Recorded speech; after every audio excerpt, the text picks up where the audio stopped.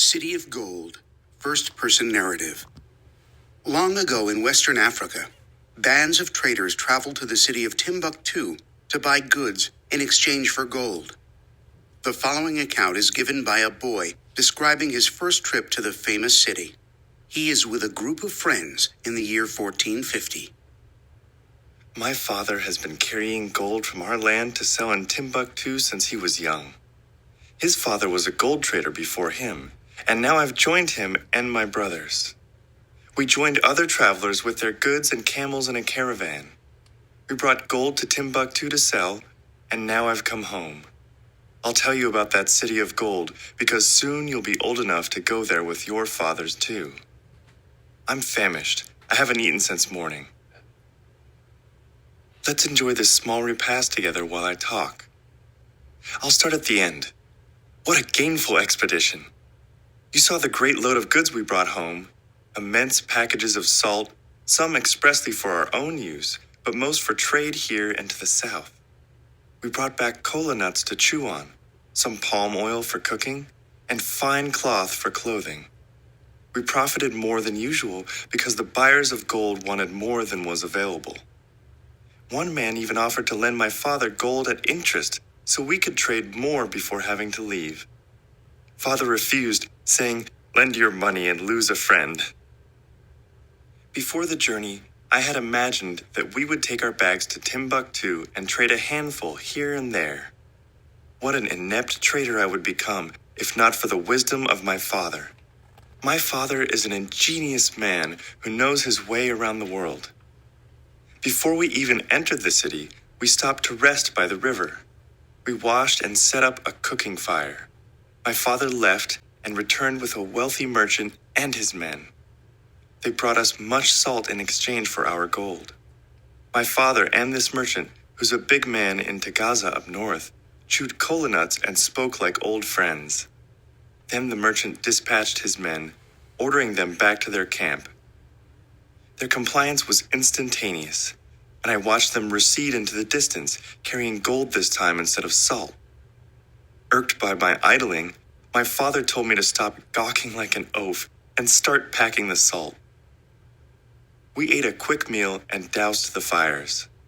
At last, I entered the city of Timbuktu. There are people in Timbuktu of every shape, size, and color, and they come from everywhere, wearing all sorts of apparel and speaking many languages. Many speak Arabic, and many speak Mande like us. There are thousands of people in that city. It's a busy place, but exciting, with massive mosques and palaces and markets.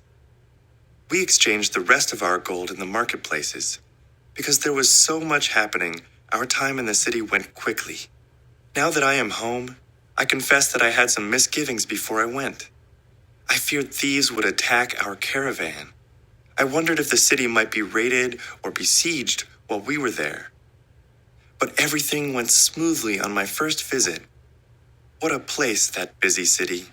I can hardly wait till we return. Apparel. Apparel. Apparel functions as two parts of speech. It can be used as a noun meaning clothing or dress. By July, many department stores are selling fall apparel. Or, in Shakespeare's As You Like It, the heroine disguises herself in men's apparel. Or apparel can be used as a verb that means to put clothes on, or to dress up. The choir members may be apparelled in all the colors of the rainbow. Or the guests at a Halloween party may apparel themselves in colorful and imaginative costumes.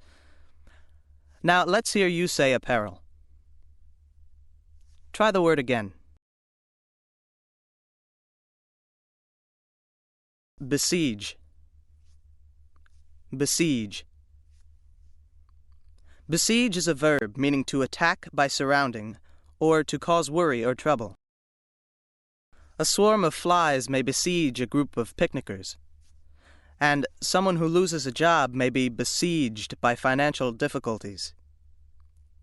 Now you try besiege. One more time. compress, and compress. Which pronunciation you use depends on how the word functions in a sentence. Let's see how this works. If word 3 is being used as a verb, meaning to press together, or to reduce in size or volume, it is pronounced compress. Compress. Be sure to compress aluminum cans before you put them in the recycling bin. Or, if you try to compress too much sightseeing into a single day, you will become exhausted. Well, it's your turn now. Say compress. Once more. The other pronunciation of word 3 is compress. Compress. This pronunciation is used when word 3 functions as a noun, meaning a folded cloth or pad applied to an injury. The nurse placed a fresh compress on the patient's wound, and a first aid kit should contain packages of sterile compresses. Now you try compress. Try it again. Let's recap. Word 3 has two pronunciations. When it's used as a verb, it's pronounced compress. When it's used as a noun, it's pronounced compress. Denounce. Denounce. Denounce is a verb, meaning to condemn openly, or to accuse formally. A series of newspaper articles may denounce a government official for taking bribes. Also, during the Soviet purge trials of the 1930s, many of Stalin's rivals were denounced as traitors. Now you say denounce. Repeat the word. Dispatch. Dispatch. Dispatch functions as two parts of speech. It can be used as a verb meaning to send off or out for a purpose, or to kill. The 911 operator dispatched 2 ambulances to the scene of the accident. Or dispatch can be used as a noun that means an official message, promptness, or the act of killing. We finished the meal with more dispatch than usual. Your turn. Say dispatch. Once again. Douse. Douse. Douse is a verb meaning to plunge into a liquid, or to put out quickly. It is easy to peel a tomato if you first douse it in boiling water. Or, in a theater, the stage lights may be doused at the end of a very dramatic scene. Now let's hear you say douse. Try the word again. Expressly. Expressly. Expressly is an adverb meaning plainly or for a particular purpose. New laws expressly require the use of seatbelts. Also, we attended summer school expressly to learn more about computers. Your turn. Say expressly. One more time. Famished. Famished. Famished may be used as an adjective or as a participle, meaning suffering severely from hunger or some other lack. Famished bears may raid campsites, cabins, and garbage cans in an effort to find something to eat. And a person who works alone may be famished for company by the end of the day. Now let's hear you say famished. And again. Forsake. Forsake. Forsake is a verb meaning to give up or to leave. A popular performer may forsake show business for a career in politics. Or, during the California gold rush, thousands of prospectors forsook their homes in the hope of striking it rich. Well, it's your turn now. Say forsake. Once more. Gainful. Gainful. Gainful is an adjective meaning profitable or bringing in money or special advantage. a person may be fortunate enough to turn a hobby into a gainful business. Or a particular business venture may not prove as gainful as one had hoped. Now it's your turn. Pronounce the word gainful. Once again. Immense. Immense. Immense is an adjective meaning very large, or beyond ordinary means of measurement. When you cross the United States by train, you realize just how immense this country is. And scientists believe that the rainforests are home to an immense variety of undiscovered plants and animals. Now you try the word. Say immense. Once more. Inept. Inept.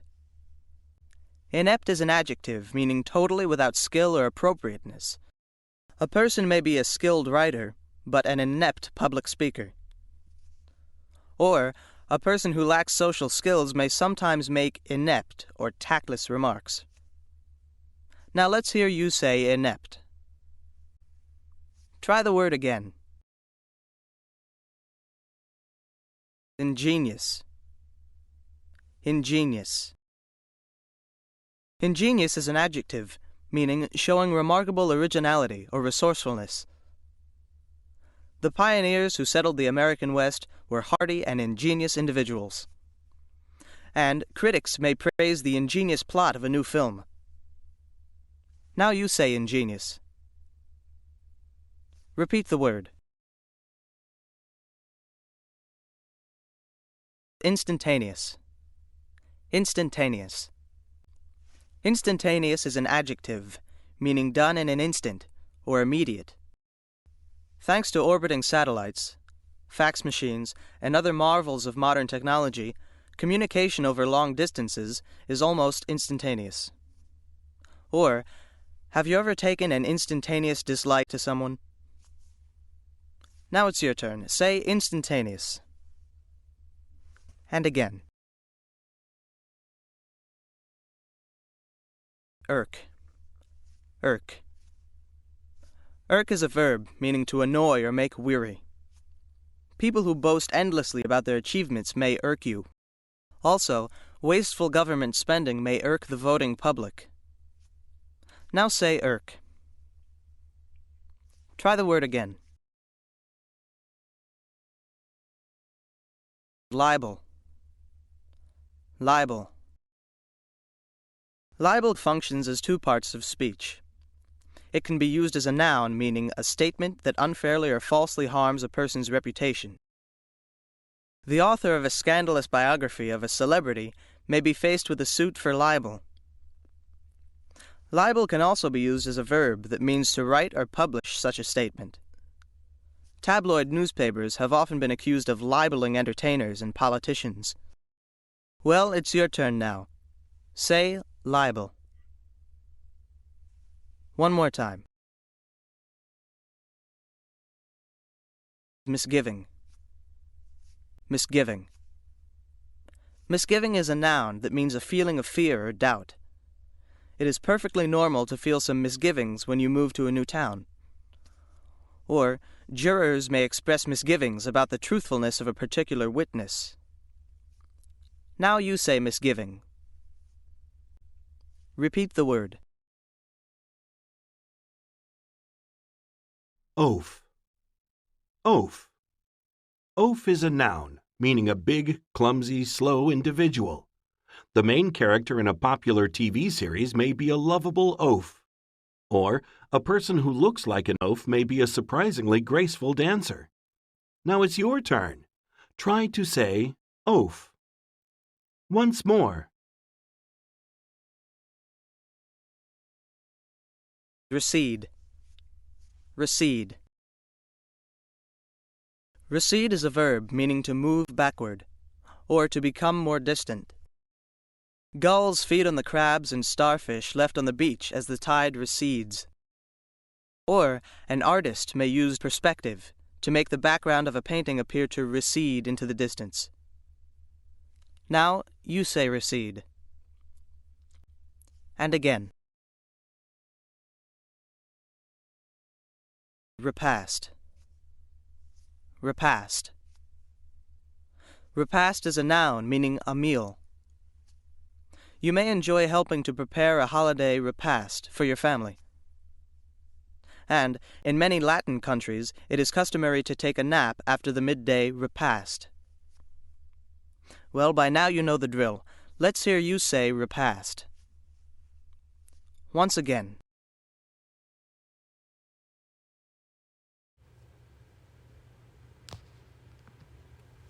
West End School has comestible curriculum. Interview. The Scrumptious Schoolyard is a grassroots program that transforms concrete playgrounds into functional farmland. Part of the Scrumptious Schoolyard project, it is the brainchild of contemporary food education pioneer Clarissa Z. Ochoa. Students explore the connection between what they eat and where it comes from through hands-on organic gardening and cooking classes. The comestible curriculum encompasses math, science, history, geography, social studies, and more. Rosa, you're a 6th grade student gardener in the Scrumptious Schoolyard at TR Middle School in West End. Have you tried growing anything before? No, this is my first time, and now I have a green thumb. I might become a farmer or a chef or both. I heard that the Scrumptious Schoolyard concept was somewhat controversial in the beginning. It ruffled a few feathers. Some people were disinterested, while others were suspicious, depicting it as playing instead of learning. I think their complaints are groundless, and they really don't know what they're missing. It's amazing to watch something grow from a tiny seed. It takes a lot of stamina and enthusiasm to keep the gardens growing, but everyone works together. What are some favorite experiences and things you've learned? I was excited when the blossoms on the squashes and pumpkins appeared. We made pumpkin pancakes and sautéed zucchini blossoms, so I actually cooked and ate a flower. Rule number 1 for gardeners is smart planning, and we need to get maximum use from our plot. Have you heard of companion planting? Plants are like people. Some exist together better than others, so we manipulate the plants, materials, and space to get the best harvest. We also extend the natural growing seasons by mimicking Mother Nature with grow lights and mini greenhouses. Have you encountered any stumbling blocks so far? We develop tools and strategies for overcoming adverse conditions. Our climate isn't extremely arid, but sometimes it's pretty dry. So we practice water conservation by using rain barrels. Also, the first time we tried to make compost, it was unbelievably smelly. You have to get the ingredients and layers right. The second time, it turned out great. One of our teachers calls compost black gold. Do you have a secret for attracting butterflies and bees to the garden? We grow flowers that draw beneficial insects. Honeybees pollinate our plants, but the bees are in trouble because of colony collapse disorder. So we try to do our part. Since our gardens are organic, we would be hypocrites if we use pesticides. So we're studying all natural pest control. One raised bed has a koinobari, a Japanese fish kite that billows in the breeze and scares off scavengers. What would you say to other schools or kids interested in the program? Confront obstacles and go for it. You may think one kid can't do much to help the environment or change how people eat, but working in the Scrumptious Schoolyard has made me believe we can make a big difference. Finally, I have to ask, do you really eat all the vegetables you're growing? I thought kids were supposed to hate vegetables. There's no way I'm going to eat turnips. But it's good to try new things, according to my science teacher. We're still waiting to see him try turnips. Adverse. Adverse. Adverse is an adjective meaning unfavorable or working against or hostile. Because of adverse weather conditions, our field trip had to be rescheduled. And a truly determined person will not be discouraged by adverse circumstances. Now here we go. Let's hear you say adverse. And again.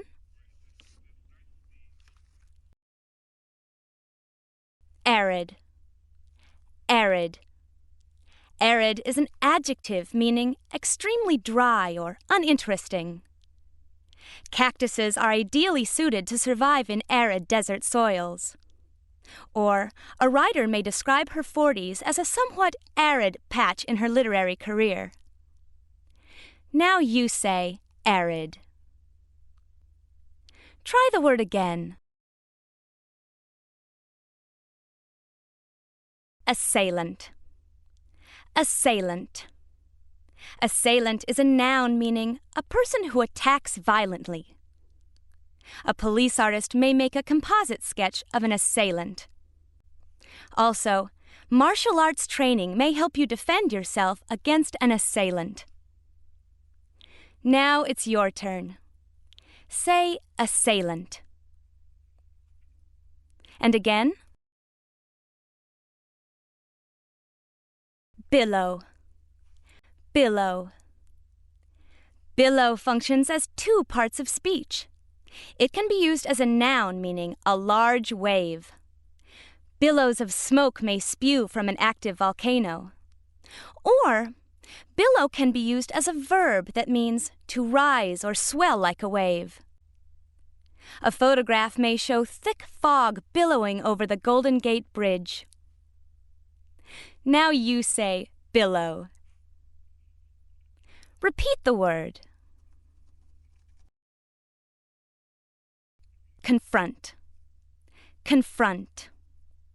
Confront is a verb meaning to meet face to face, especially as a challenge. A president may win the admiration of the American people by confronting difficult issues. And refugees fleeing a civil war may confront all kinds of unpleasant problems. Your turn. Say confront. Once again. Constrain. Constrain. Constrain is a verb meaning to force or to restrain. A reluctant witness may be constrained to testify in court. Or, good sense should constrain you from following someone else's bad example. Now let's hear you say constrain. Try the word again. Contemporary. Contemporary. Contemporary functions as two parts of speech. It can be used as an adjective meaning belonging to the same period of time. You may find contemporary events more interesting than ancient history. Contemporary can also be used as a noun meaning a person of the same time. Sir Arthur Conan Doyle, the creator of Sherlock Holmes, and Harry Houdini, the famous magician and escape artist, were contemporaries. Your turn. Say contemporary. One more time.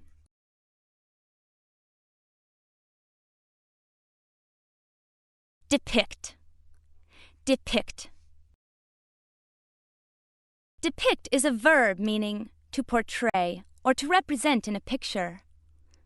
A biographer may depict her or his subject as a gifted but troubled individual.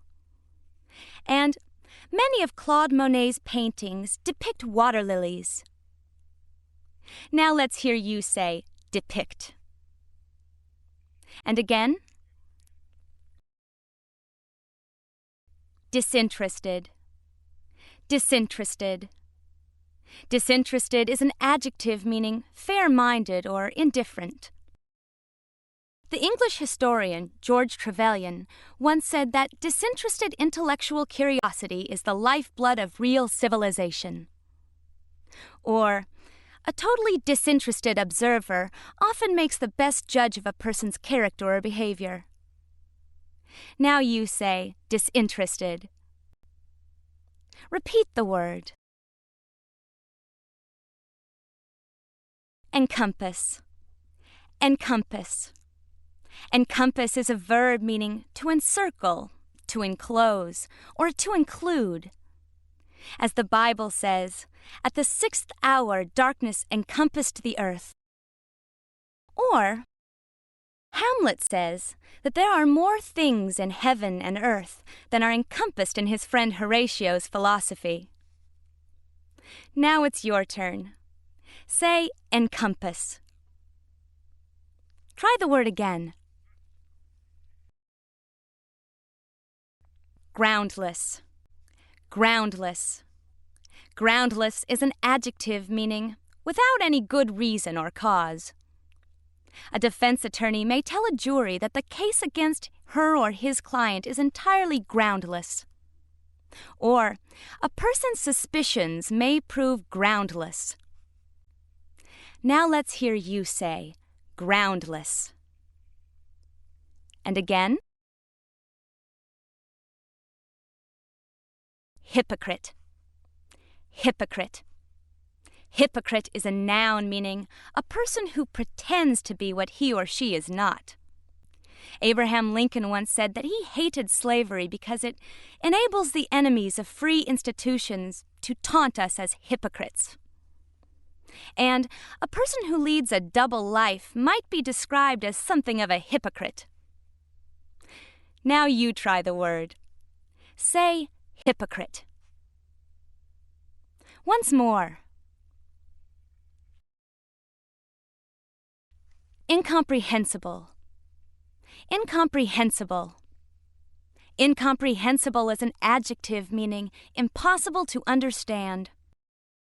You may find signs written in a foreign language incomprehensible. Or, a person's moods may sometimes be incomprehensible, even to close friends. Now you say, incomprehensible. Repeat the word. Manipulate. Manipulate. Manipulate is a verb meaning to handle skillfully or to manage for personal gain. I've always found it difficult to manipulate a pair of chopsticks. And a weak-willed person may be easily manipulated by those around him. Now it's your turn. Say manipulate. And again.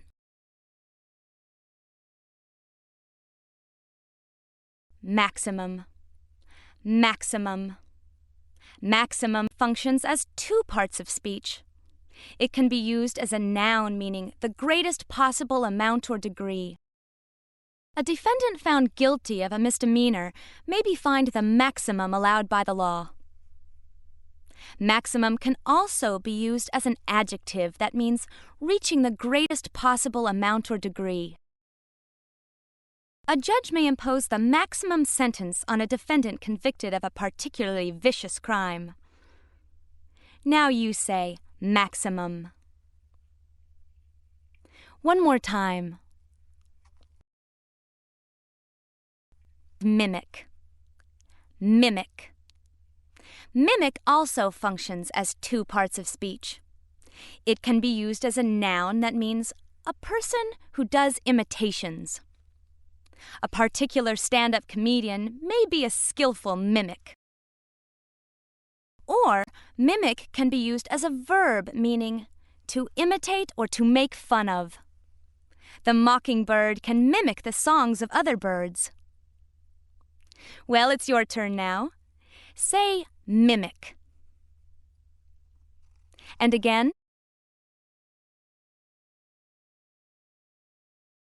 Ruffle. Ruffle. Ruffle is another word that can be used as two parts of speech.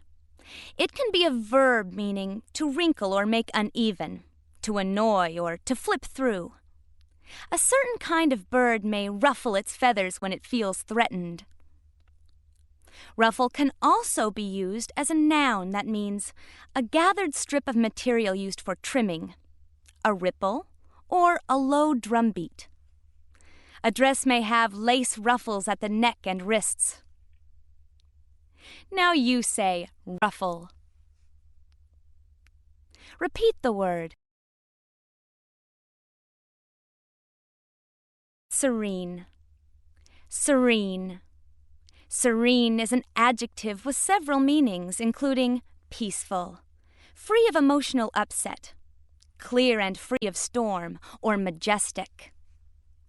A person may possess a serene disposition, or the waters of a lake may be serene. Now it's your turn. Say serene. Once more. Sheepish. Sheepish. Sheepish is an adjective meaning embarrassed or meek or timid. It's hard not to look a little sheepish when you're caught eavesdropping. And a friend may offer you a somewhat sheepish explanation for being late. Now you say sheepish. And again. Stamina. Stamina. Stamina is a noun meaning the strength needed to keep going or overcome strain. Basic training is designed to build a new recruit's stamina. Or, the Founding Fathers gave us a system of government with the stamina to survive more than 200 years of growth and change. Well, by now you know the drill. Let's hear you say stamina. Repeat the word.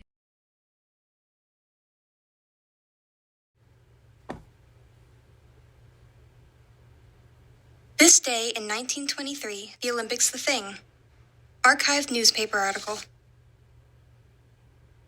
Before planes whisked people around the world in a day, travelers sailed to their destinations on large ocean liners. Shipping companies such as the Cunard Line and the White Star Line competed with each other to build the largest, most luxurious ships. Today, the Times Archives presents a 1923 feature article about one of the most glamorous of all seagoing vessels, the Olympic. London, June 24th, 1923. As the White Star Liner, Olympic, shoved off from New York last Monday, I stood on its giant deck and gazed at the open sea. I've traveled on big ships before, but never one quite so big. I felt small on its sprawling decks, and a bit in awe of the vessel's size. I stood quietly. The enigma of the ocean and the equally mysterious grandeur of the gigantic boat surrounded me.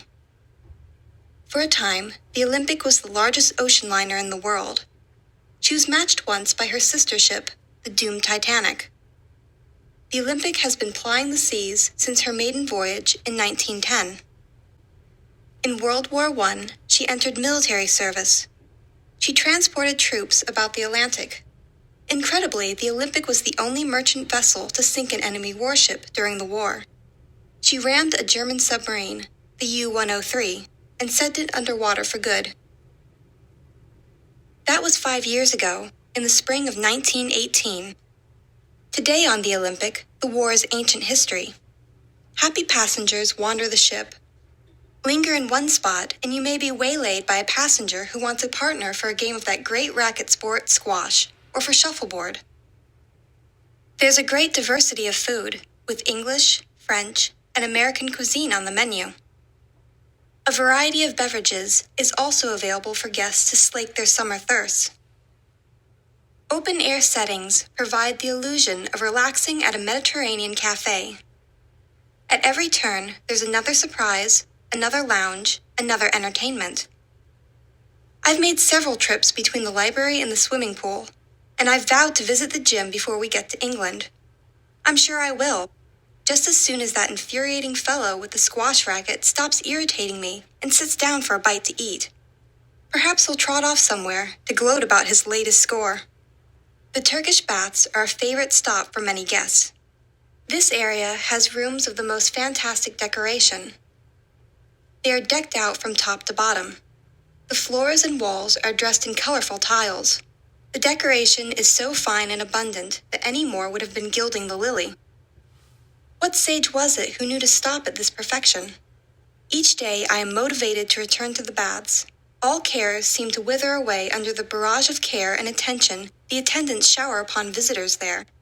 If I could make it my vocation to wander the earth on ships like this, I'd queue up for the job without a moment's hesitation.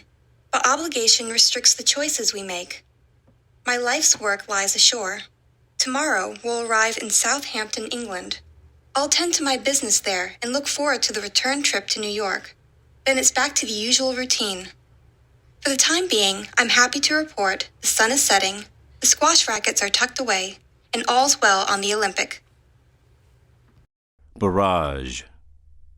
Barrage. Barrage is a noun meaning a rapid, large-scale outpouring. A barrage of hailstones as big as hen's eggs can easily shatter windows. Or, a barrage of cheers may greet the World Series champions.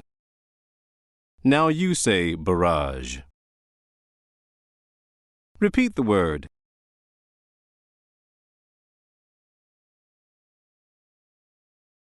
Bigot. Bigot.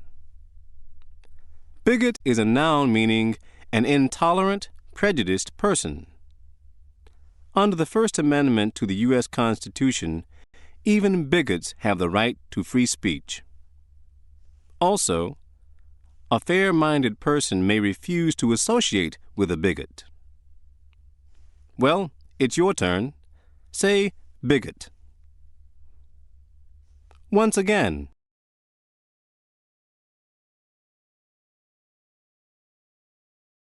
Designate. Designate. Designate functions as two parts of speech. It can be used as a verb, meaning to indicate or to appoint. A person who is designated to drive after a party should not drink any alcohol before getting behind the wheel. Or, designate can be used as an adjective that means selected but not yet installed. An ambassador designate may testify before a congressional committee. Now let's hear you say designate. And again. Diversity. Diversity. Diversity is a noun meaning difference or a condition of having many different types. The United States is a country of great ethnic and cultural diversity. Also, a science museum may be remarkable for the diversity of its hands-on exhibits. Now you say diversity. Repeat the word. Enigma. Enigma. Enigma is a noun meaning someone or something extremely puzzling, or something that cannot be understood or explained. British mathematicians and intelligence experts successfully broke the Nazis' Enigma coding system. And, in 1939, Winston Churchill said that he considered Russia a riddle wrapped in a mystery inside an enigma. Your turn. Say enigma. And again.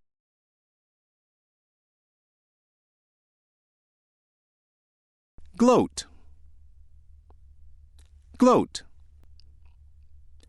Gloat is a verb meaning to look at or think about with great intensity and satisfaction, or to take great personal joy in. A miser may gloat over his or her riches. Or, happy fans may gloat when their team wins the championship. Now you say gloat. Repeat the word.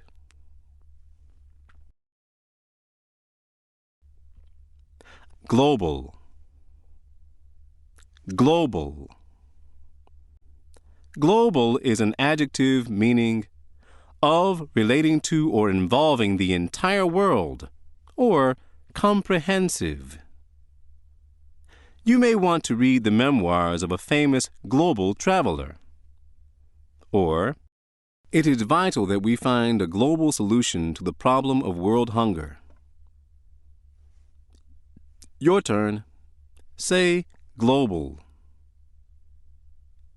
One more time.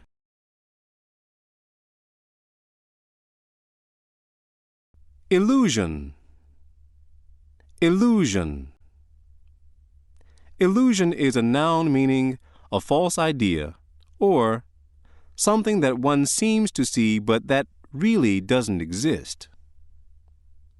A young person may have the illusion that she or he will live forever. Also, an artist may use perspective to give the illusion of depth on a two-dimensional surface.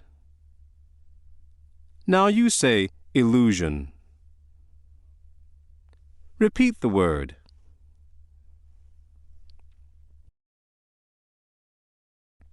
Infuriate. Infuriate. Infuriate is a verb meaning to make very angry. A new biography may fascinate some readers, but infuriate others. And having to wait in a long line for movie tickets infuriates some people. Now let's hear you say infuriate.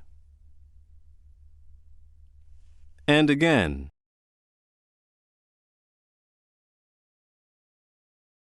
Motivate. Motivate. Motivate is a verb meaning to provide with a reason for doing, or to push on to some goal. A novelist may be criticized for not adequately motivating her or his characters. Or, throughout history, the desire for fame and fortune has motivated many explorers. Now it's your turn. Say motivate. One more time.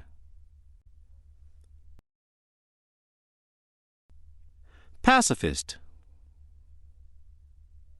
Pacifist. Pacifist functions as two parts of speech. It can be used as a noun, meaning a person who is against war or violence. Alfred Nobel, the inventor of dynamite, was a pacifist. Or, in some countries, pacifists are not required to serve in the military. Pacifist can also be used as an adjective that means opposing war or violence. Anti-war demonstrators may carry signs bearing pacifist slogans. Now you try the word. Say pacifist. Once more. Cue. Cue. Cue also functions as two parts of speech. It can be used as a noun meaning a line of people waiting for something. To a person in a hurry, the queue for taxis at an airport may seem to move too slowly. Or, queue can be a verb that means to form such a line. In kindergarten, children learn to queue up by height. Now you say queue. Repeat the word. Restrict. Restrict. Restrict is a verb meaning to keep within set limits or to confine. Your parents may restrict the number of hours you can watch television on school nights. And the office of President of the United States is restricted by the Constitution to citizens born in this country. Your turn. Say restrict. One more time. Sage. Sage. Sage functions as two parts of speech. It can be used as an adjective meaning wise. The Founding Fathers gave us a government with a sage system of checks and balances. Or sage can be used as a noun that means a very wise person. Confucius was a philosopher, teacher, and sage who lived in China about 2,500 years ago. Or, King Solomon was renowned as a sage and as a poet. Now it's your turn. Say sage. And again.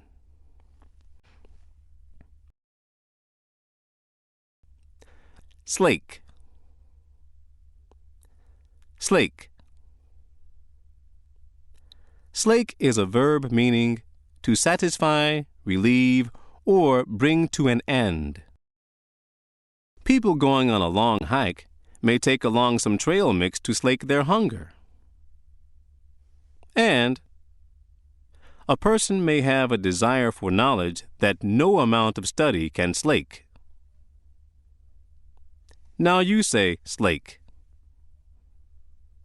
Try the word again.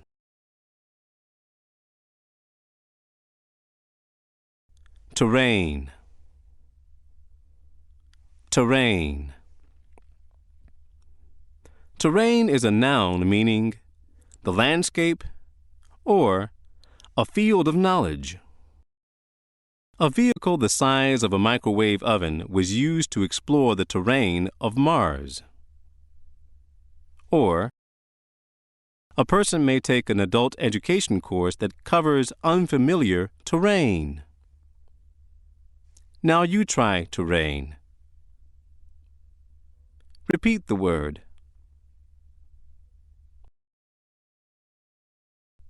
Vocation. Vocation. Vocation is a noun meaning a trade, profession, or occupation, or a sense of special calling for one's work. Guidance counselors help students explore vocations that may suit their interests and abilities. Also, a person who loves animals may have a vocation for veterinary medicine. Your turn. Say vocation. And again. Vow. Vow. Vow functions as two parts of speech. It can be used as a noun meaning a solemn or sacred promise. When immigrants become U.S. citizens, they take vows of loyalty to their adopted country. Vow can also be used as a verb that means to declare or promise in a solemn way. When taking the oath of office, a new president vows to preserve, protect, and defend the Constitution of the United States. Now it's your turn. Say vow. Once more.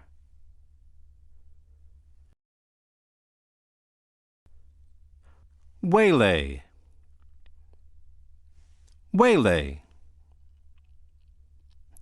Waylay is a verb meaning to lie in wait for and attack.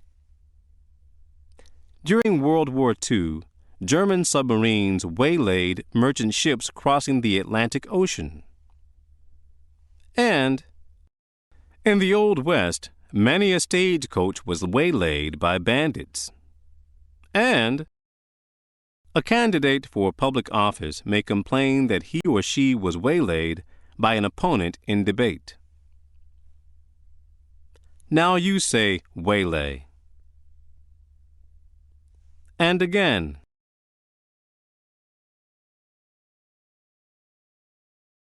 Wither. Wither. Wither is a verb meaning to dry up or sag, or to cause someone to feel ashamed or very small.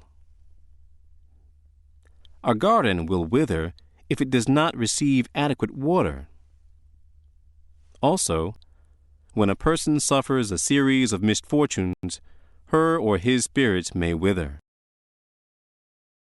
Well, you know the drill by now. Let's hear you say wither. One more time.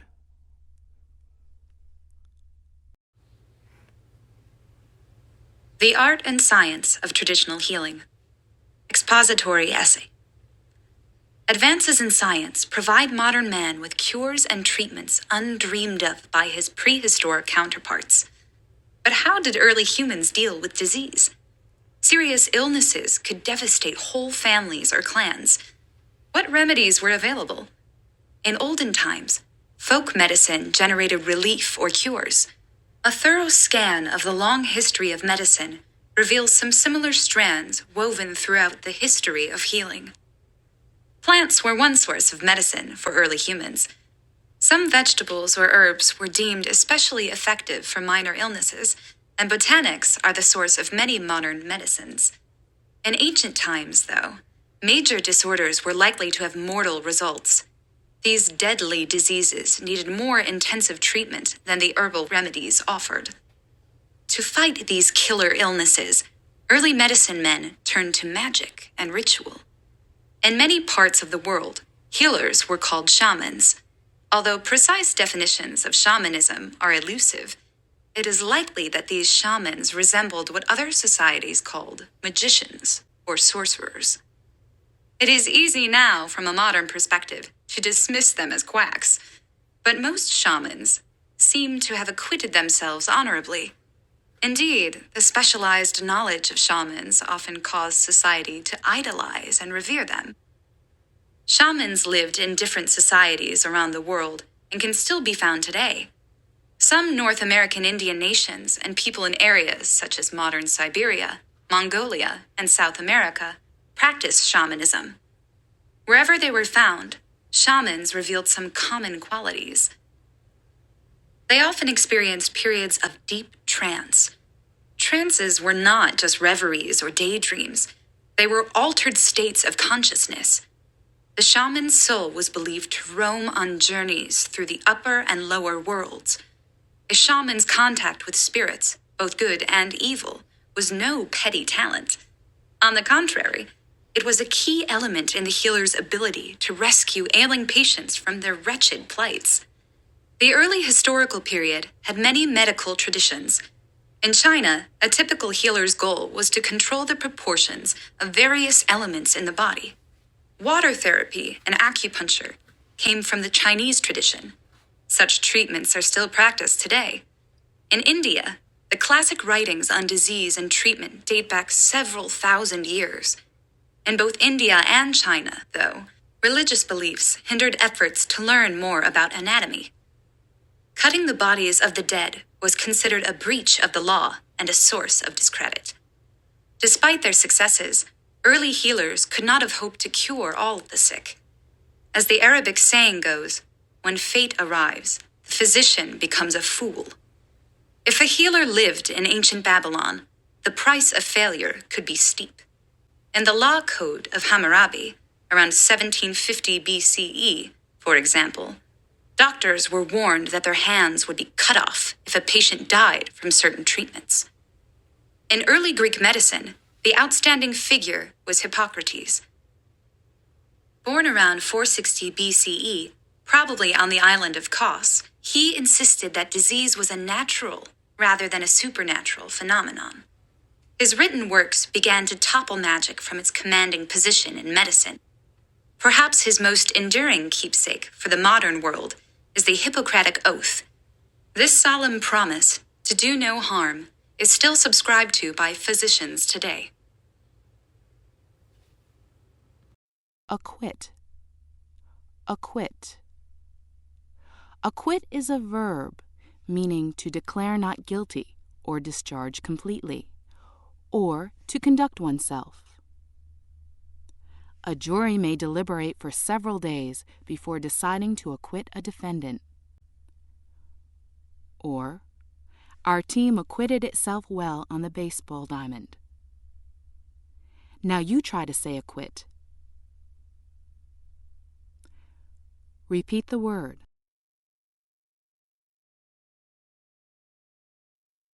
Deem. Deem. Deem is a verb meaning to believe or to have an opinion. A busy family may deem it important to eat dinner together at least once a week. And you may deem a certain charity worthy of your support. Now you try deem. One more time. Devastate. Devastate. Devastate is a verb meaning to destroy or lay waste. An early and prolonged cold spell may devastate a state's citrus crop. Also, a person may be devastated by grief. Now it's your turn. Say devastate. And again.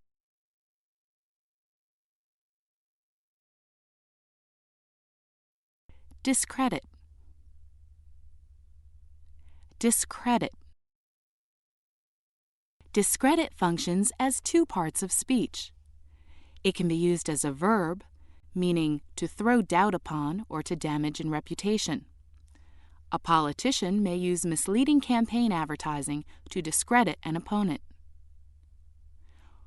Or, discredit can be used as a noun that means a loss or lack of belief, confidence, or reputation. Contradictions in a witness's testimony may cast discredit on his or her reliability. Now you say discredit. Repeat the word. Elusive. Elusive. Elusive is an adjective meaning difficult to catch or hold, or hard to explain or understand. In the summer, children may try to catch elusive fireflies. And you may find the exact meaning of a particular poem elusive. Your turn. Say elusive.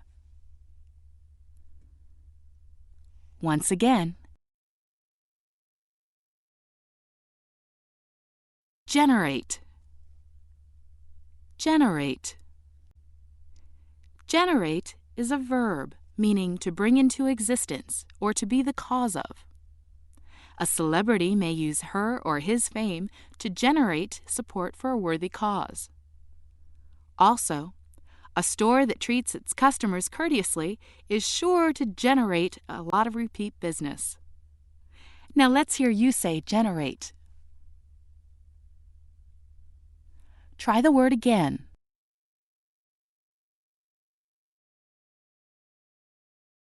Idolize. Idolize.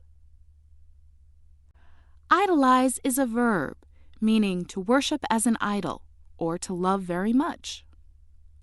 A grateful nation may idolize its wartime heroes.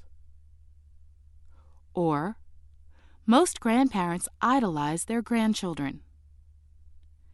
Your turn. Say idolize. One more time. Ingratitude. Ingratitude. Ingratitude is a noun, meaning a lack of thankfulness. One of the characters in Shakespeare's As You Like It says the winter wind is not so unkind as man's ingratitude. And you may be deeply hurt if someone repays your thoughtfulness with rudeness and ingratitude.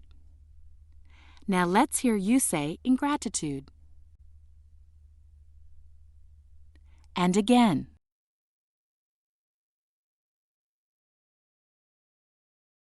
Keepsake. Keepsake. Keepsake is a noun, meaning something kept in memory of the giver, or souvenir.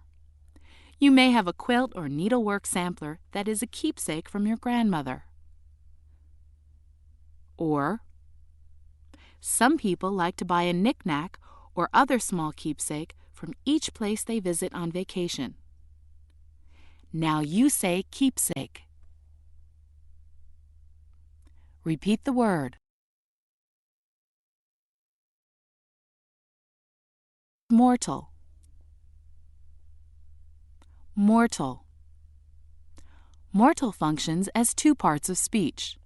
It can be used as a noun that means a being that must eventually die. It may sometimes be hard to believe that a great athlete is a mere mortal. Mortal can also be used as an adjective, meaning relating to such a being, causing death, or possible or conceivable. Even the greatest thinkers are mortal, but their ideas may live forever. Or, a team of doctors tried every mortal means to save the accident victims. Ovation. Ovation. Ovation is a noun, meaning an enthusiastic public welcome or an outburst of applause. The convention delegates gave the presidential nominee a lengthy standing ovation. Also, after the ovation died down, the candidate delivered a memorable acceptance speech. Now you try the word. Say ovation. Once more.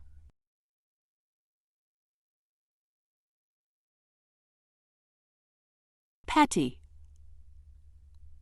Petty. Petty is an adjective meaning unimportant, narrow-minded, or minor. Something that seems petty to one person may be vitally important to someone else. And a person may be petty and mean-spirited. Now let's hear you say petty. Try the word again. Plight. Plight. Plight functions as two parts of speech. It can be used as a noun, meaning a bad condition or state. The famous television documentary, Harvest of Shame, raised public awareness of the plight of migrant farm workers. Or, plight can be used as a verb that means to promise solemnly. In a marriage ceremony, the phrase, "I plight my troth," means I give my word. Now you say plight.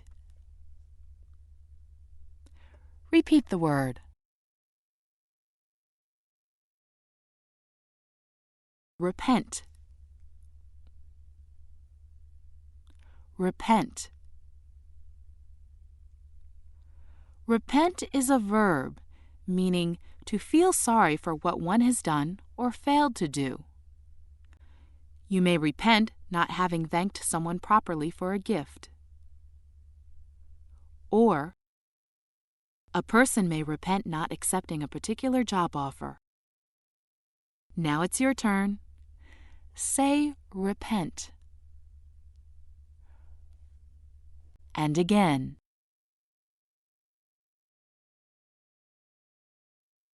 Reverie. Reverie. Reverie is a noun, meaning a daydream, or the condition of being lost in thought. You may spend an hour in pleasant reveries about your summer vacation.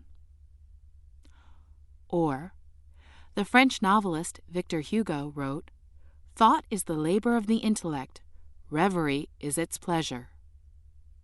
Now you say reverie. Try the word again.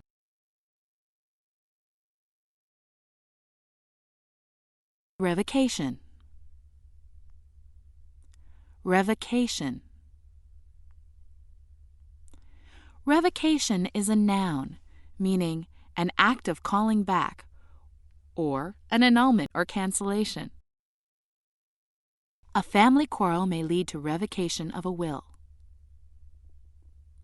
And a judge may decide on revocation of a defendant's bail, Well, it's your turn now. Say revocation. One more time.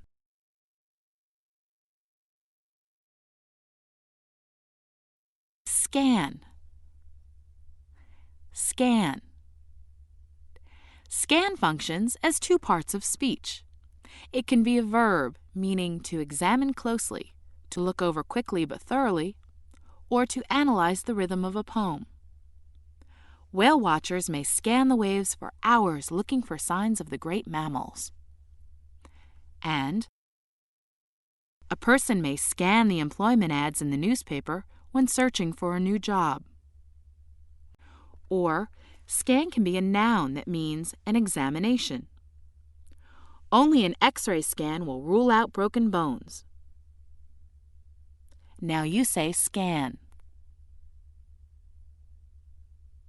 Repeat the word.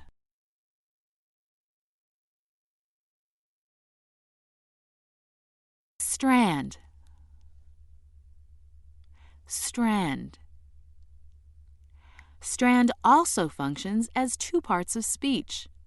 It can be used as a noun, meaning a beach or shore, or a string of wire, hair, or the like. You may enjoy a walk along a tropical strand at sunset. And a florist may use strands of colorful ribbon to tie up a bouquet.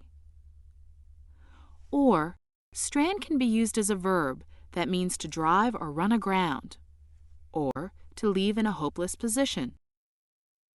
An inexperienced navigator may strand a boat on a sandbar in shallow water. Or, unlucky travelers may be stranded in a foreign city when they lose their money and passports. Now let's hear you say strand. One more time.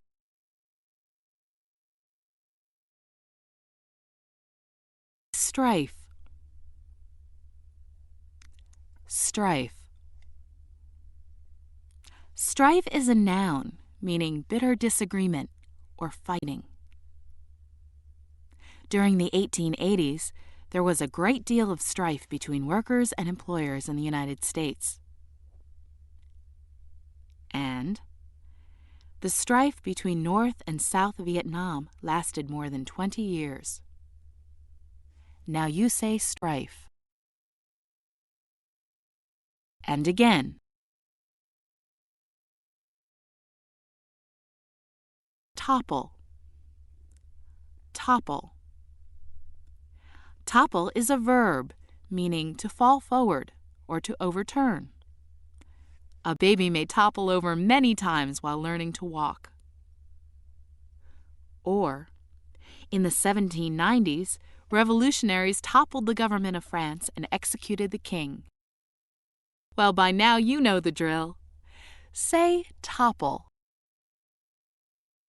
Once again.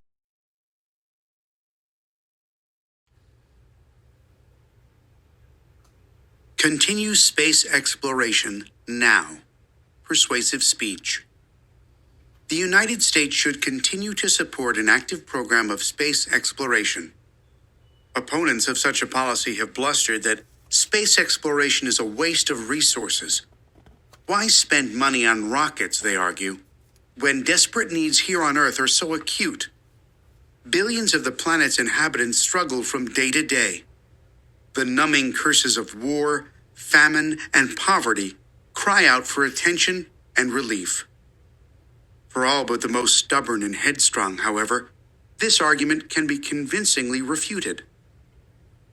For the entire duration of the space program's existence, a little more than half a century, the budget of the National Aeronautics and Space Administration, NASA, has averaged under 1% of total federal annual expenditures. One must keep these numbers in perspective. In a country where appetites are often ravenous, Americans spend nearly 20 times more money at restaurants every year than the government spends on NASA. Even a brief synopsis of costs and budgets shows that space exploration does not account for major outlays. But how about astronaut safety? Opponents in the fray over space policy point to the risks of human spaceflight. They argue that these risks justify an end to space exploration. It is true that the space shuttle disasters of 1986 and 2003 marked major setbacks for NASA. In over 50 years, however, only 18 people worldwide have died in space flights. This one facet of the debate over future policy certainly elicits strong emotions.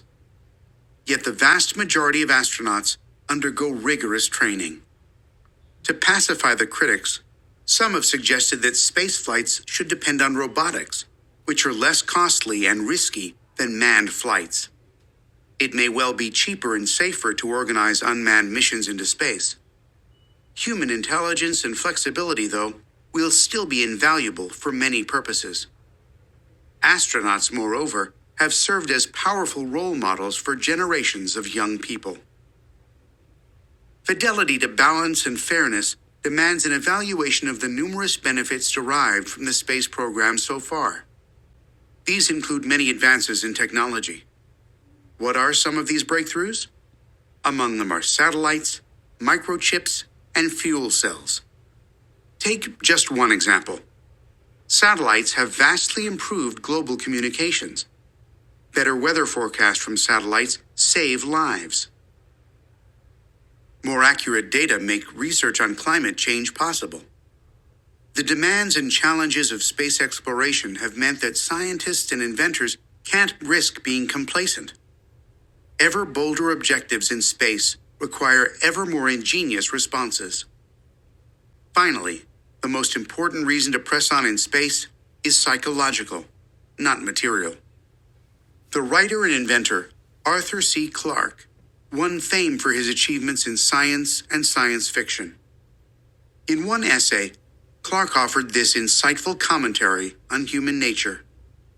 He said that civilization cannot exist without new frontiers, and that people have a physical and spiritual need for them. Clarke was right. The fascination with the Apollo 11 moon landing of July 1969 swept the world. Humanity should continue to press forward in space. This effort is not so much to explore space's eerie depths, but rather to explore the soul and timeless aspirations of humans themselves. Acute. Acute. Acute is an adjective with several meanings, including with a sharp point, keen and alert, sharp and severe, or rising quickly to a high point and lasting for a short time. A person with poor eyesight may have an acute sense of hearing, or a person may suffer from acute attacks of indigestion. Now you say acute. Repeat the word.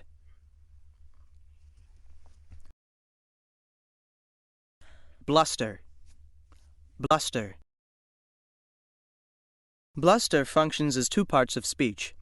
It can be used as a verb meaning to talk or act in a noisy and threatening way, or to blow in stormy gusts. Some angry voters may attempt to bluster their way into a senator's office. Bluster can also be used as a noun that means loud and threatening speech. No one was frightened by the bully's bluster. Now you try bluster. One more time. Bungle. Bungle. Bungle is a verb meaning to act clumsily and awkwardly, or to ruin through clumsiness. Stage fright may cause an inexperienced performer to bungle his or her lines. And a surgeon who bungles an operation may be sued for malpractice. Now it's your turn. Say bungle. And again. Commentary. Commentary. Commentary is a noun, meaning notes clarifying or explaining something, or an expression of opinion. A theologian may write a commentary on one of the books of the Bible, or a panel of reporters may offer interesting commentary on the President's State of the Union address. Now you say commentary. Repeat the word. Duration. Duration. Duration is a noun meaning the length of time something continues or lasts. Airplane passengers are advised to keep their seatbelts fastened securely for the duration of the flight. And it is a good idea to keep snow tires on your car for the duration of the winter. Your turn. Say duration. Once again. Eerie. Eerie.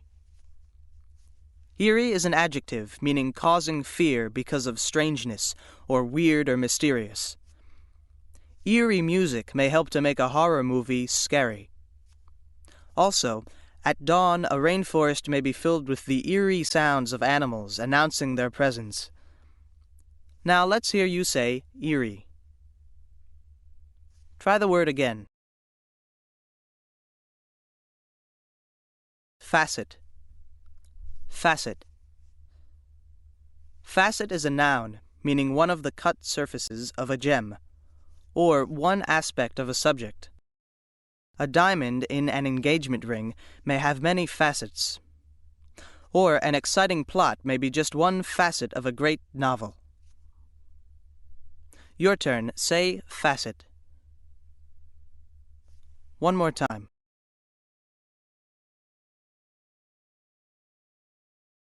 Fidelity. Fidelity. Fidelity is a noun, meaning the state of being faithful, or accuracy in details. Fidelity to friends in good times and bad is an admirable quality. And a botanical artist may be praised for the fidelity of her or his work.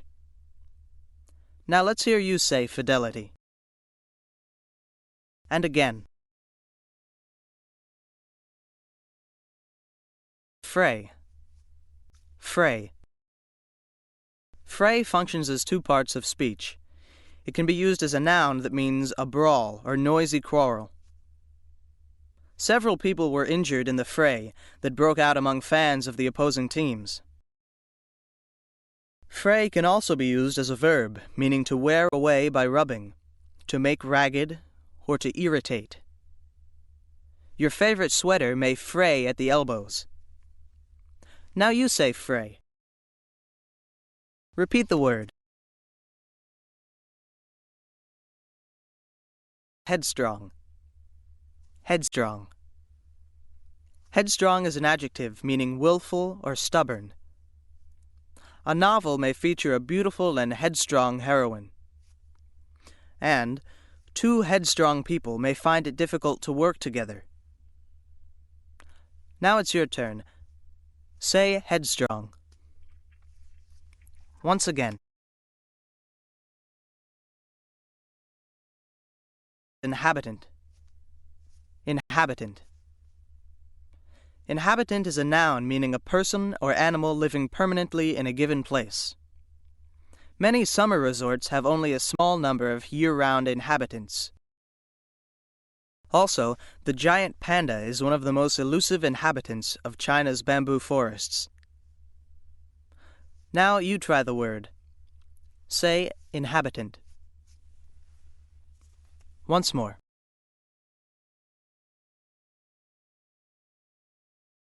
Numb. Numb. Numb functions as two parts of speech. It can be an adjective that means having lost feeling or movement. The loss of a loved one may leave a person numb with grief. Or, numb can be a verb, meaning to dull the feelings of, or to cause to lose feeling. If your boots are too tight, they may numb your toes. Now let's hear you say numb. Try the word again. Pacify. Pacify. Pacify is a verb, meaning to make peaceful or to soothe. The manager of a store may try to pacify a dissatisfied customer. Or, Some people find that music pacifies a troubled spirit. Now you say pacify. Repeat the word. Ravenous. Ravenous. Ravenous is an adjective meaning greedy, very hungry, or eager for satisfaction. Bears just coming out of hibernation are usually ravenous. And an inquisitive person may be ravenous for knowledge. Now it's your turn. Say ravenous. And again. Refute. Refute. Refute is a verb, meaning to prove incorrect.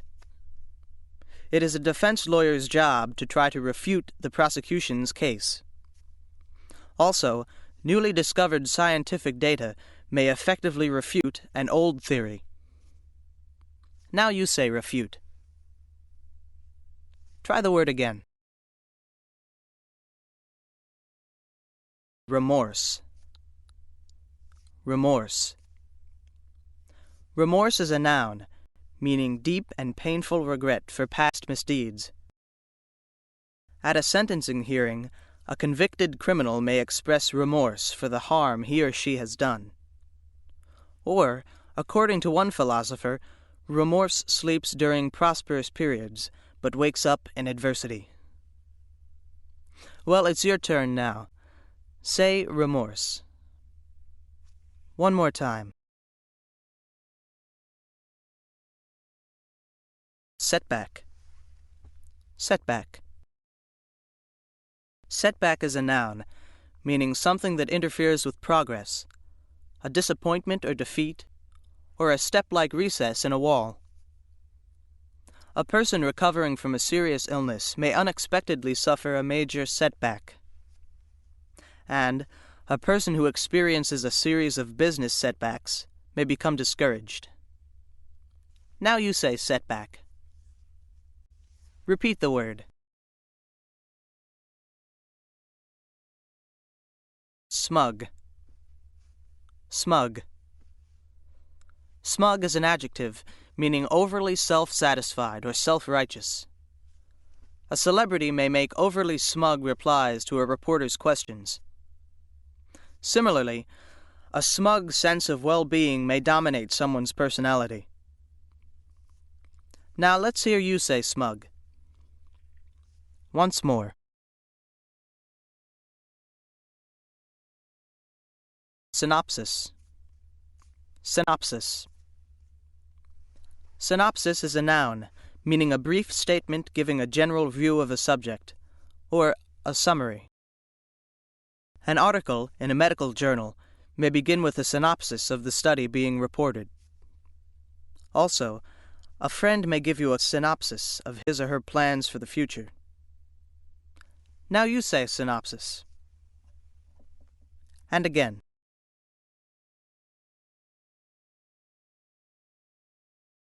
Tarry. Tarry. Tarry is a verb meaning to delay leaving, to linger, or to stay for a while. Diners in a restaurant may tarry over a second cup of coffee. And you may decide to tarry in the park on a warm autumn afternoon. Well, by now you know the drill. Say tarry. Once again. The Fine Art of War. World War I Propaganda Images. Textbook entry. The Great War begins. Austrian Archduke Franz Ferdinand was assassinated in Sarajevo, Bosnia, in 1914 by a Serbian partisan. This event was the spark that ignited the tinderbox. Long simmering international resentments and a complex and befuddling maze of military alliances erupted into the world's first global conflict, World War I, which started in 1914 and ended in 1918. The United States was neutral for the first 3 years. President Woodrow Wilson tried to play peacemaker. But by 1917, Events like the torpedoing of passenger ships by German U-boats, submarines, which took a gross toll of civilian lives, convinced Wilson to declare war. Now, the United States was one of the Allies, along with France, Great Britain, Russia, Italy, and Japan. The war at home. When World War I began, propaganda campaigns were waged on all sides. Propaganda aimed to win the hearts and minds of citizens and discourage the enemy. The United States entered the war in 1917.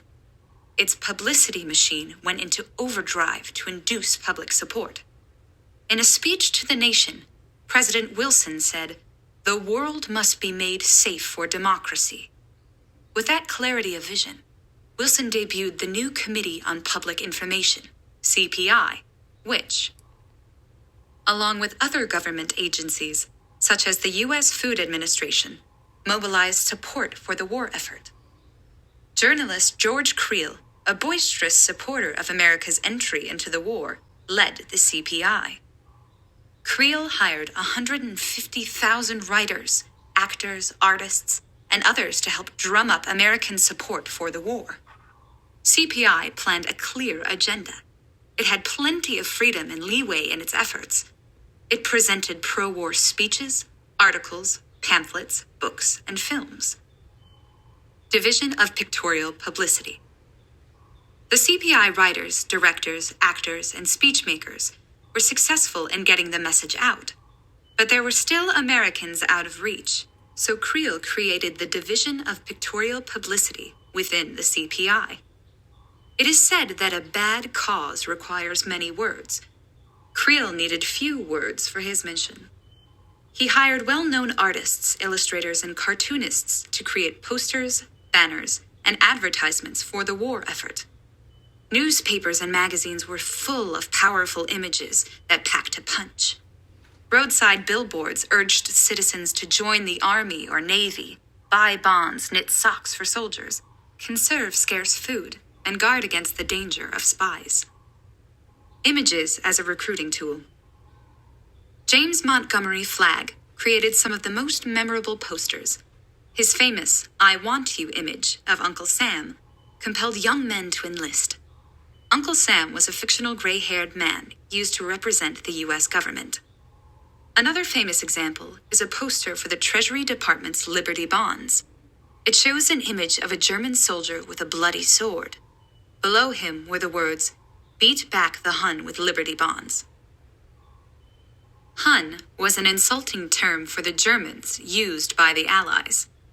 These patriotic messages worked. Soon, war fever swept the country. The war to end all wars ends. In 1918, the gory war came to an end. It left 8.5 million dead and 20 million wounded. Germany signed a peace treaty that required it to vacate occupied countries and reimburse money to war victims. The harsh penalties forced the defeated nation to be compliant. With the end of the war came the end of the Committee on Public Information. CPI's U.S.-based work ended on November 11, 1918. Its overseas operations ended 8 months later. Its images are still used and still powerful today. Agenda. Agenda. Agenda is a noun meaning the program for a meeting, or an outline or plan of things to be done or considered. Everyone attending a conference may be given a detailed agenda of activities and meetings. Or, a year of study in a foreign country may be part of your college agenda.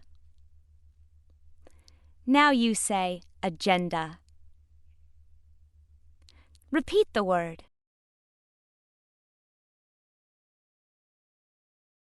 Amiable. Amiable. Amiable is an adjective meaning friendly or good-natured.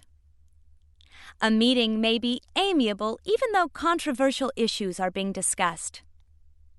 And two teammates may have an intense but amiable rivalry. Now you say amiable. Try the word again.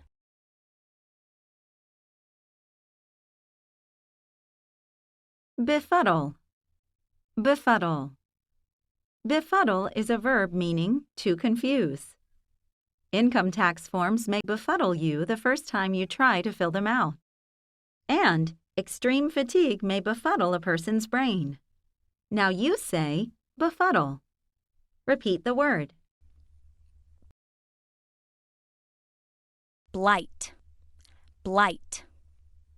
Blight functions as two parts of speech.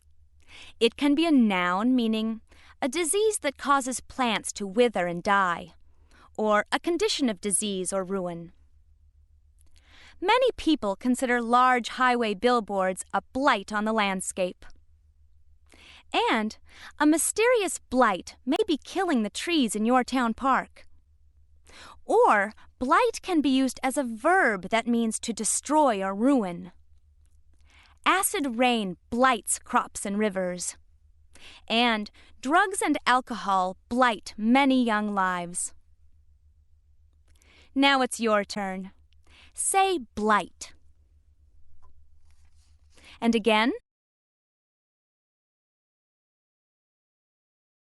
Boisterous. Boisterous. Boisterous is an adjective meaning cheerfully rough and noisy or high-spirited. During recess, a group of school children may engage in boisterous play, and supporters of a winning candidate may have a boisterous celebration on election night. Now it's your turn. Say boisterous. Once again. Clarity. Clarity.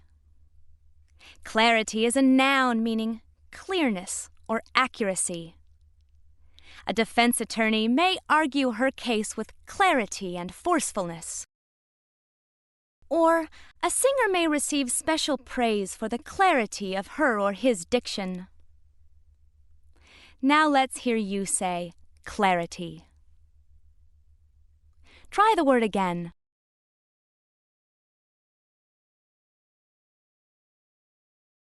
Compliant. Compliant. Compliant is an adjective meaning willing to do what someone else wants, or obedient. A compliant person may be anxious to please others. Also, parents may wish their children were more compliant. Your turn. Say compliant. One more time.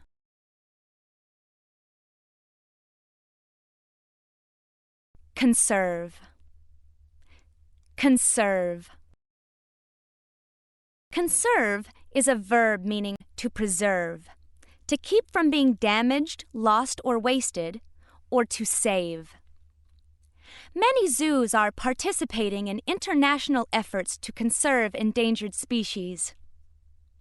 And athletes who compete in a triathlon need to conserve their strength in order to complete all 3 events. Now let's hear you say, conserve. And again.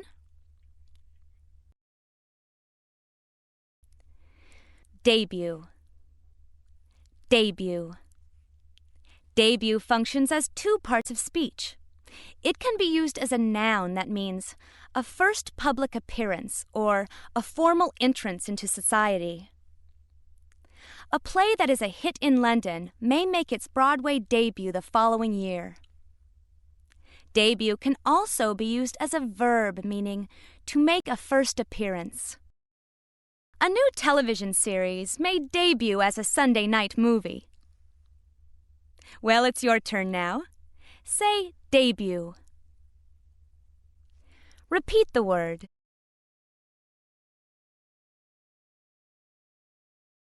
Gory. Gory. Gory is an adjective meaning very bloody or marked by bloodshed, slaughter, or violence. You may use red paint to make your Halloween costume look gory. Or gory combat scenes may be cut from a film when it is shown on television. Now it's your turn. Say gory. Once more. Gross. Gross. Gross can be used as 3 parts of speech. It can be an adjective meaning vulgar, very noticeable, or total. Many people are offended by gross jokes.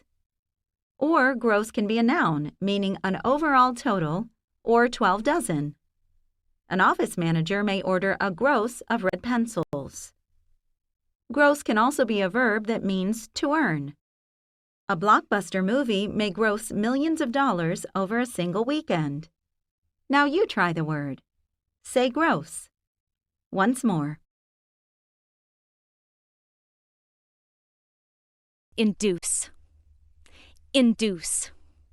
Induce is a verb meaning to cause or to persuade. Exposure to dust and pollen may induce an allergic reaction in some people. And a clever advertising campaign may induce you to buy something you don't really need.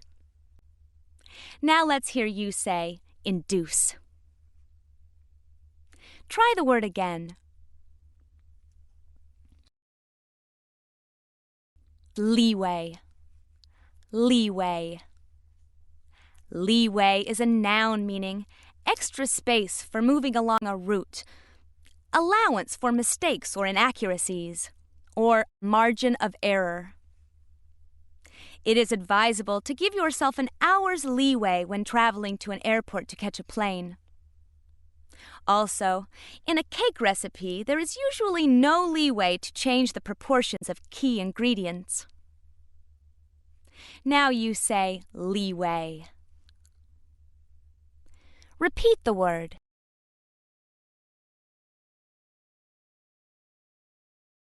Limber. Limber.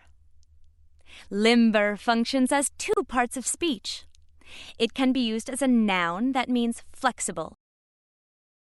It is important for a figure skater to be both strong and limber.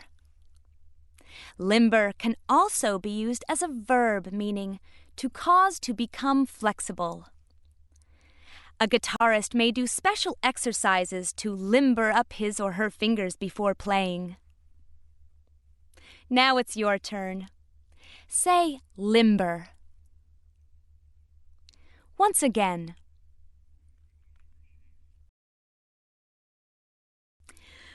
Maze. Maze.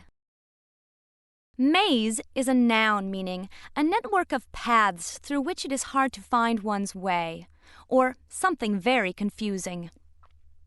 A new employee may at first have trouble finding her or his desk among the maze of offices and cubicles surrounding it.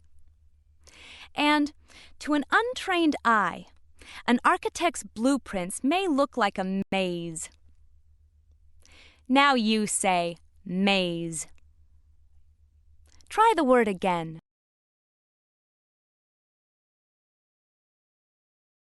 Oracle. Oracle. Oracle is a noun meaning someone or something that can predict the future. A political oracle may forecast the results of a presidential election long before the actual voting takes place. Also, some people consider the groundhog a dependable oracle for the arrival of spring. Well, it's your turn now. Say oracle. One more time.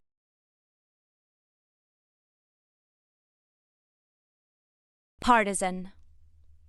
Partisan. Partisan functions as 2 parts of speech. It can be used as a noun that has several meanings, including a strong supporter, one whose support is unreasoning, or a resistance fighter. During World War II, partisans in many European countries courageously opposed the Nazis. Or, partisan can be used as an adjective that means strongly supporting one side only. The annual budget debate in Congress may be predictably partisan. Now you say partisan. Repeat the word. Reimburse. Reimburse. Reimburse is a verb meaning to pay back or to give payment for. An employee is usually reimbursed for travel expenses relating to business. And most stores will reimburse a customer for an item that has been returned. Now it's your turn. Say reimburse. Once more.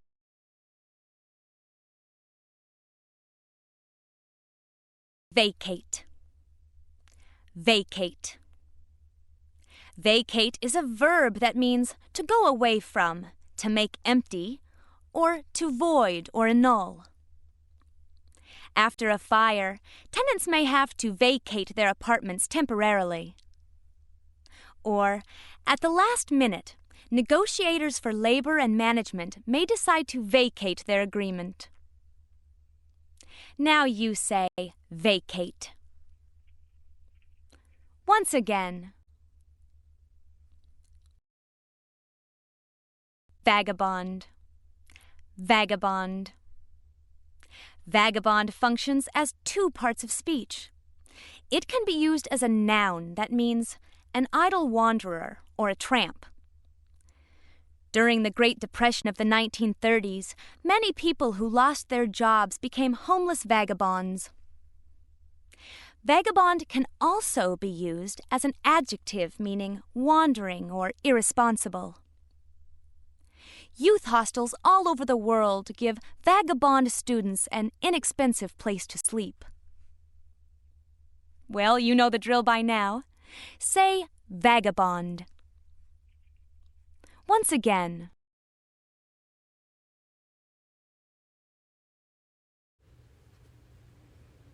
Made for the Shade. Informational essay. Most people who wear sunglasses might say they wear shades to protect their eyes from the sun's harmful ultraviolet rays, or to ward off glare. They aren't prevaricating. Those are the most popular reasons people wear sunglasses. But the coolness factor is another reason. With so many shapes, sizes, and colors to choose from, just about everyone can pick shades that look stylish.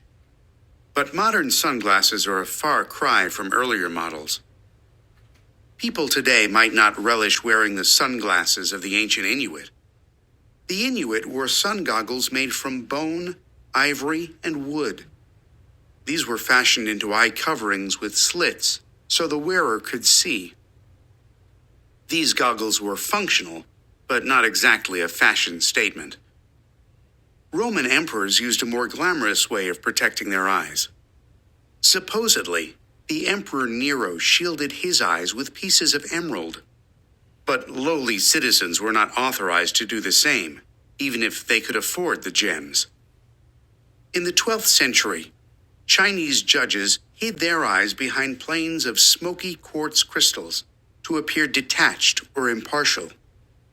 The judges could immerse themselves in the trial without betraying their thoughts about the alleged culprit or witnesses. This gesture quashed any suspicion that they were taking sides. Centuries later, sunglasses similar to modern shades were developed.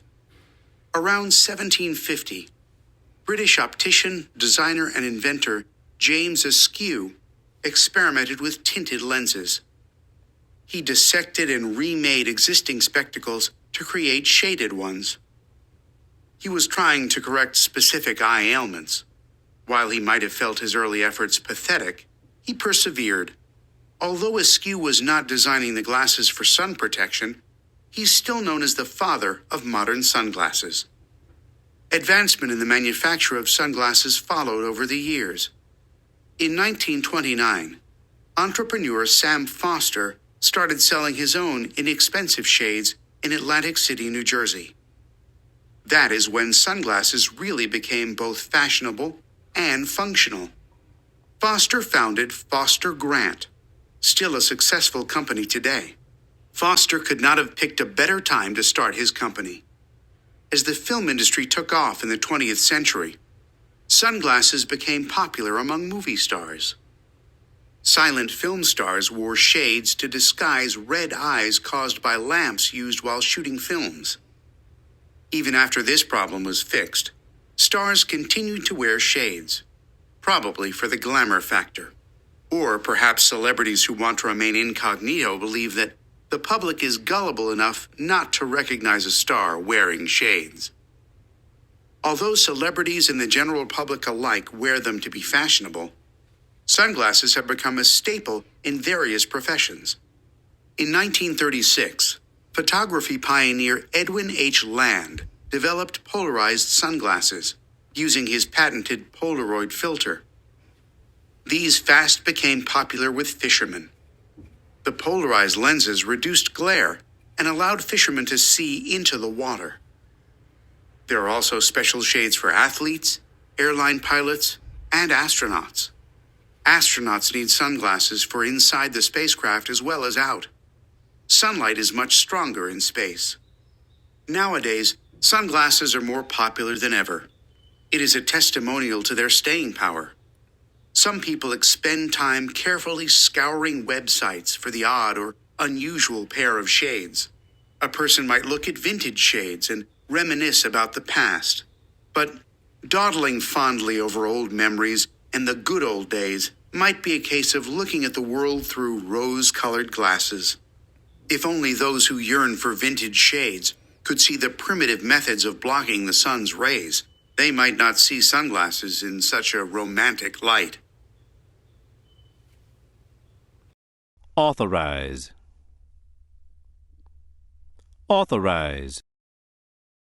Authorize is a verb meaning to approve or permit, or to give power or authority to. A public figure may authorize a trusted associate to write her or his biography. Or, when you give someone power of attorney, you authorize that person to act on your behalf. Now let's hear you say authorize. Try the word again.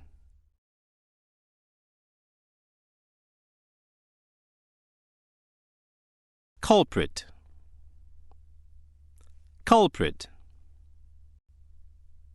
Culprit is a noun meaning a person who has committed a crime or is guilty of misconduct, or an offender. Eyewitnesses to a crime may be asked to describe the culprits to a police sketch artist. Also, the culprit who raided our vegetable garden turned out to be a rabbit. Now it's your turn. Say culprit. And again.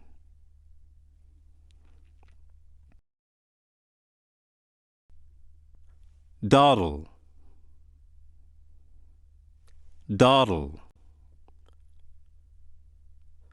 Dawdle is a verb meaning to waste time, to be idle, or to spend more time doing something than is necessary.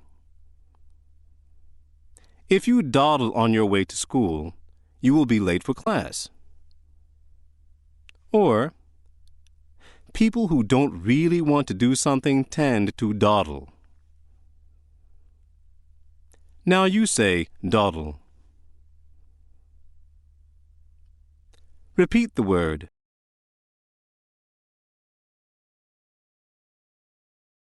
Dissect. Dissect. Dissect is a verb meaning to cut apart for scientific study, or to analyze with great care. Doctors may dissect lymph nodes to search for signs that a patient's cancer has spread. And a scholar may spend her or his entire career dissecting the works of one author. Your turn. Say dissect.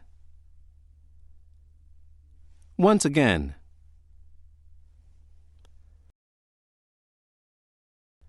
Expend. Expend. Expend is a verb meaning to pay out or to use up. A company's accountants keep track of how each department expends its share of the budget. Or, a general may caution his troops not to expend all their ammunition against the first wave of enemy troops. Now let's hear you say expend. Try the word again.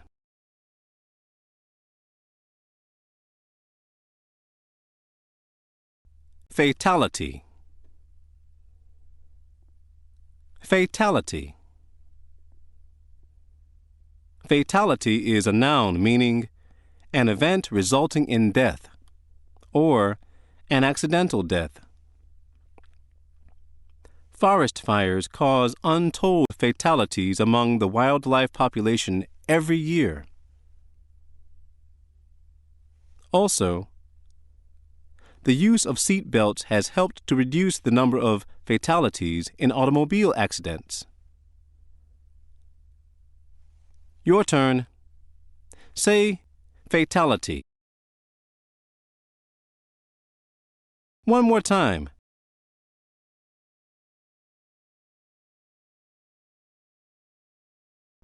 Gullible. Gullible. Gullible is an adjective meaning easily fooled, tricked, or cheated. Only a gullible person would believe that it is possible to lose weight while sleeping. Or, supermarket tabloids cater to gullible readers who are hungry for scandalous gossip. Now let's hear you say gullible. And again.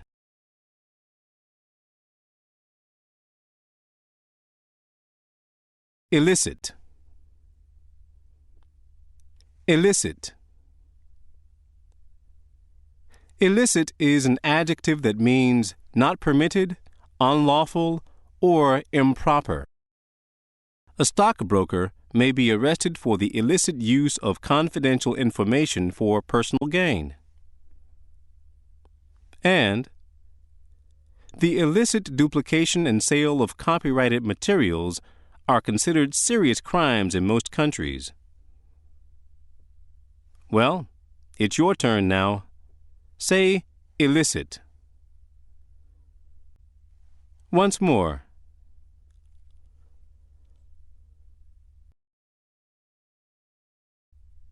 Immerse. Immerse. Immerse is a verb meaning to plunge into a fluid or to involve deeply. A hippopotamus may immerse itself in mud in order to keep cool during the heat of the day. Or, to succeed at college or university, students must immerse themselves in their studies. Now it's your turn. Pronounce the word immerse. Once again.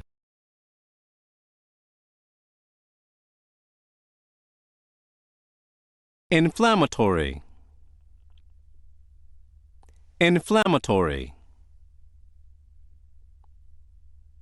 Inflammatory is an adjective meaning causing excitement or anger, or leading to violence or disorder.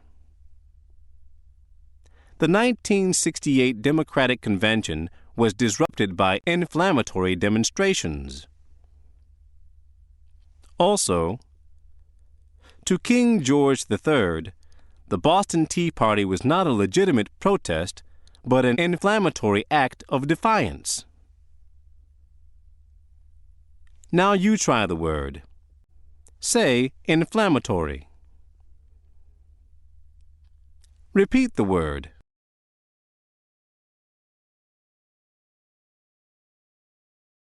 Memorandum. Memorandum.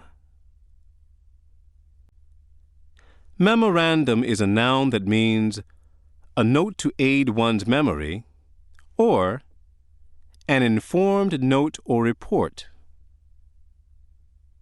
Some people write a daily memorandum of things they need to do. Or, the head of a government department may write a memorandum summarizing a recent meeting. Now let's hear you say memorandum. Try the word again.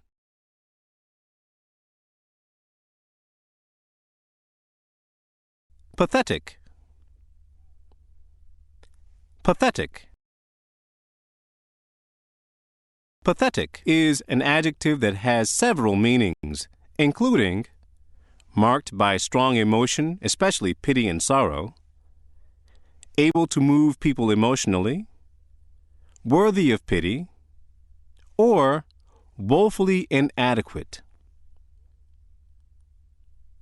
A writer may be known for pathetic stories about lonely people.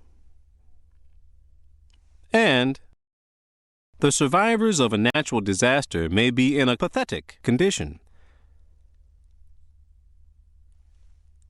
Now you say pathetic. Repeat the word.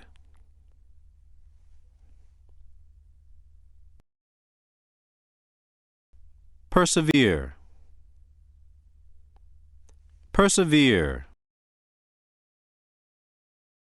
Persevere is a verb meaning to keep doing something in spite of difficulties, or to refuse to quit even when the going gets tough. Someone may persevere in his or her chosen career despite setbacks and disappointments. Also, the U.S. troops that fought on Iwo Jima in 1945 persevered against terrible odds and finally won the battle. Now it's your turn. Say persevere. And again.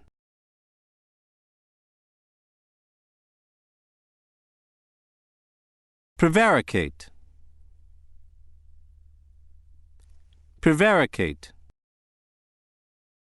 Prevaricate is a verb meaning to lie or to mislead on purpose. A lawyer may accuse a witness of prevaricating. And the way a person acts may tip you off that he or she is prevaricating. Now you say prevaricate. Try the word again.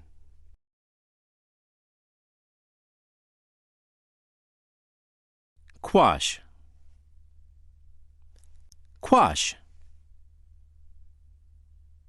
Quash is a verb meaning to crush or put down completely. A House or Senate committee may quash a bill. And, on rare occasions, a judge may quash a jury's verdict.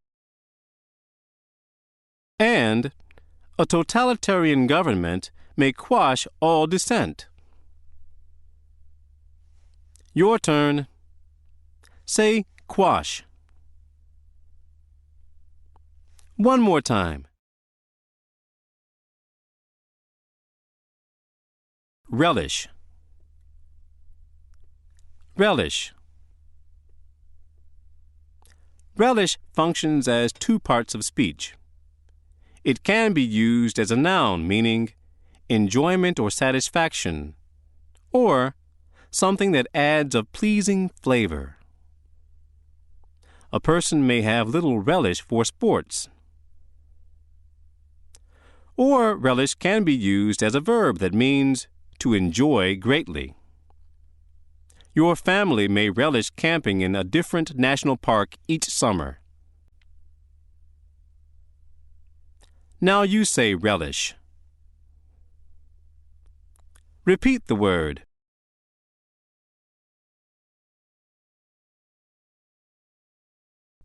Reminisce.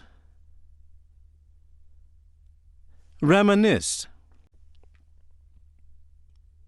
Reminisce is a verb meaning to recall one's past thoughts, feelings, or experiences.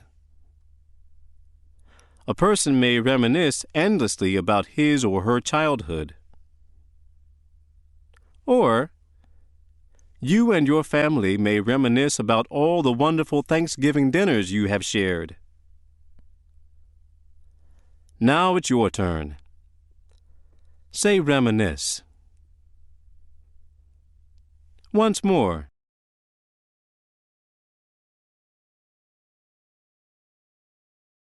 Scar. Scar. Scar is a verb meaning to clean or polish by hard rubbing, to examine with great care, or to move about quickly in search of. No one likes having to scour a greasy oven. And detectives routinely scour a crime scene for clues. Now you say scour. And again.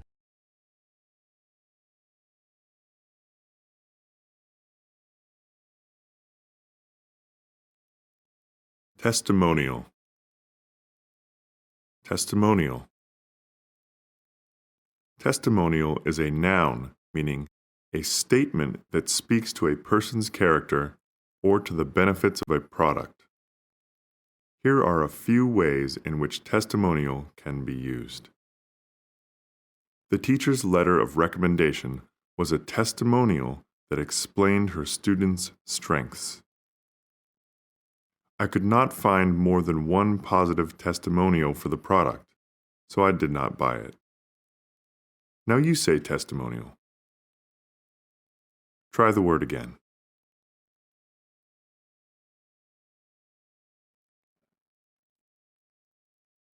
Testimonial. Testimonial. Testimonial is a noun meaning expressing the value and worth of someone or something. Here are a few ways in which testimonial can be used. The popularity of the movie is a testimonial to its exciting plot and impressive special effects. Lillian's first place ribbon is a testimonial to the hours of practice. Writhe. Writhe.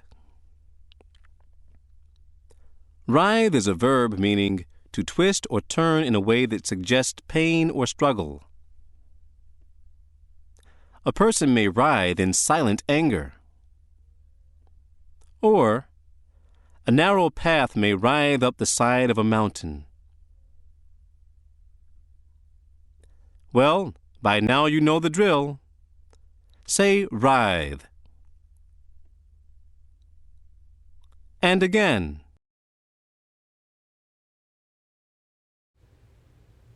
From Big Dream to Big Top. Interview. This month, Teen Talk magazine interviews Mike Quintus Bessie, an aerialist with the Empire Circus. Mike tells TT about the history of the circus, his job, and circus life. Editor's note. Englishman Philip Astley, 1742 to 1814, is one of the most important figures in circus history. He was a skilled equestrian who opened a popular riding school and performing arena, and then became a circus impresario when he built Astley's Amphitheatre in London in 1770. Astley worked hard, took risks, gained money and affluence, and was living proof that there is no luck except when there is discipline. Mike, many circus performers are born into a family of performers, but your parents are dentists. What made you want to join the circus? When I was quite young, I read a book about Philip Astley. I was fascinated and started taking tumbling classes. Astley is known as the father of the modern circus because his circus is the template for the circuses we see today. How did Astley go about founding a circus? From the onset, Astley had a passion for horses. He enlisted in a cavalry regiment and then took up performing. One of his specialties was to retrieve a handkerchief from the ground while his horse cantered.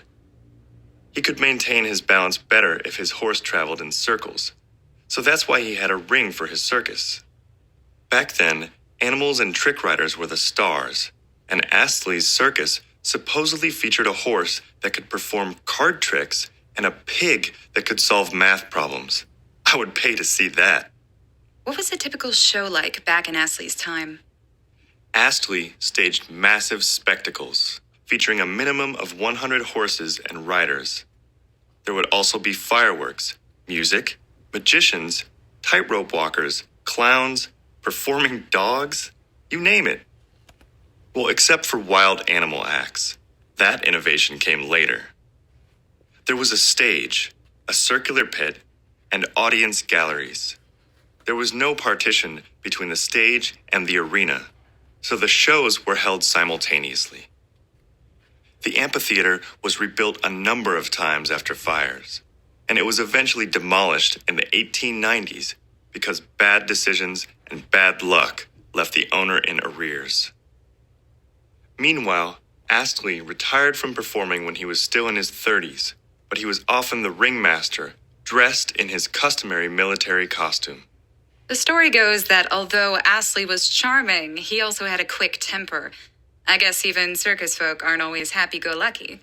It's a mistake to assume that circus performers are happy and jovial 100% of the time. We're all crotchety sometimes, even clowns.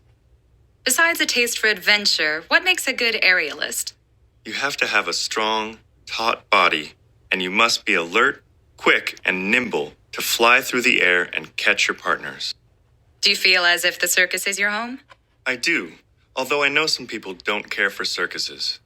They think the atmosphere is a little creepy and sinister, or they're uncomfortable with crowds, or they harbor an image of elephants in manacles and chains. It makes me cringe to hear that animals are abused. I believe most circuses treat their animals with kindness and respect, the same way Philip Astley cared for his beloved horses. Affluence. Affluence. Affluence is a noun meaning wealth, riches, or prosperity, or great abundance. A person may live simply despite great affluence. Or, the variety of goods in a typical American supermarket is a reflection of this country's affluence. Now let's hear you say affluence. Try the word again.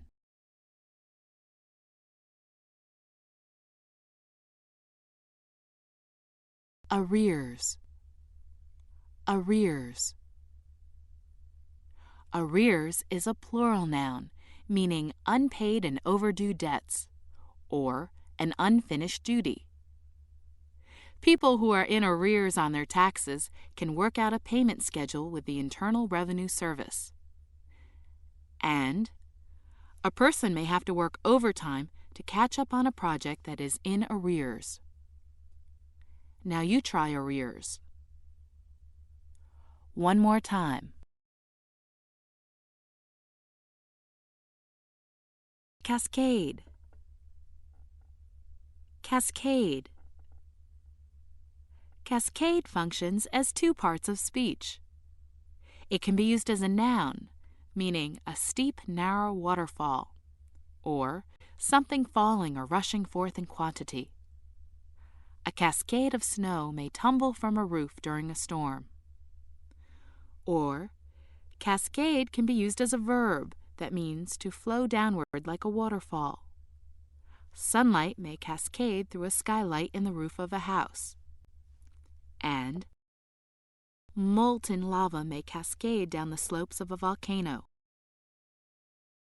Now you say cascade. Repeat the word.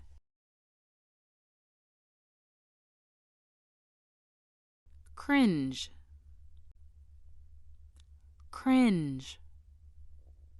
Cringe is a verb, meaning to shrink back or hide in fear or submissiveness.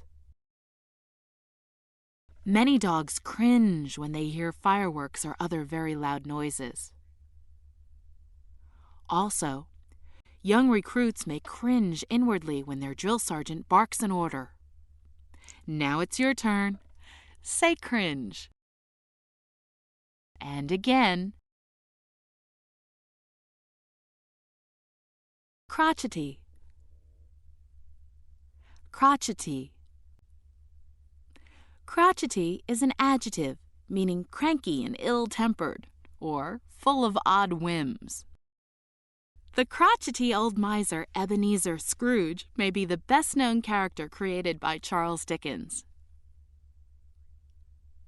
And in most families, there is at least one person who is crotchety and eccentric. Your turn. Say crotchety. Once again.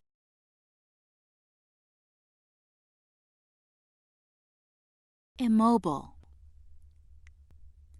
Immobile. Immobile is an adjective meaning not movable or not moving.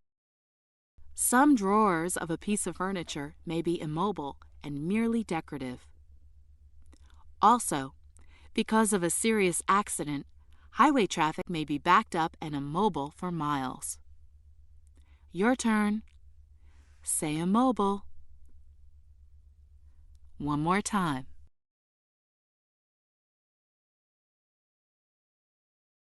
Impassable. Impassable. Impassable is an adjective meaning blocked so nothing can go through. After a cave-in, some tunnels in a mine may be impassable. Or, hikers may find some forest trails impassable.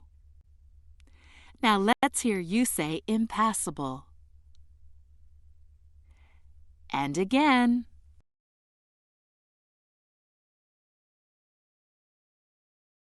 Innovation. Innovation. Innovation is a noun, meaning something new or the act of introducing something new. Some people are by nature reluctant to accept any kind of innovation. And innovations in medical technology are making it easier for doctors to diagnose and treat seriously ill patients. And innovation is the lifeblood of the computer software industry. Now you say innovation. Repeat the word.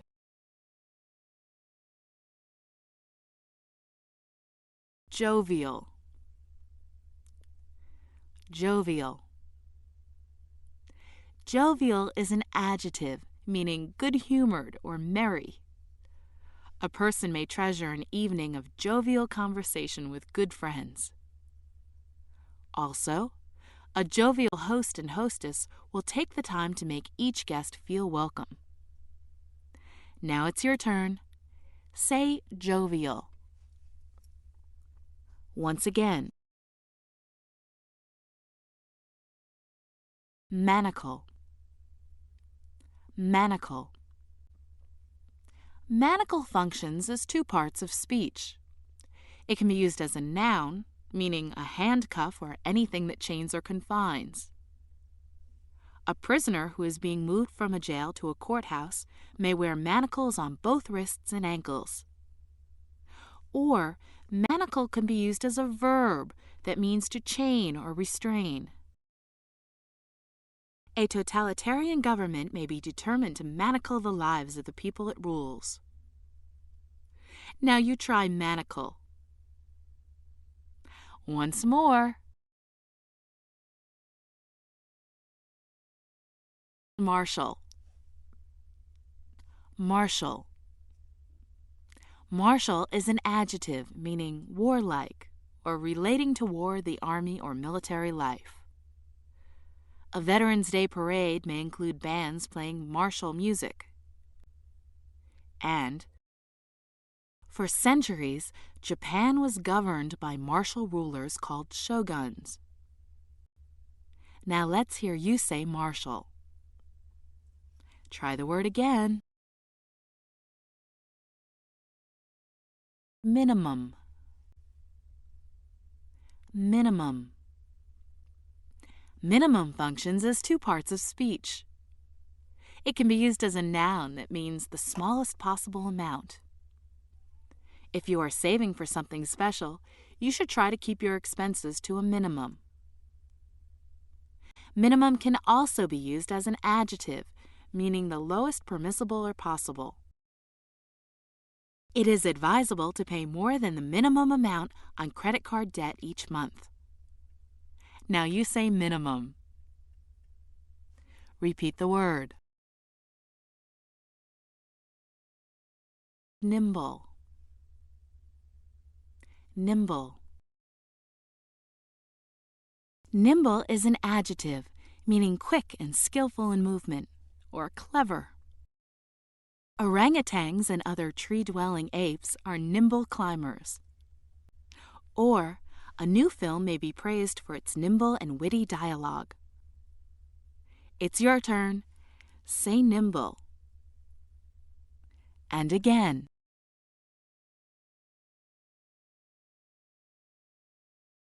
Onset. Onset. Onset is a noun, meaning the beginning or start of something violent or destructive, or an attack. The early onset of winter may take some people by surprise. And a general may not have time to position his troops to withstand the onset of the enemy. Now you say onset. Try the word again.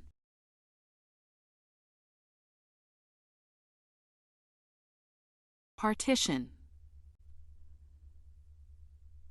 Partition. Partition functions as two parts of speech.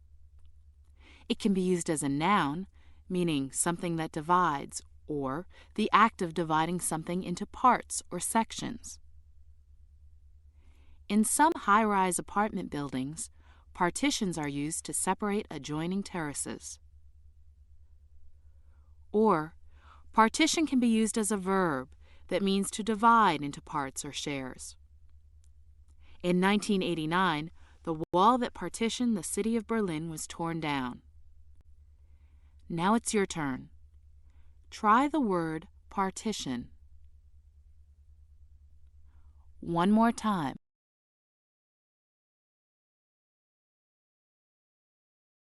Perishable. Perishable. Perishable is an adjective, meaning likely to spoil or decay. Perishable items must be packed carefully for mailing. Also, many skills are perishable unless they are practiced regularly. Now you say perishable. Repeat the word.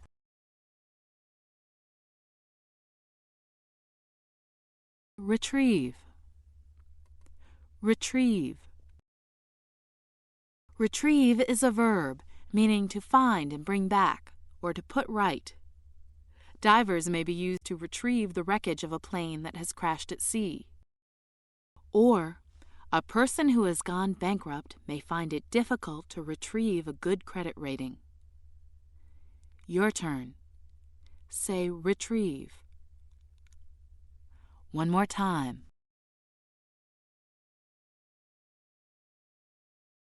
Sinister. Sinister. Sinister is an adjective, meaning appearing evil or dangerous, or threatening evil or harm. An amusement park's sinister haunted house may be especially popular on Halloween. And a sinister spy master is the villain in many thrillers. Now you say sinister. And again. Taut. Taut. Taut is an adjective, meaning tightly drawn or tense, or neat and in good order. A needleworker may use metal or wooden hoops to keep fabric taut while embroidering it. Or, most captains prefer to run a taut ship. Well, you know the drill by now. Say taut. And again. Template. Template. Template is a noun meaning a pattern, typically in the form of metal, wood, or plastic. Here are a few ways in which template can be used. We used a template while cutting the circles so that they would all be the same size. The seamstress made a template to serve as a guide for cutting the fabric for the pillows. Now you say template. Try the word again. Template. Template. Template is a noun, meaning something that is used as a model to imitate. Here are a few ways in which template can be used. Our teacher explained that Anika's excellent presentation was a template for the class to follow. The Olympic athlete's training schedule became a template on which I based my own. Now you say template. Try the word again.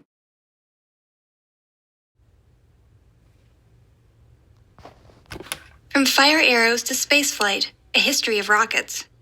Informational essay. As early as 400 BCE, logical and observant inventors in Greece used steam to propel simple devices. A man named Archytas used steam to send a wooden pigeon gliding along high wires. These early steam-propelled devices were of little practical use. They were mainly used for entertainment. Over 1,000 years later, and thousands of miles away from Greece, Chinese alchemists learned to make gunpowder. By around 1100 CE, the Chinese were using gunpowder to make fireworks, which were used for celebrations.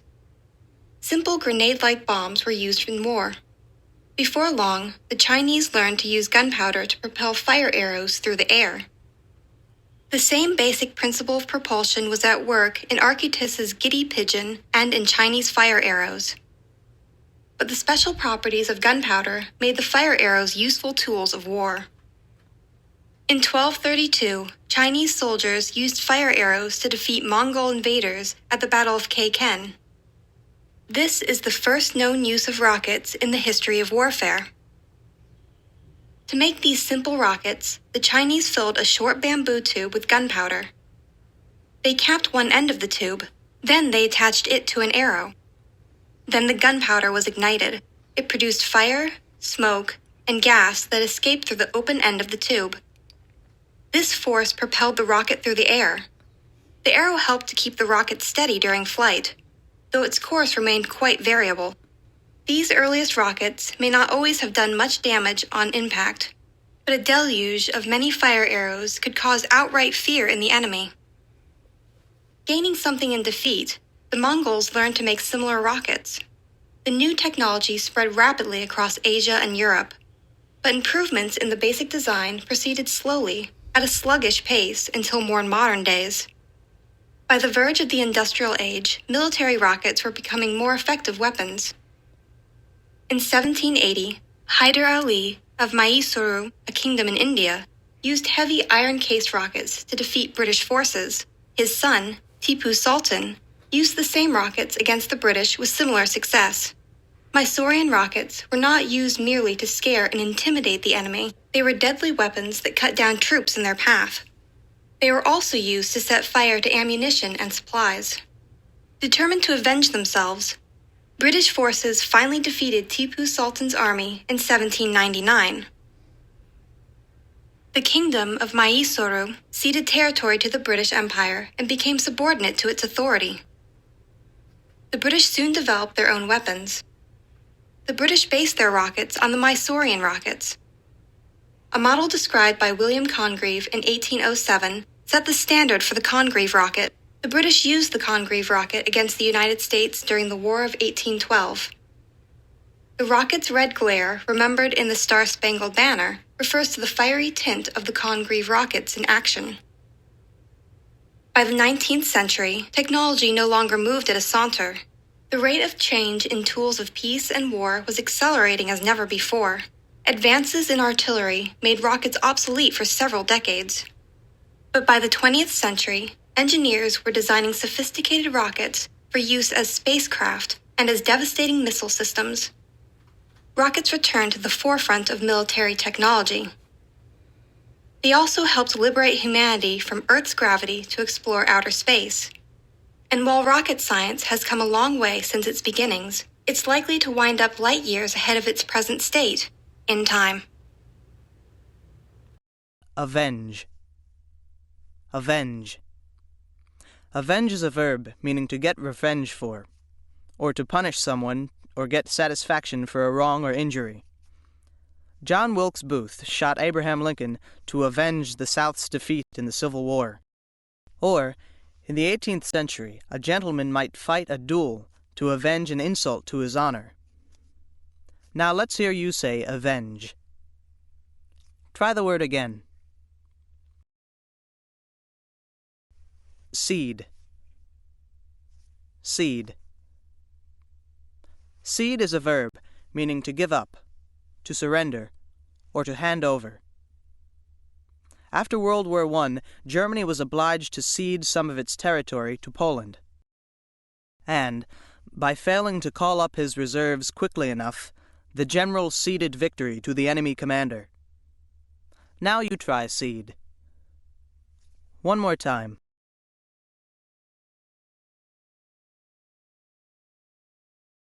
Deluge. Deluge. Deluge functions as two parts of speech. It can be used as a noun meaning a great flood, a heavy rain, or anything that comes in vast quantity. A deluge of job applications may overwhelm a personnel office. Or deluge can be used as a verb meaning to flood. Rainstorms deluged parts of Southern California for 10 straight days. Now it's your turn. Say deluge. Repeat the word. Discretion. Discretion. Discretion is a noun meaning good judgment, care in speech and action, or freedom to judge or to choose. Polls have indicated that voters prefer public officials who conduct themselves with discretion. And guided tours usually allow some free time to be used at the discretion of the individual traveler. Now you say discretion. Repeat the word.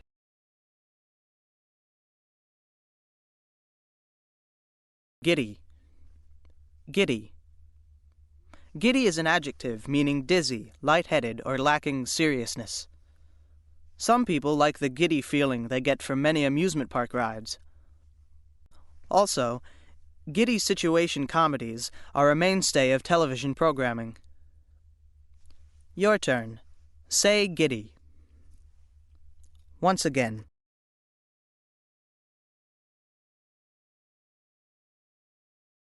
Impact and impact. Which pronunciation you use depends on how the word functions in a sentence. Let's see how this works.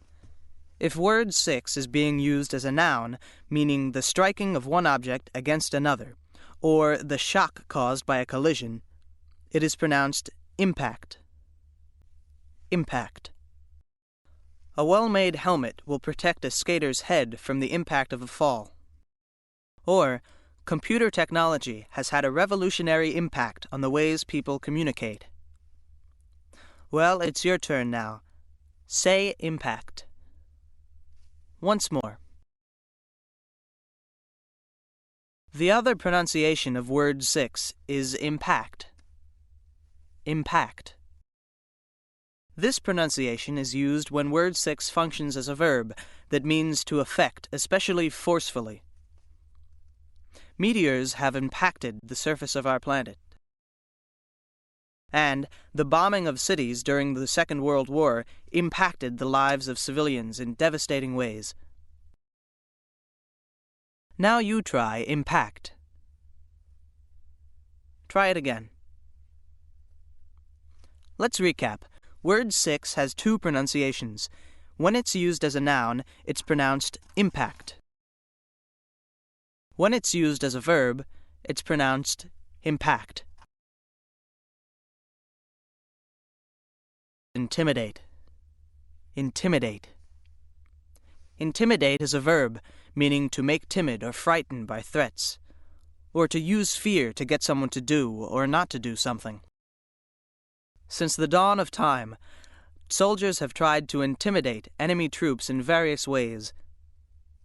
Also, a school bully may try to intimidate younger students into giving up their lunch money.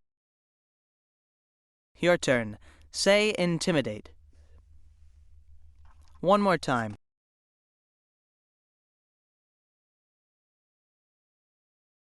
Liberate. Liberate. Liberate is a verb, meaning to free from bondage or domination, or to release. At the end of World War II, Allied soldiers liberated the survivors of the Nazi death camps. Or, we should do all we can to liberate ourselves from false ideas and antiquated modes of thought. Now, let's hear you say liberate. And again.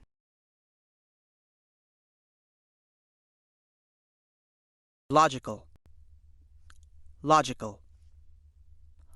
Logical is an adjective, meaning reasonable, or making use of reason and good sense.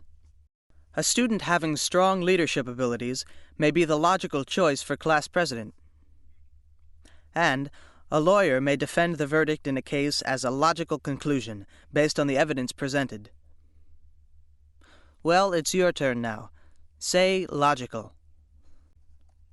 Once more.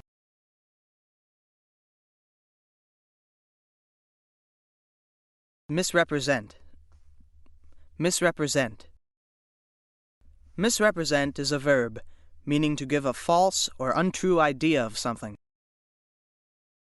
A person with something to hide may intentionally misrepresent his or her past. Also, the defense may accuse the prosecution of misrepresenting the case to the jury. Now you say misrepresent. Repeat the word.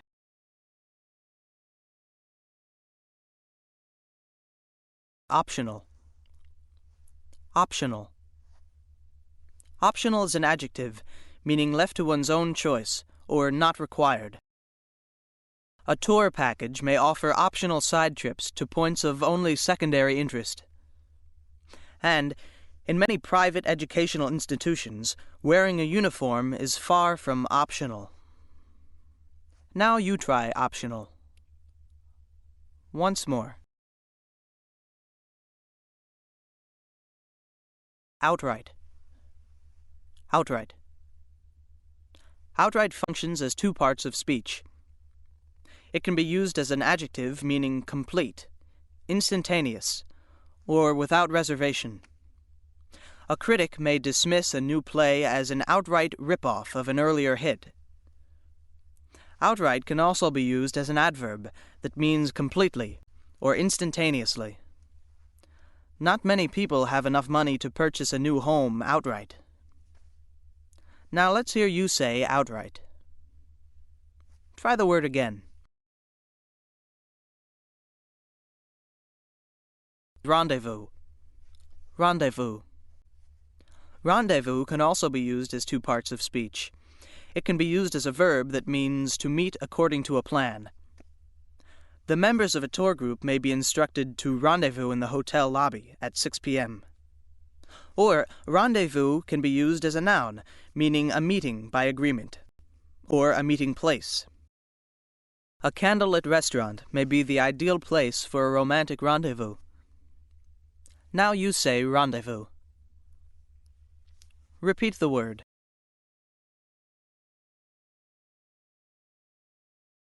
Rotund. Rotund. Rotund is an adjective, meaning rounded and plump, or full and rich in sound. The figures in the paintings of the Flemish artist Peter Paul Rubens are decidedly fleshy and rotund. and a singer's voice may be described as deep, dark, and rotund. Your turn. Say rotund. And again.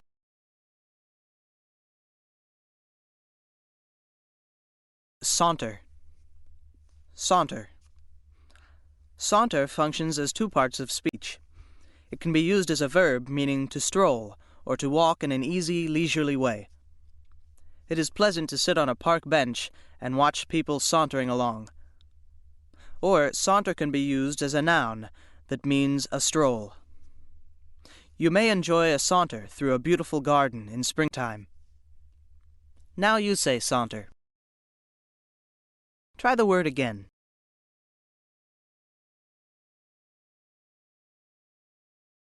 Sluggish. Sluggish. Sluggish is an adjective meaning lazy, slow-moving, or dull and inactive. The three-toed sloth is a sluggish mammal that is native to Central and South America. Also, trading on the stock market may be sluggish on the day before a holiday weekend. Well, it's your turn now. Say sluggish. One more time.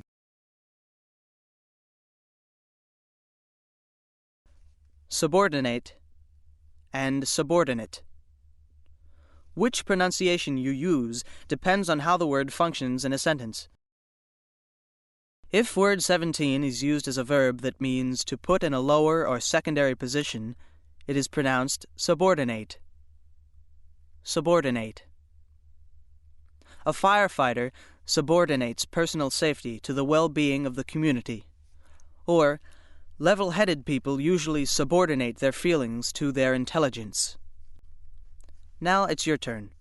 Say subordinate. Once more. The other pronunciation of word 17 is subordinate. Subordinate. This pronunciation is used when word 17 functions as an adjective, meaning lower in rank or position, or as a noun meaning one who is in a lower position or under the orders of someone else. All federal courts are subordinate to the Supreme Court. Also, the chief executive of a company may give a great deal of responsibility to a trusted subordinate. Now you say subordinate. Repeat the word. Let's recap. Word 17 has two pronunciations. When it's used as a verb, it's pronounced subordinate. When it's used as an adjective or a noun, it's pronounced subordinate. Tint. Tint. Tint functions as two parts of speech. It can be used as a noun meaning a delicate color or a slight trace of something. A photographer may use filters of different tints to achieve special effects. Or, tint can be used as a verb that means to give color to or to dye. The rising sun may tint the clouds a soft pink. Or, a speaker's voice may be slightly tinted with nervousness. Your turn. Say tint. Once more. Variable. Variable. Variable also functions as two parts of speech. It can be used as an adjective that means likely to undergo change, or changeable. The color of a chameleon's skin is variable. Variable can also be used as a noun, meaning a value or quantity that varies, or a symbol for such a value. Many variables may affect a country's economic health, or you may be asked to solve an algebraic equation in which x is the variable. Now you say variable. And again. Verge. Verge. Verge is another word that can be two parts of speech. It can function as a noun, meaning the point at which something begins or happens, the brink, or a border or edge. A jolly person may often be on the verge of laughter. Verge also functions as a verb that means to incline or tend toward, or to be in the process of becoming something else. A person's willingness to take risks may verge on recklessness. Well, by now you know the drill. Say verge. Once again. Farewell, Blue Yodeler. Obituary. June 1st, 1933. Asheville Evening Post by Floyd O. Merrill. With the passing last week of Jimmie Rodgers, the country lost a great performer. But it's a testament to the kind of man he was that many of his fans will take the loss personally, as if that Blue Yodeler, as we like to call him, and we'll remember him, was a friend of ours. Thankfully, we've got his records to keep with us as mementos. James Charles Rodgers was born in Meridian, Mississippi in 1897. His mama died when he was just a kid, and Jimmy was raised by relatives in Mississippi and Alabama. When he was a little older, he returned to Meridian to live with his father, Aaron, who was a maintenance foreman on the Mobile and Ohio Railroad. Jimmy had no rigorous musical training, but he learned to sing and play guitar. Still a boy, Jimmy proved to be a nonconformist. He secretly organized a traveling show. When Aaron Rodgers found out, he had the good sense to foil his son's plans. He tracked Jimmy down and dragged him home. But the stunt was more than the bumbling behavior of an unruly kid. Jimmy showed the same initiative again, formulating a second plan to get out on the road and sing. He charged a pricey canvas tent in his father's name and hit the road to make music. His father might have understood Jimmy's love of music, but he probably didn't want the boy to delude himself about a musician's life. He set out again to pry his son from the road. Soon, Aaron got Jimmy a job as a water boy with the railroad. Within a few years, Jimmy was a brakeman on the New Orleans and Northeastern Railroad. Now Jimmy was a steady working man, but he never lost his love of music.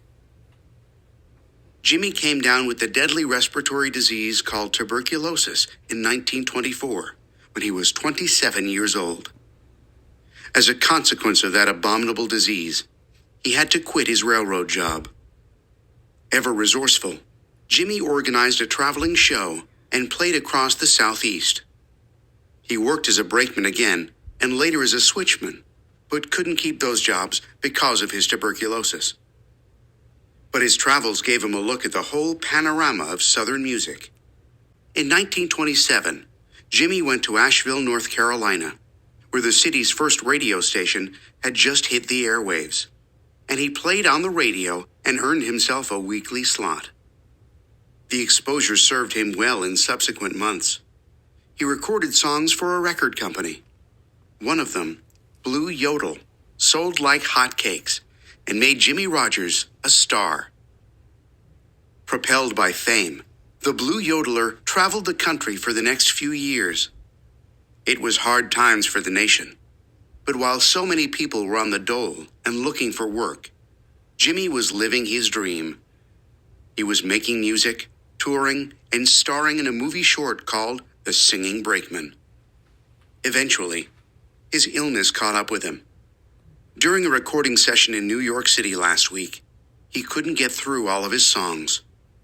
He took the day off to recover, but Jimmy was in a race against time. So before he'd sung his last song, Jimmie Rodgers was gone. But in a few years as a recording artist, and a few more as a performer who rambled around the country, he made such a mark for posterity that we'll never forget him. Jimmy leaves behind his wife, Carrie, and daughter, Carrie Anita, and a legion of fans and recordings. Farewell, Blue Yodeler. Abominable. Abominable. Abominable is an adjective meaning arousing hatred or disgusting. Murder is an abominable crime. Or, it is abominable to make fun of someone's disabilities. Now you say abominable. Repeat the word.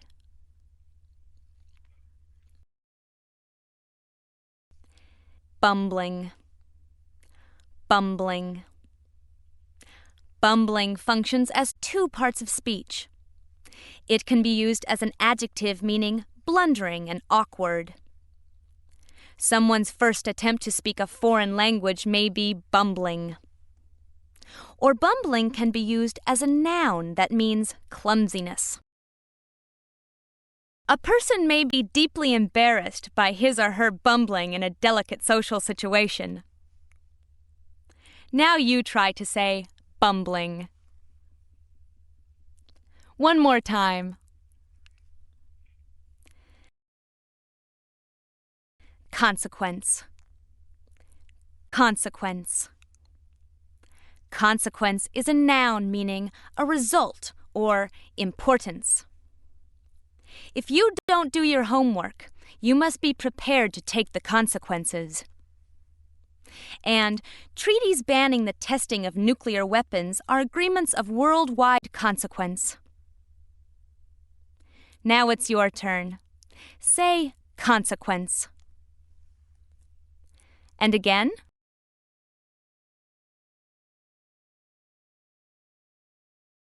Delude. Delude. Delude is a verb meaning to fool or deceive, or to mislead utterly. In Shakespeare's tragedy, Hamlet deludes people into believing that he has gone mad. Or a magician deludes an audience, but it's all in fun. Now you say delude. Repeat the word.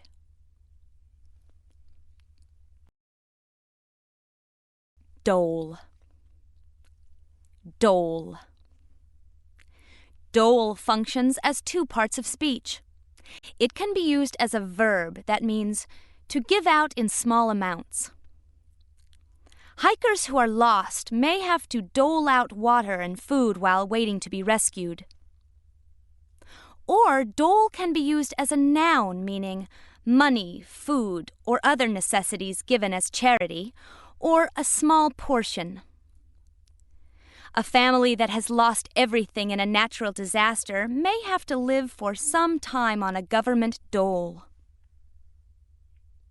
Your turn. Say dole. Once again.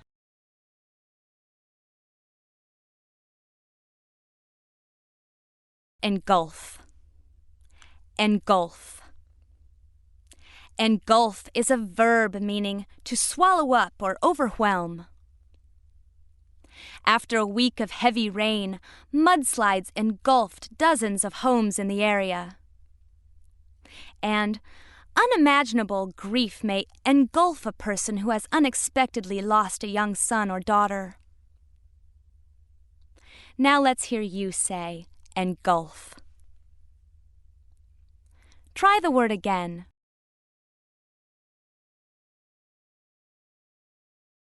Foil. Foil. Foil functions as two parts of speech. It can be used as a verb meaning to defeat or to keep from gaining some end. In old-fashioned melodrama, the hero always foils the villain's evil schemes. Foil can also be used as a noun that has several meanings, including a thin sheet of metal, a light fencing sword, or something serving as a contrast. Many tragic heroes in literature are accompanied by mischievous characters who serve as comic foils. Your turn. Say foil. One more time.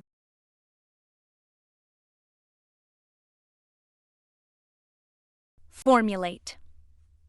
Formulate. Formulate is a verb meaning to express definitely or systematically, to devise, or to state as a formula. It is a good idea for every family to formulate a monthly budget. And Einstein formulated several important theories relating to physics. Now let's hear you say, formulate. And again. Initiative. Initiative. Initiative is a noun meaning the taking of the first step, or the ability to act without being directed or urged from the outside. Many companies encourage employees to take the initiative in solving problems. Also, a self-starter may be defined as someone who always takes the initiative. Now you try initiative. Once more.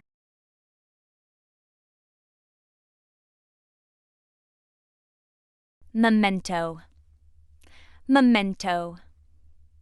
Memento is a noun meaning something that serves as a reminder.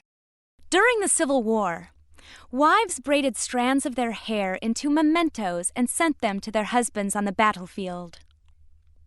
Or, a family may lose photo albums and other precious mementos when their home is destroyed by fire or flood.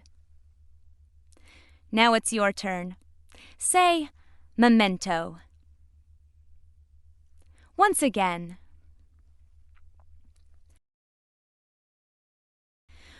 Nonconformist.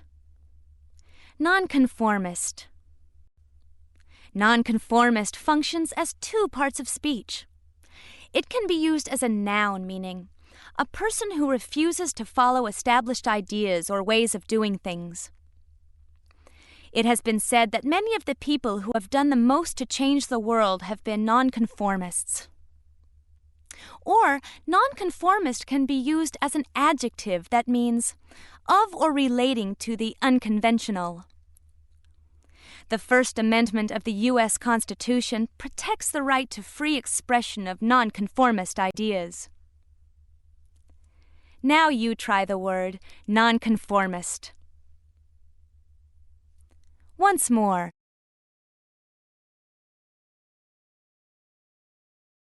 Null and void.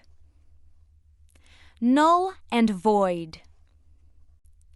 Null and void is an adjective meaning without legal force or effect, or no longer binding. When a person revises her or his will, the previous version is null and void. Or, a court of appeals may declare a lower court's ruling null and void. Now let's hear you say, null and void. Try the word again.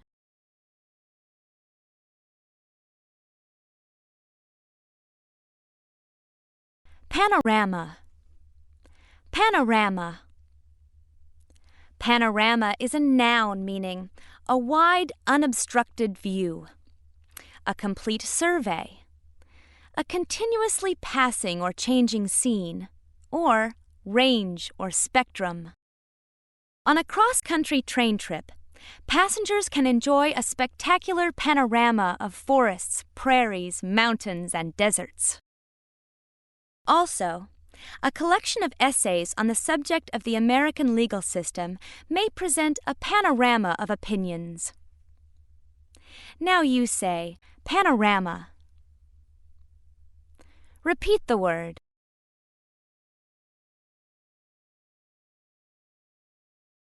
Posterity. Posterity. Posterity is a noun meaning all of a person's offspring, or all future generations. Parents strive to pass on their values and ideals to their posterity. And it is our duty as responsible citizens to conserve our precious natural resources for posterity. Now it's your turn. Say posterity. And again.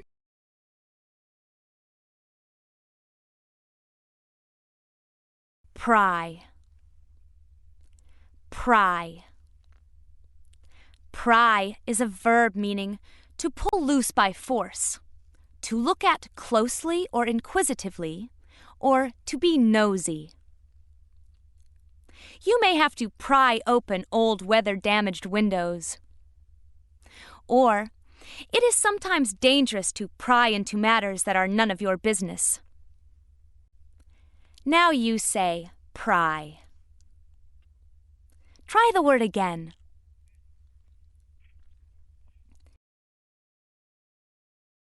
Refurbish. Refurbish. Refurbish is a verb meaning to brighten, freshen, or polish, or to restore. A fresh coat of paint and new curtains may be all you need to refurbish your room. Also, local businesses may contribute funds to help refurbish the town library's book collection and cataloging system. Well, it's your turn now. Say refurbish. One more time.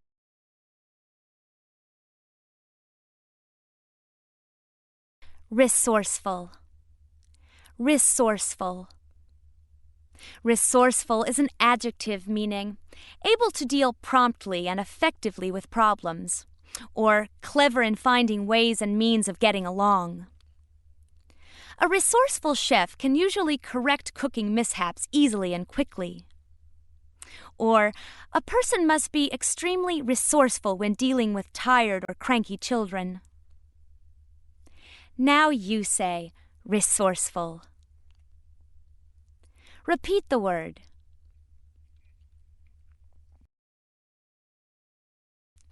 Rigorous. Rigorous. Rigorous is an adjective meaning severe or strict or thoroughly logical. The conditions of life in such areas of the world as the Arctic or Antarctica are indeed rigorous. Also, a research project may be carried out according to rigorous and exacting scientific standards. Now it's your turn. Say rigorous. Once more. Subsequent. Subsequent. Subsequent is an adjective meaning coming after or following in time, place, or order. Subsequent to graduation from middle school, a student may choose to attend a high school that offers special programs in science or music and art.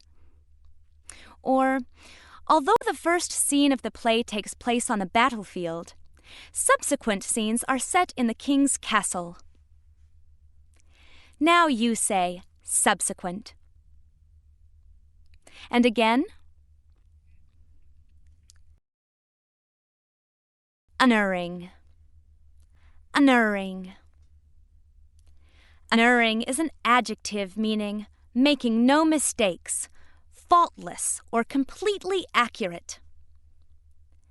Some people have an unerring sense of direction, even in unfamiliar surroundings. Also, a comedian may be an unerring mimic of other people's voices and mannerisms. Well, by now you know the drill. Say unerring. Once again.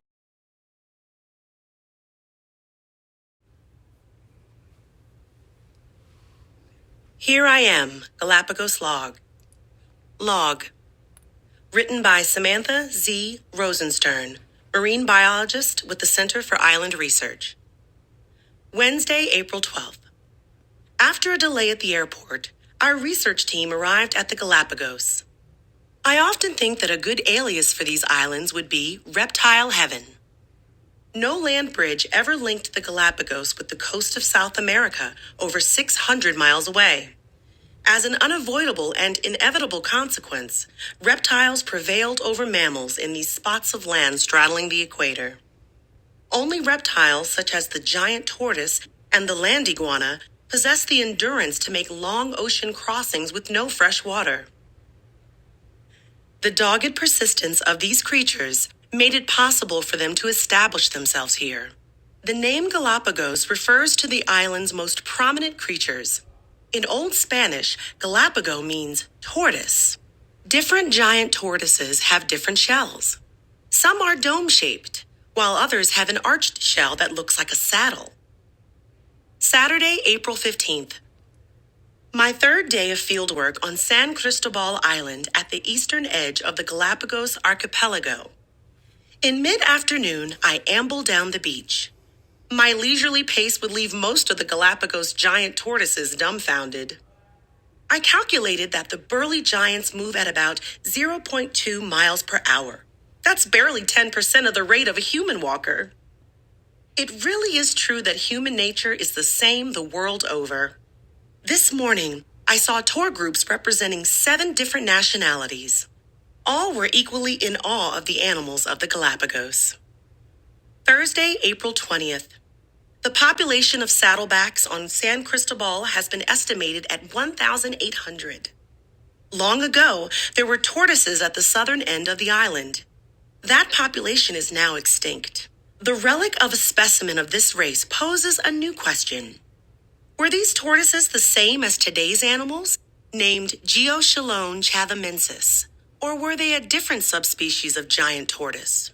One of my goals is to measure the impact of predators on tortoise hatchlings. The first newborns emerged this week after 6 months of incubation. I cannot help admiring their determination and grit. Feral dogs and goats, as well as hawks, are their chief enemies. If youngsters survive, however, they will enjoy a life on an epic scale. When fully grown, the males will weigh up to 800 pounds and measure over 6 feet from end to end. Amazingly, the tortoises have the longest lifespan of any creature on Earth, an estimated 150 years. No wonder there are so many gaps in the scientific literature about these animals.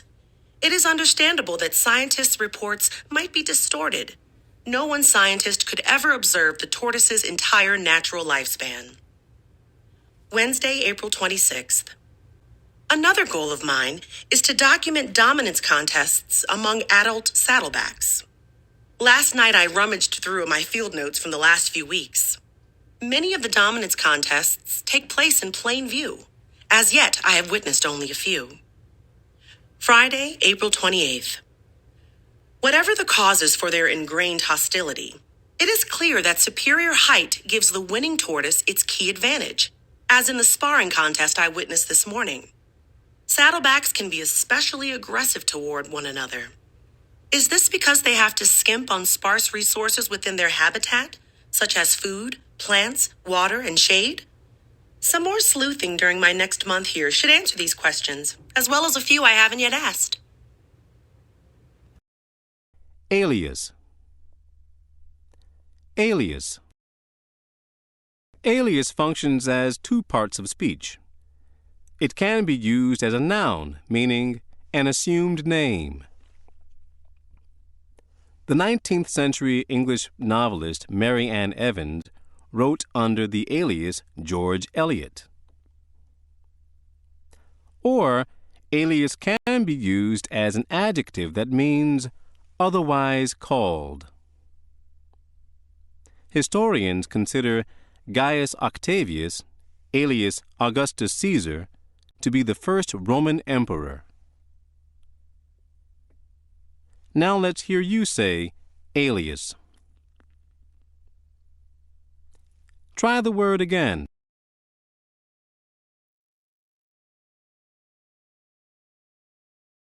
Amble. Amble. Amble also functions as 2 parts of speech. It can be a verb meaning to walk slowly or stroll. In springtime, bird watchers may amble through a nature preserve looking for migrating songbirds. Amble can also be used as a noun that means an easy pace or a leisurely walk. Many people enjoy an amble along a beach at sunset. Now you try amble. One more time. Burly. Burly. Burly is an adjective that means big and strong, or muscular. A celebrity may hire a burly individual to serve as a bodyguard. And superheroes in animated cartoons usually have incredibly burly arms and shoulders. Now it's your turn. Say burly. And again.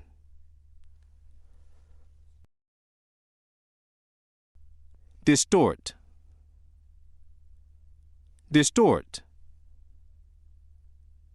Distort is a verb meaning to give a false or misleading account of, or to twist out of shape. During an election campaign, a candidate may make statements that distort an opponent's record.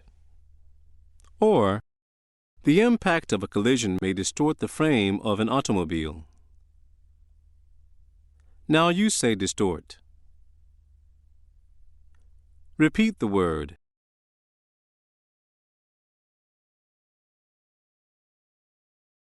Dogged. Dogged. Dogged is an adjective meaning persistent, or refusing to give up.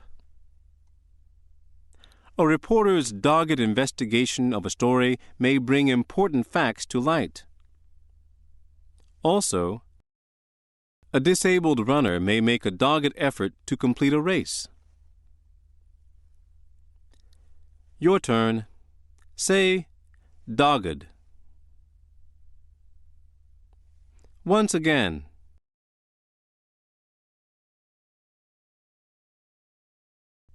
Dumbfounded. Dumbfounded. Dumbfounded is an adjective meaning so amazed that one is unable to speak, or bewildered. A person who wins a lottery jackpot may be truly dumbfounded. And the average investor may be dumbfounded by the behavior of the stock market. Now let's hear you say dumbfounded. Try the word again.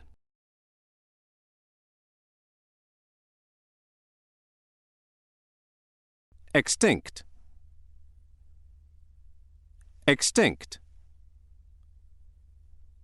Extinct is an adjective meaning no longer in existence, or gone out of use. Some animals once thought to be extinct have been found alive and well in remote areas of the world. Or, the wind-up phonograph has become extinct. Your turn. Say extinct. One more time.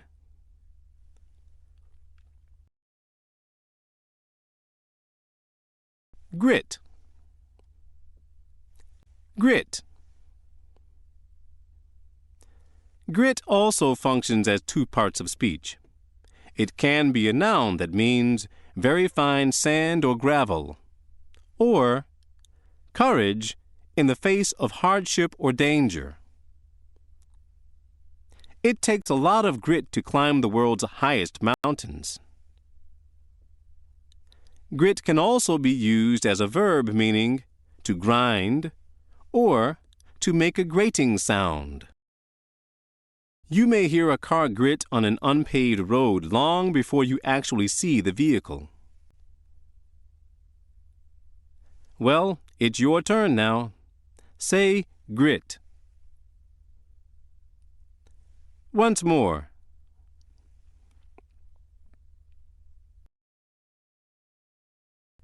Inevitable. Inevitable.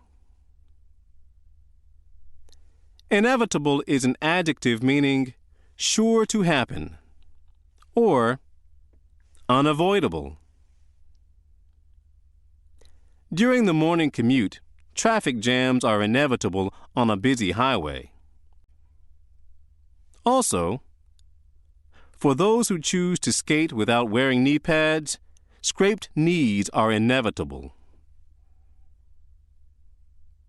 Now you say inevitable. Once again.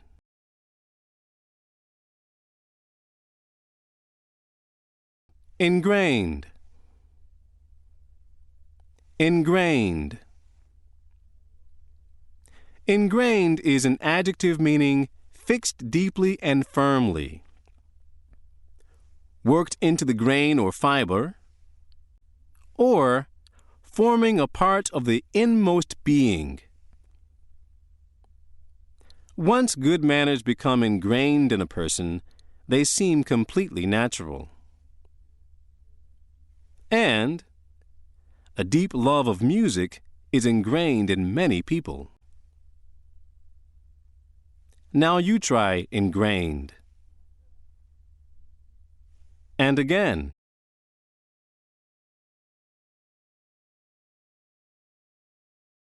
Meteoric. Meteoric. Meteoric is an adjective meaning resembling a meteor in speed, or having sudden and temporary brilliance. The growth of a particular business may be truly meteoric. Or, a film may tell the story of a movie star's meteoric career. Now let's hear you say meteoric. Try the word again.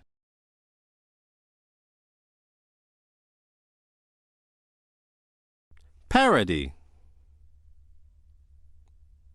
Parody. Parody functions as two parts of speech. It can be used as a noun that means a humorous or ridiculous imitation. A television comedy show may feature parodies of commercials. Parody can also be used as a verb, meaning to make fun of something by imitating it. In A Midsummer Night's Dream, Shakespeare uses the device of a play within a play to parody the popular dramas of his day. Well, it's your turn now. Say parody. Once more.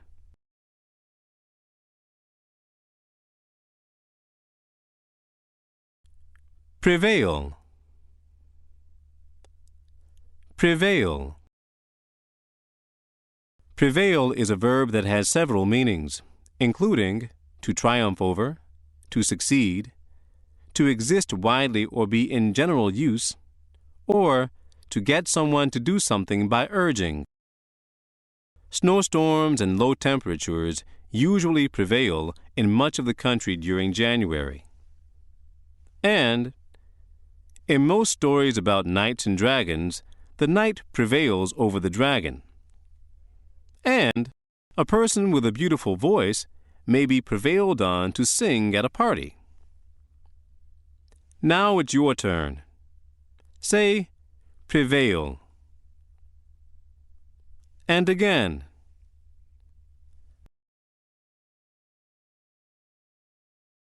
Relic. Relic. Relic is a noun meaning an object from the past with historical value or interest. Here are a few ways in which relic can be used. The portable CD player is a relic from the early days of electronics. The History Museum displayed the ceramic doll, which was a relic from the 19th century. Now you say relic. Try the word again.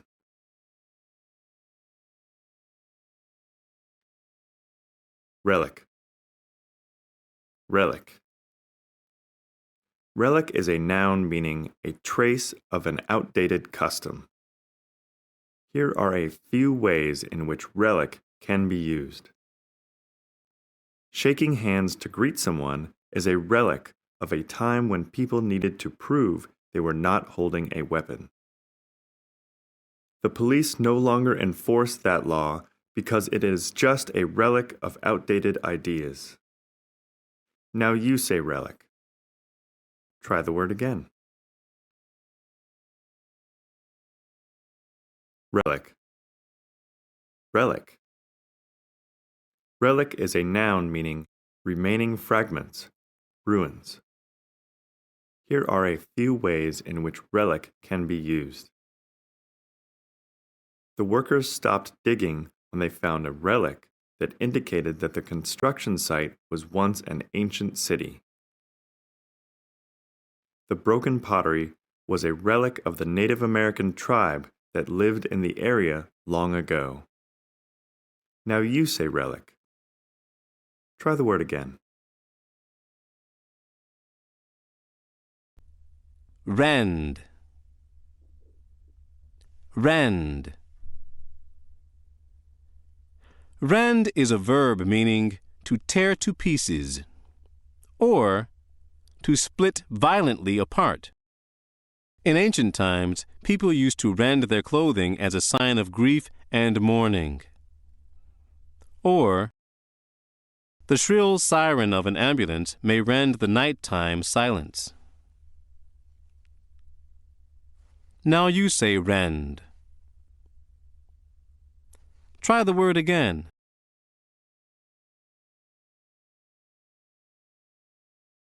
Replenish. Replenish. Replenish is a verb meaning to fill again, make good, or replace. A thoughtful host and hostess will make sure to replenish their guests' glasses. And after an inventory is taken in a department store, orders are placed to replenish merchandise that is in short supply. Your turn. Say replenish. One more time.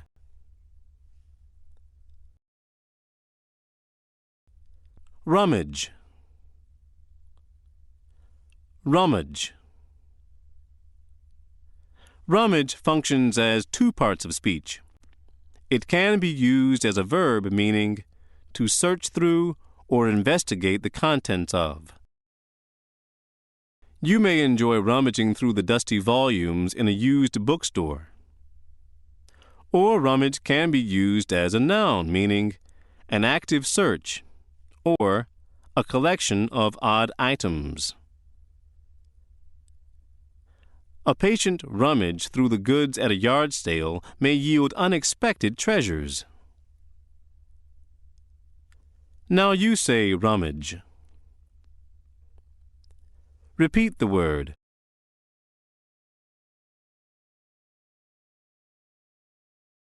Skimp. Skimp. Skimp is a verb meaning to save or be thrifty, to be extremely sparing with, or to give little attention to. A person who is saving for a special vacation may want to skimp on everyday expenses. And someone who is on a low-fat diet should skimp on butter and whole milk. Now it's your turn. Say skimp. Once more.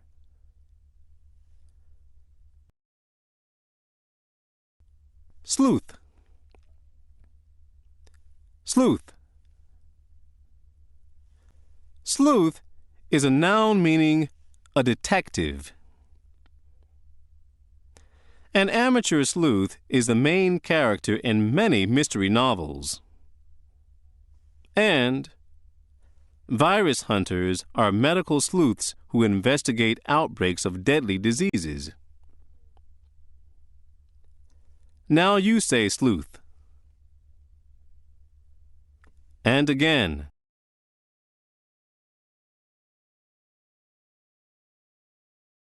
Vandalism. Vandalism. Vandalism is a noun meaning deliberate and pointless destruction of property. In some cities and towns, people who are guilty of vandalism have to repair the damage they caused. Also, writing in library books is a form of vandalism. Well, you know the drill by now. Say vandalism. Once again.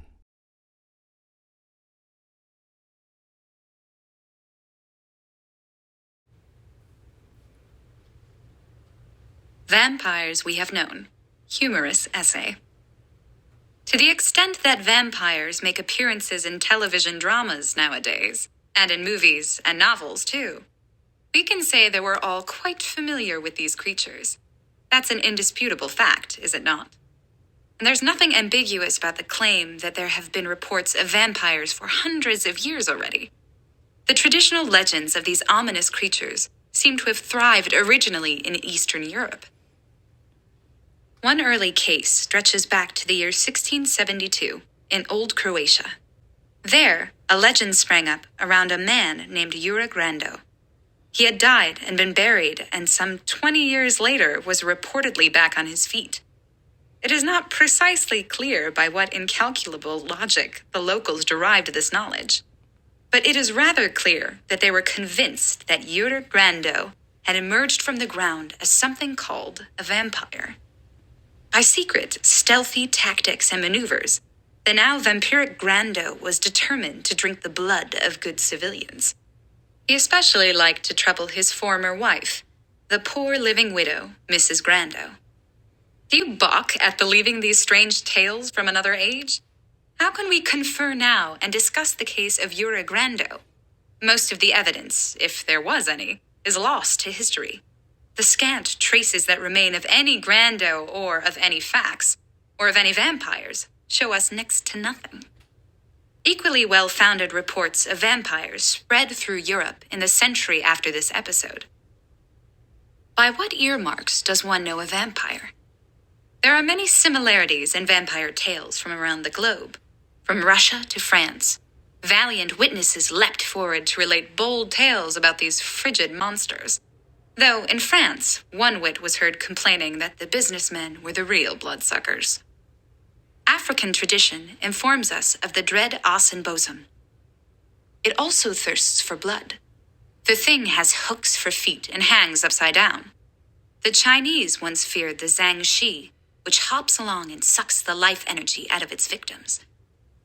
The Drogs in Scandinavia lingered about graves. They protect buried treasure and drink the blood of trespassers. If their appetite was strong, Drogs would eat their victims too. The Bulgarian Krvopiaks have only one nostril apiece. They can be sabotaged if wild roses are laid around their graves. That will stop them.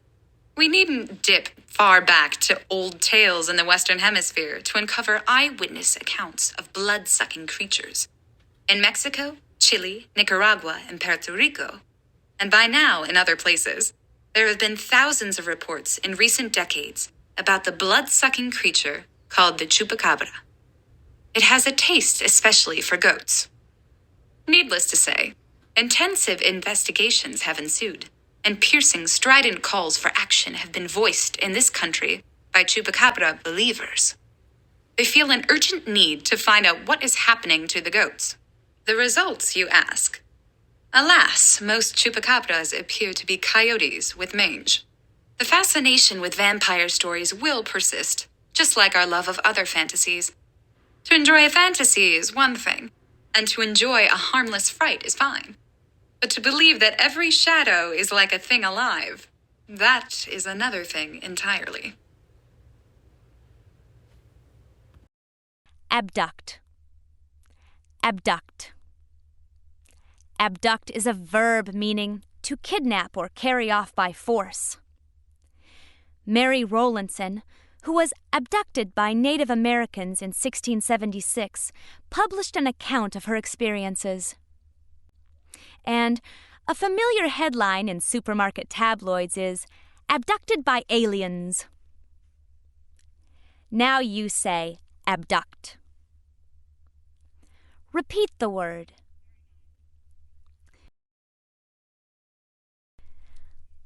Ambiguous. Ambiguous. Ambiguous is an adjective meaning not clear or having two or more possible meanings. Lawyers may argue over ambiguous wording in a contract.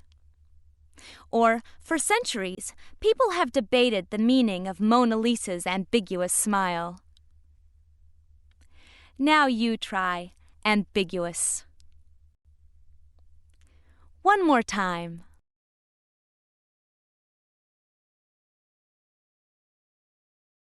Balk. Balk. Balk functions as two parts of speech. It can be used as a verb meaning to stop short and refuse to go on, or to block.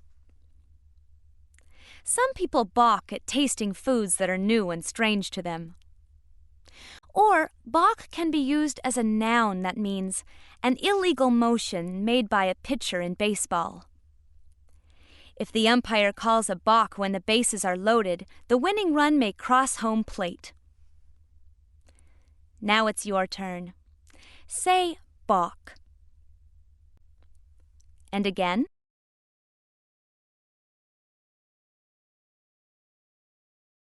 Compact. And compact. Which pronunciation you use depends on how the word functions in a sentence. Let's see how this works. If word for is being used as an adjective, meaning closely and firmly packed together, or if it is being used as a verb, meaning to squeeze together, it is pronounced compact.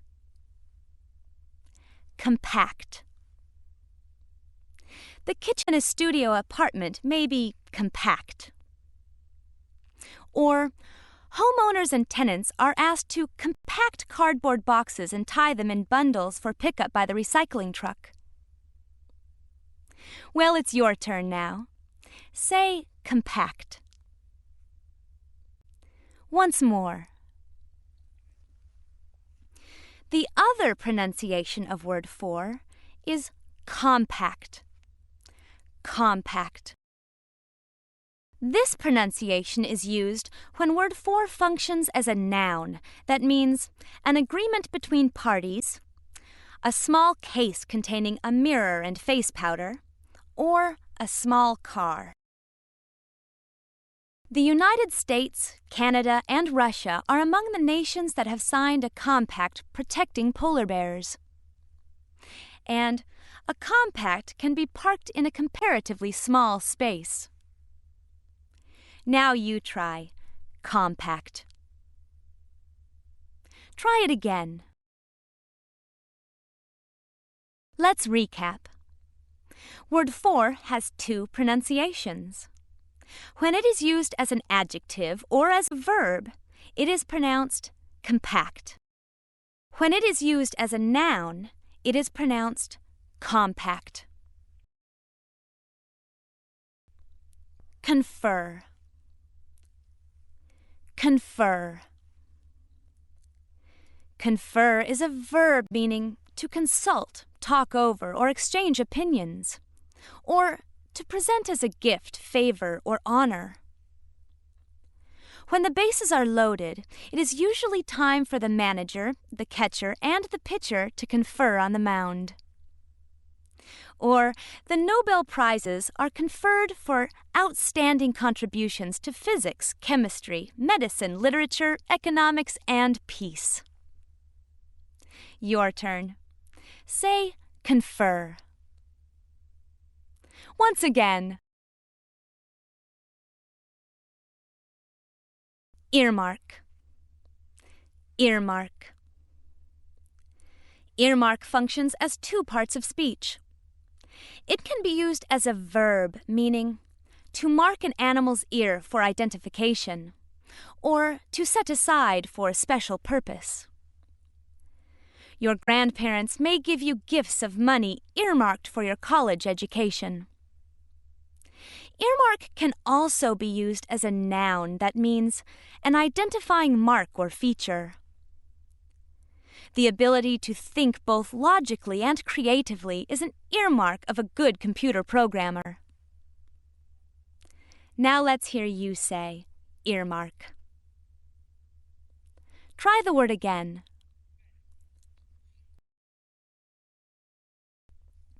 Frigid. Frigid. Frigid is an adjective meaning extremely cold or lacking in warmth of feeling. Because they have a thick layer of body fat and waterproof feathers, penguins are able to survive in the frigid world of Antarctica. Also, an unwelcome guest may receive a frigid greeting. Your turn. Say frigid. One more time.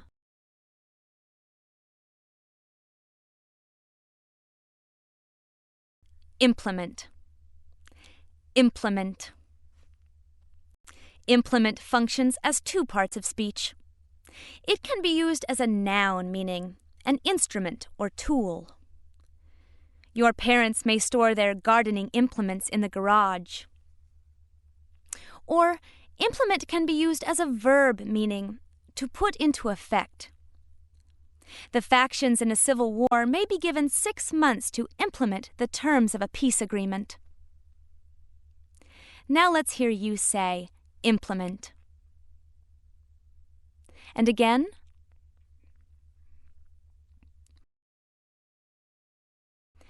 Incalculable. Incalculable. Incalculable is an adjective meaning too great to be counted or unpredictable. Thanks to new high-powered telescopes, the number of stars in the universe may no longer be incalculable. And the long-term outlook for weather around the world remains incalculable. Well, now it's your turn. Say incalculable.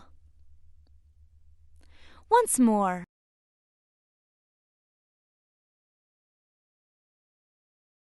Indisputable. Indisputable. Indisputable is an adjective meaning beyond question or argument. A defense attorney may present indisputable proof of a client's innocence. Or the law of gravity is indisputable. Now let's hear you say indisputable. And again.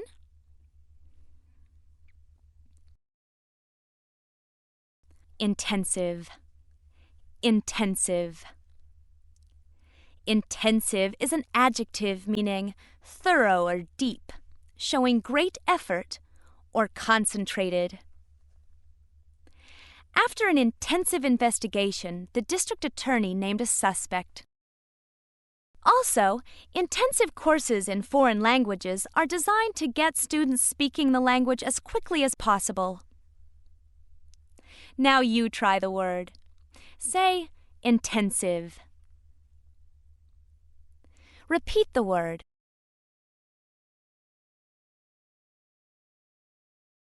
Maneuver. Maneuver. Maneuver functions as two parts of speech.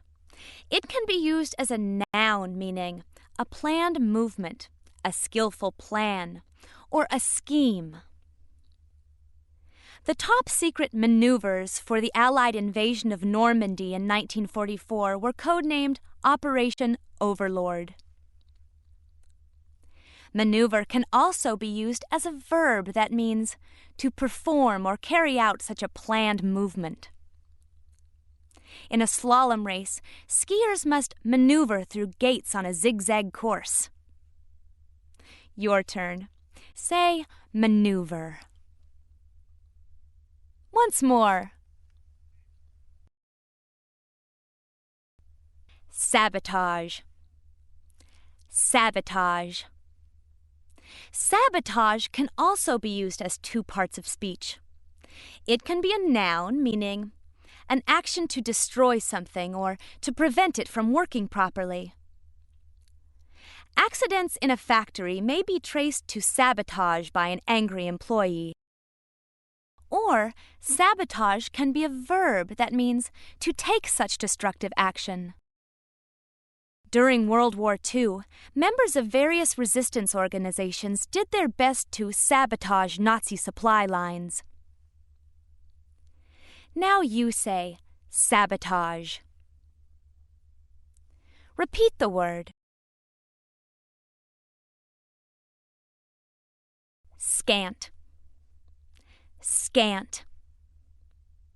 Scant is an adjective meaning not enough, barely enough, or marked by a small or insufficient amount.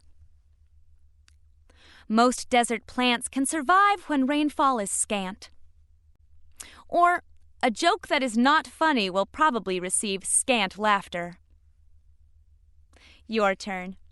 Say scant. And again.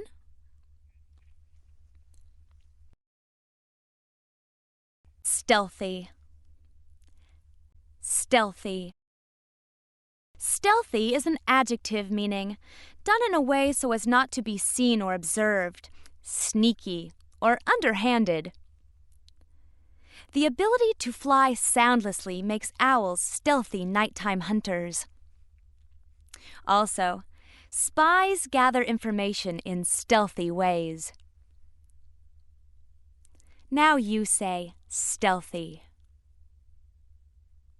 Try the word again.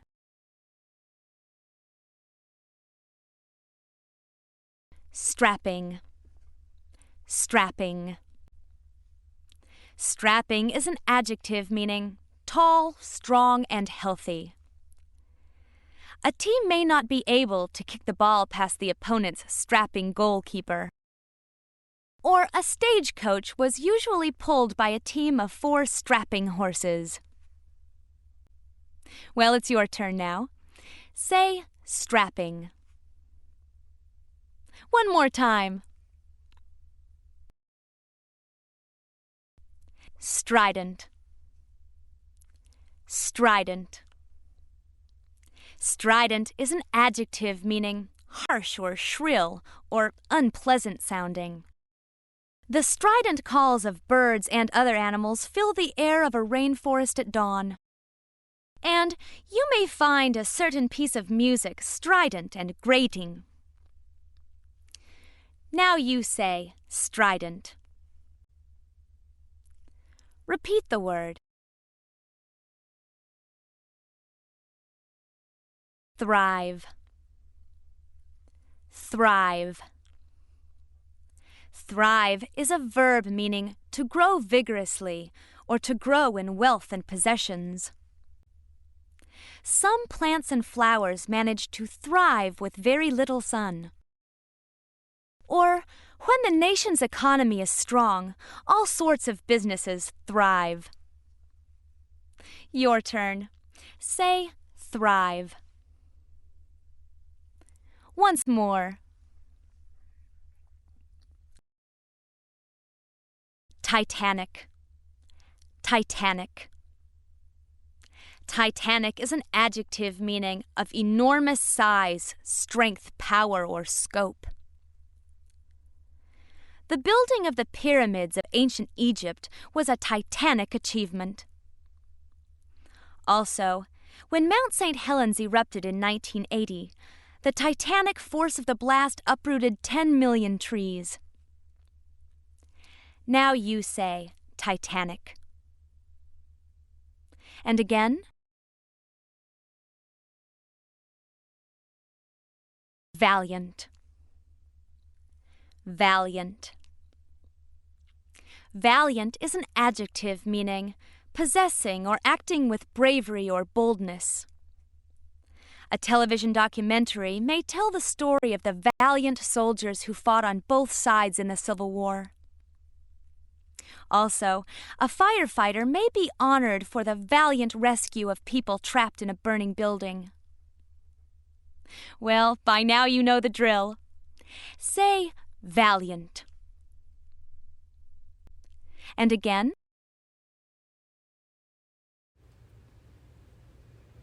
Polar opposites. Compare and contrast essay. Although they may seem similar, the polar regions of planet Earth are really very different.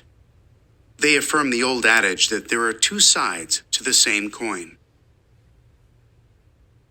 The astonishing climate traits of both the Arctic and Antarctica are stupefying.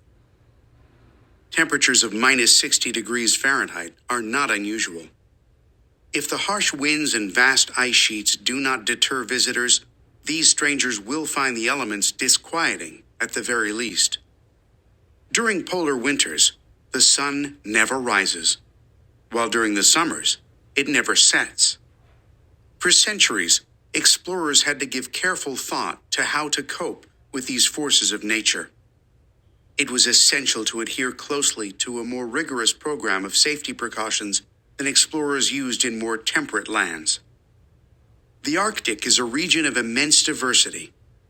Although the terrain seems forbidding, many animals prowl the land, including polar bears, caribou, wolves, foxes, hares, and weasels. Migrant birds visit from as far away as Central and South America. Possibly the most famous of these birds is the Arctic tern. This summer visitor traverses thousands of miles every year, from Antarctica to the Arctic. The ocean surges with abundant marine life, especially when warm currents move around some of the Arctic coasts. Surprisingly, vegetation is widespread. Algae, lichens, and dwarf shrubs persist, even in areas of permanent ice. The Arctic is also home to a broad range of native peoples. For example, the Inuit and Aleuts reside in northern North America and Greenland. The Eurasian Arctic is home to the Sami, sometimes called the Lapps, as well as the Nenets, Samoyed, and the Evenks, Tungus. To suppose that these peoples view their environment as hostile would be a misapprehension. According to anthropologists, many Arctic residents are optimists. They perceive their surroundings as benevolent and empowering, offering an abundant livelihood. By contrast with the Arctic, which is made up of portions of several continents, Antarctica is a true continent. The fifth largest on Earth, its landmass covers 5.5 million square miles and lies almost wholly beneath a vast ice sheet. The ice measures 7 million cubic miles. That's about 90% of all the ice on Earth. In 1983, the lowest recorded temperature on Earth was measured at an Antarctic research center, Vostok Station, minus 128.6 degrees Fahrenheit. Unlike the Arctic, the interior of Antarctica may boast only of invertebrate microfauna, such as nematodes and ciliate protozoans. Seals and birds live on the edges of the land. Probably the most spectacular resident of Antarctica is the emperor penguin, a flightless bird standing between 3 and 4 feet tall. Antarctica is the only continent on Earth without a native human population. Although the North and South Poles were first reached at roughly the same time in the early 1900s, the Arctic and Antarctic regions have had different exploration histories. Study of Antarctica lagged for some time, largely because trade routes from North America and Europe to the east seemed much more appealing in the far north. The 1950s, however, witnessed two important events for Antarctica. First was the development of the tourist industry. Second was the Antarctic Treaty, a breakthrough in international diplomacy. This treaty preserved Antarctica from corrupt or unscrupulous exploitation that would mangle the environment. The agreement set aside the continent as a scientific preserve. Despite differences between these two polar regions, both have been an equal source of fascination and inspiration for people throughout the centuries. Adhere. Adhere. Adhere is a verb meaning to stick to or remain attached, or to be devoted as a follower or supporter. Putty adheres easily to cracks in woodwork. Or, many people adhere to the religion of their parents. Now let's hear you say adhere. Try the word again. Affirm. Affirm. Affirm is a verb, meaning to declare to be true, or to confirm. In the Declaration of Independence, the Founding Fathers affirmed their belief that life, liberty, and the pursuit of happiness are basic human rights. Or, a scientific study may affirm the findings of an earlier experiment. Now you try affirm. One more time.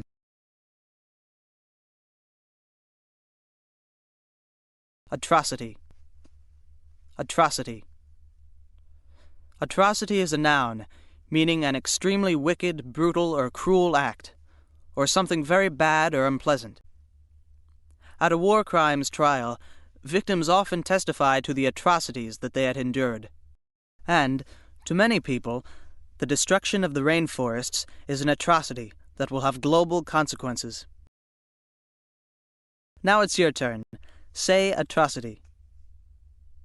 And again.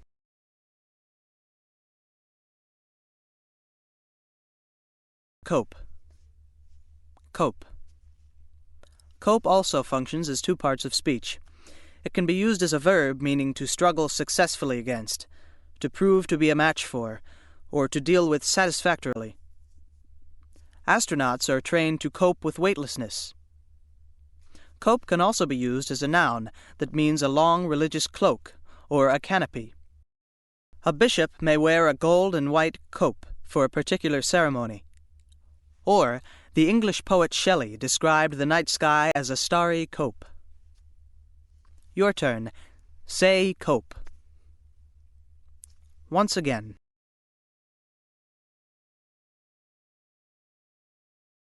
Deter.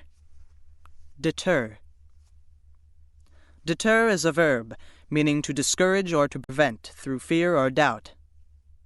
Icy roads deter most people from driving too fast, and tourists may be deterred from visiting a country where political conditions are unstable. Now let's hear you say deter. Try the word again.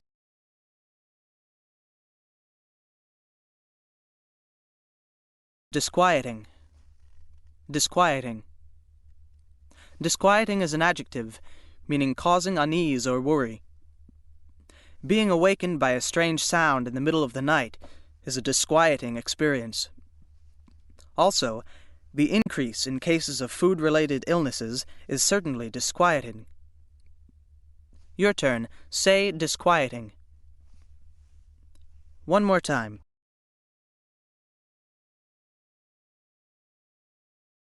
Empower. Empower. Empower is a verb meaning to give power or authority to enable, or to permit. Ordinary workers empower union representatives to deal with management on their behalf. Or, a motorized wheelchair empowers a disabled person to get around on her or his own. Now let's hear you say empower. And again.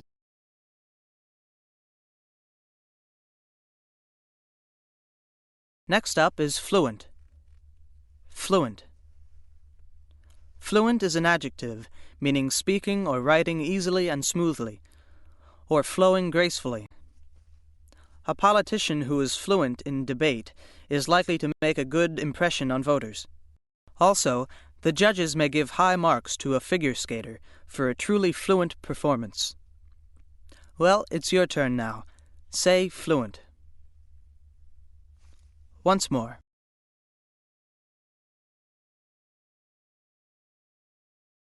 Lag. Lag.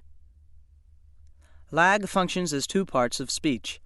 It can be used as a verb meaning to move slowly or fall behind. The performance of a particular group of stocks may lag. Or, if you lag too far behind the leader of a guided tour, you may get lost. Or, lag can be used as a noun that means a falling behind, the amount by which someone or something is behind, or an interval. There is usually a lag of a day or two between the time you deposit a check and the time the money becomes available for your use. Now you try lag. Repeat the word.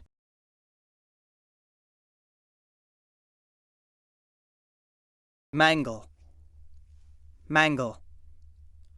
Mangle is a verb meaning to injure very seriously or to bring to ruin. A hunter's trap may mangle the leg of an animal that gets caught in it. And it is unlikely that an experienced lawyer will mangle a client's case. Now you try the word.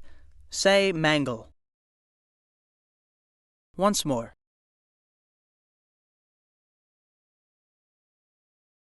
Misapprehension. Misapprehension. Misapprehension is a noun, meaning a wrong idea or misunderstanding. The ancient view of the universe was based on the misapprehension that the sun revolved around Earth. Or, a series of misapprehensions may severely damage a friendship. Now let's hear you say misapprehension. Try the word again.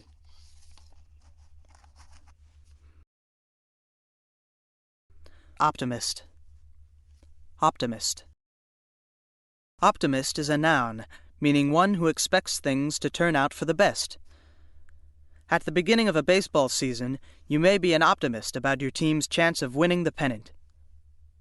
Or, a person who is an optimist is not likely to be easily discouraged. Now you say optimist. Repeat the word.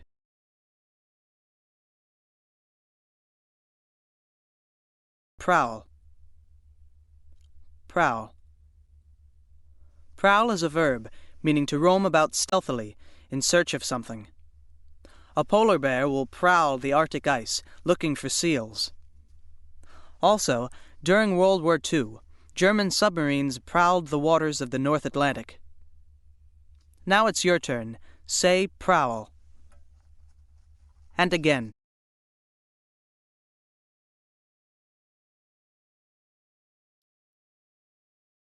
Recitation. Recitation. Recitation is a noun meaning a reading in public of something that is memorized. Here are a few ways in which recitation can be used. Darnell delivered her recitation of the poem to the judges. On July 4th, my town hosted a group recitation of the Declaration of Independence. Now you say recitation. Try the word again.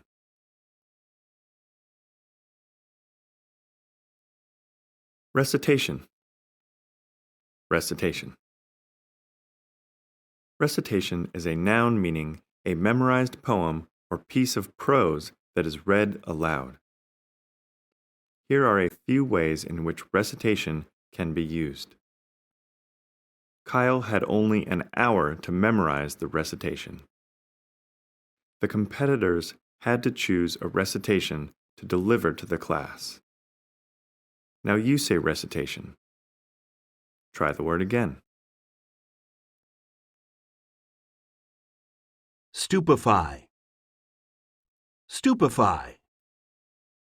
Stupefy is a verb, meaning to make dull or groggy, or to surprise. A person may be stupefied by medication for a cold, or the unsuspecting guest of honor at a party may be stupefied when everyone yells, "Surprise!" Now you say stupefy.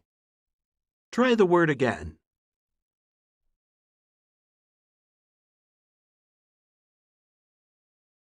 Sulky. Sulky. Sulky is an adjective, meaning in a bad or nasty mood, resentful, or gloomy. Some people may become sulky if they don't get their way. And others may find it difficult to get out of bed on a cold and sulky day. Well, it's your turn now. Say sulky. One more time.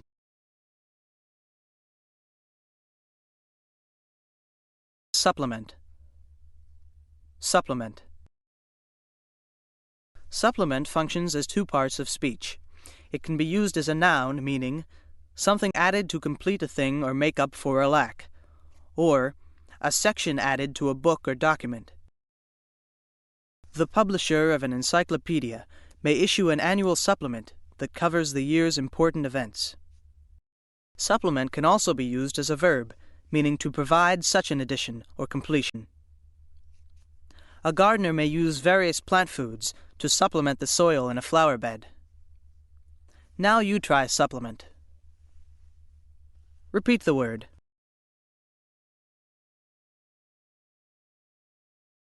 Surge. Surge.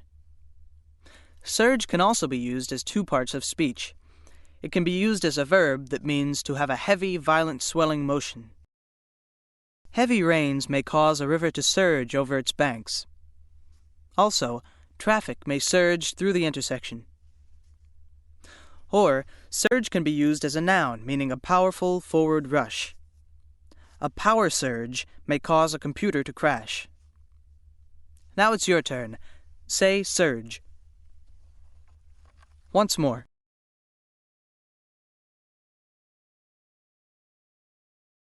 Trait. Trait. Trait is a noun, meaning a quality or characteristic, or a distinguishing feature. Courage, loyalty, and intelligence are traits that most people admire.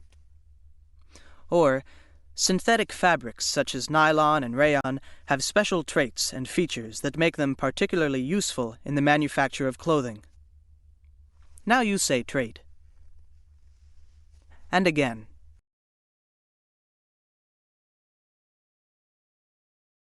Unscrupulous. Unscrupulous. Unscrupulous is an adjective, meaning dishonest, or not guided or controlled by moral principles. The evening news may carry a story about unscrupulous salespeople who prey on unsuspecting tourists. Or, a political leader may take a strong stand against unscrupulous treatment of migrant farm workers. Well, by now you know the drill. Say unscrupulous. Once again.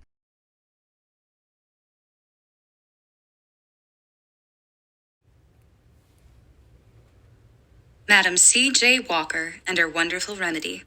Biographical sketch. Pioneering entrepreneur Madam C.J. Walker was likely both the first woman and first African-American self-made millionaire. She achieved her fortune by creating, marketing, and selling a hair tonic for African-American women. She transformed her life and reached her exalted status through hard work, determination, and courage. As she liked to say, I got my start by giving myself a start. Madam Walker's real name was Sarah Breedlove. She was born in 1867 into a glum world of poverty and hardship. Her parents were newly freed slaves who worked the cotton fields on a Louisiana plantation. They left her an orphan at age 7. Sarah Breedlove's early life was full of sadness, trouble, change, and upheaval. Seeking sanctuary from an abusive brother-in-law, she married as a 14-year-old and became a mother as a 17-year-old.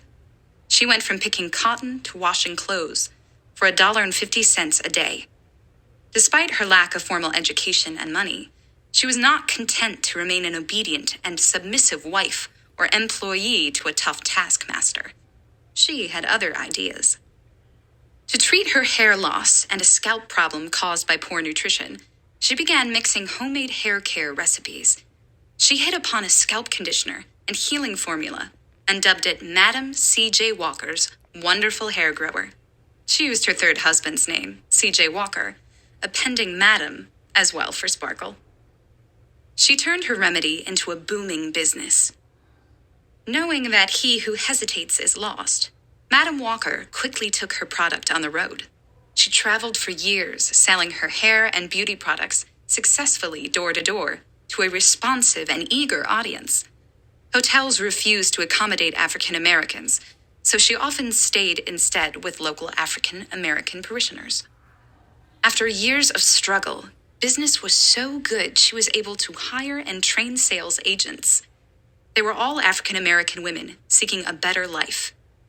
In 1910, Madam Walker moved to Indianapolis and amalgamated her different business ventures into the Madam C.J. Walker Manufacturing Company.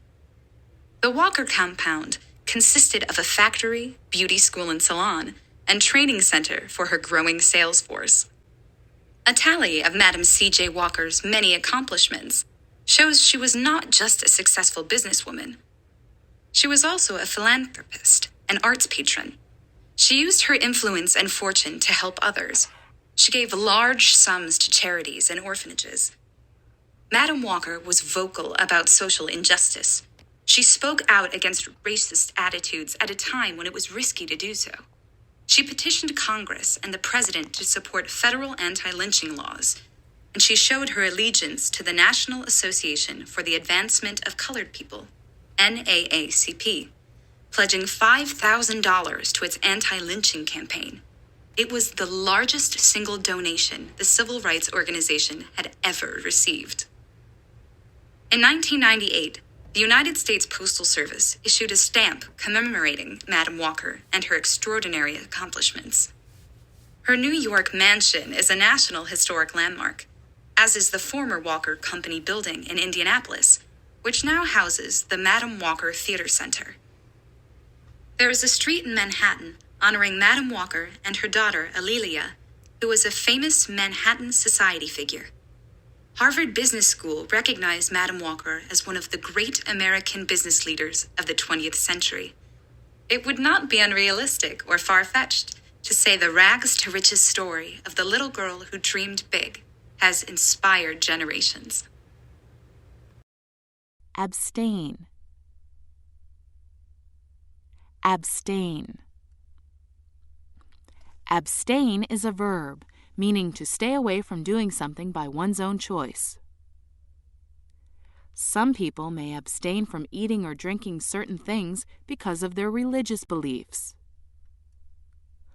Or, the English novelist George Eliot wrote, "Blessed is the man who, having nothing to say, abstains from giving in words evidence of that fact."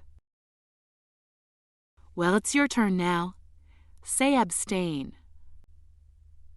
And again.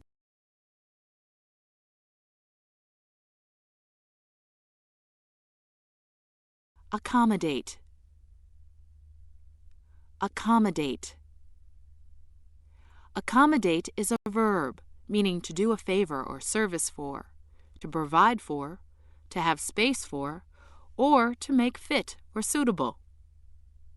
Many hotels have special facilities to accommodate the needs of people who travel on business. And, by law, theaters, office buildings, and restaurants must make arrangements to accommodate people who are in wheelchairs. Now you try accommodate. One more time.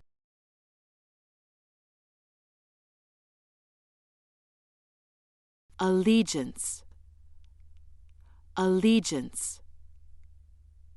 Allegiance is a noun, meaning the loyalty or obligation owed to a government, nation, or cause.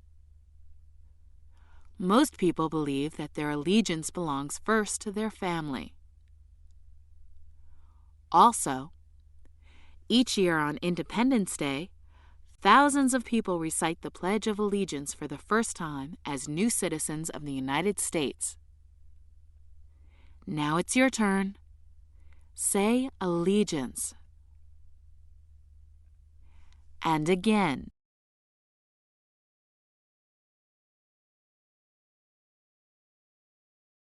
Amalgamate. Amalgamate. Amalgamate is a verb, meaning to unite or to combine elements into a unified whole. 5 rural schools may amalgamate into one large school for all the children in the county. And a small group of stockholders may speak out against amalgamating 2 large banks.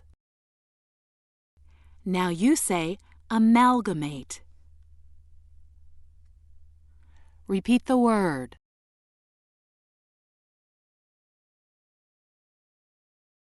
append. Append.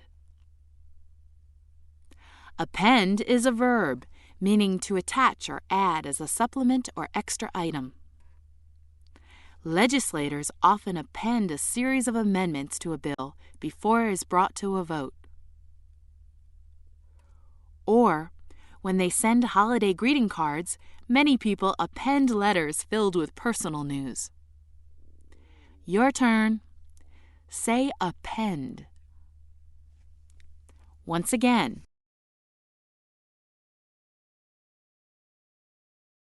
Commemorate.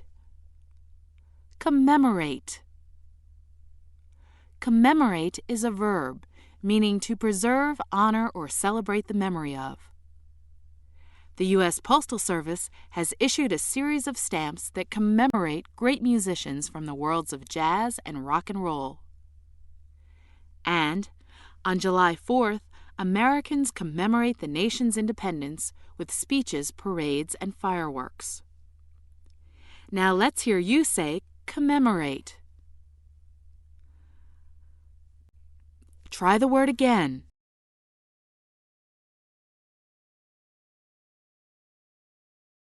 Enumerate. Enumerate. Enumerate is a verb, meaning to count or to name one by one. Most birdwatchers enumerate the species they see during the period of the spring migration. Also, no one enjoys hearing his or her faults enumerated. It's your turn. Say enumerate. One more time.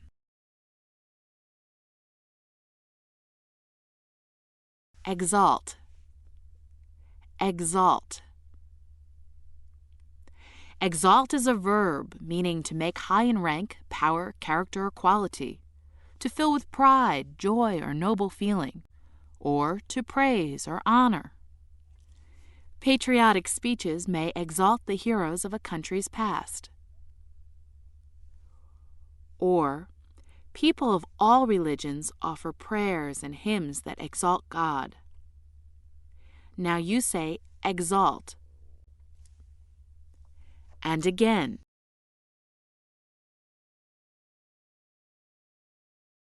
Extort. Extort. Extort is a verb meaning to obtain by violence, misuse of authority, or threats.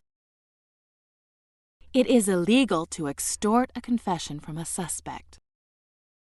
And, according to legend, Robin Hood extorted gold and jewels from the rich in return for safe passage through Sherwood Forest. Well, it's your turn now. Say extort.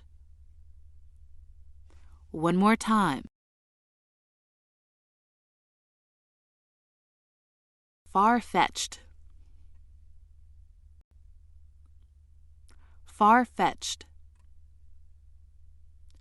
Far-fetched is an adjective meaning strained or improbable, or going far afield from a topic. Only a person who is easily fooled is likely to believe the far-fetched articles in a supermarket tabloid. Or, a judge may caution a lawyer against asking a witness far-fetched questions. Now you say far-fetched. Repeat the word.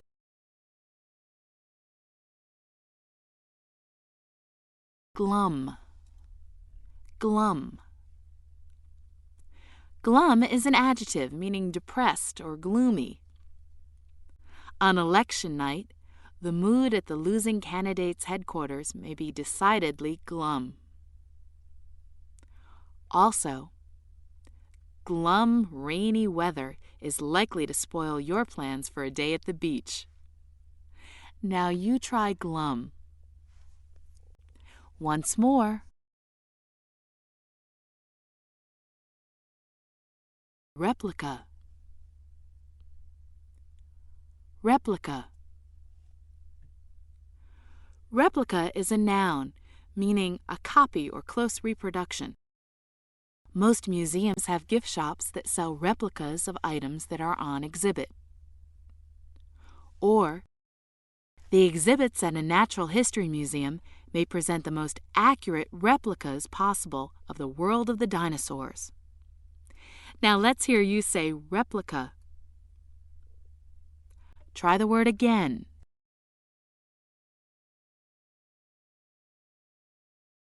Responsive. Responsive. Responsive is an adjective meaning answering, reacting readily to something, or showing interest and understanding. A politician who is responsive to the needs of the voters in her or his district is likely to be re-elected. And a person who is in pain may not be responsive to idle chit-chat. Now you say responsive. Repeat the word.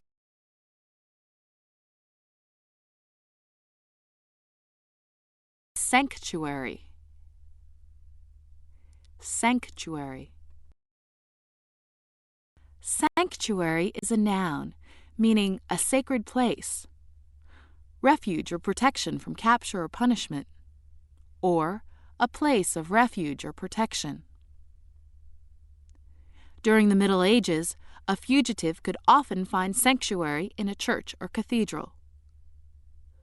Or, a tree house has been a sort of private sanctuary for many a youngster. Now you say sanctuary. And again.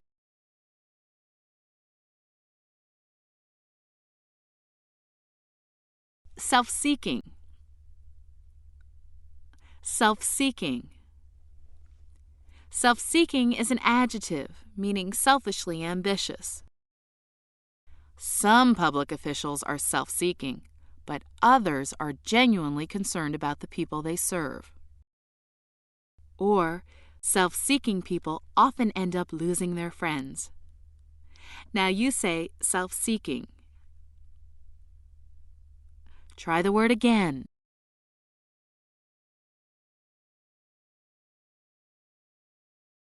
Submissive.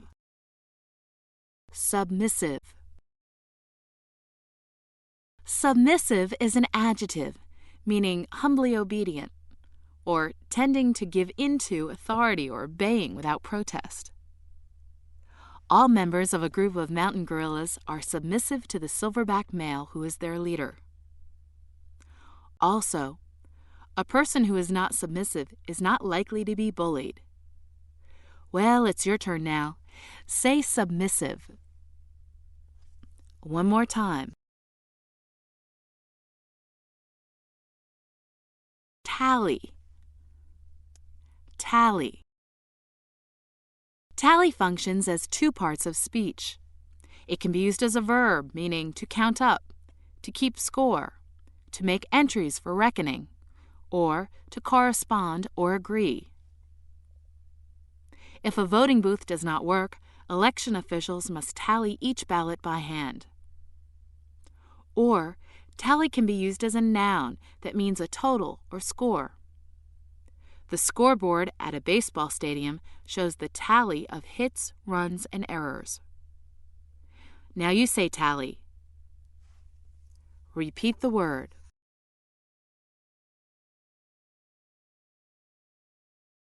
Taskmaster. Taskmaster.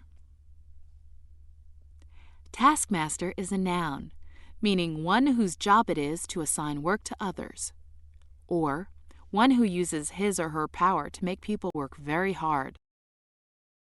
Workers are likely to resent a taskmaster who makes unreasonable demands on them. Also, a person who insists upon perfection from others may be an especially difficult taskmaster. Your turn. Say taskmaster. One more time. Transform. Transform. Transform is a verb meaning to change completely in appearance or form, or to make into something else. Computers have transformed the workplace. And a great sculptor can transform a featureless block of stone into an object of enduring beauty. Now you say transform. Once again.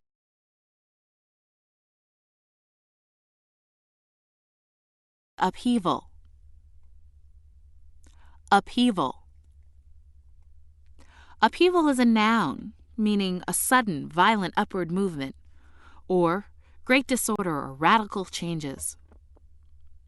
When a person moves to another city or state, his or her life is likely to be in upheaval for weeks. Or, with the collapse of the Soviet Union, Eastern Europe experienced a period of social and economic upheaval. Well, by now you know the drill. Say upheaval. Once again.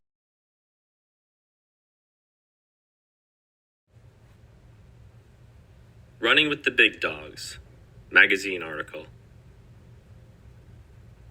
Throughout history, humans have depended on working guard dogs to protect and herd their animal flocks. For centuries, these dogs have served as beacons of protection. A well-trained guard dog is probably the most sensible precaution a shepherd or rancher can take to protect his herds against dangerous encounters with wolves or bears. The size, strength, and speed of three breeds shed some light on their ability to retaliate fiercely against attackers. First is the Great Pyrenees. This truly massive breed takes its name from the Pyrenees Mountains, located between France and Spain. Comparative data show that this is one of the largest of the flock guardians. A Great Pyrenees may stand as high as 32 inches and weigh up to 130 pounds. The medium-long snow-white coat is sometimes shaded with gray or tan.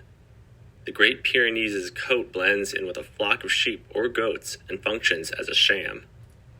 Would-be attackers often do not suspect that the large white shape among the herd animals is really a protector of epic strength and courage. A Pyrenees will stop at nothing to chasten or even kill any invader threatening his flock. It does not detract from the Pyre's awesome reputation to note that the breed is easily trained and especially patient with children. This makes the Pyre a wholesome household pet. The breed combines safety, affection, and beauty. Like the Great Pyrenees, the Komondor Sheepdog of Hungary enjoys the benefit of camouflage.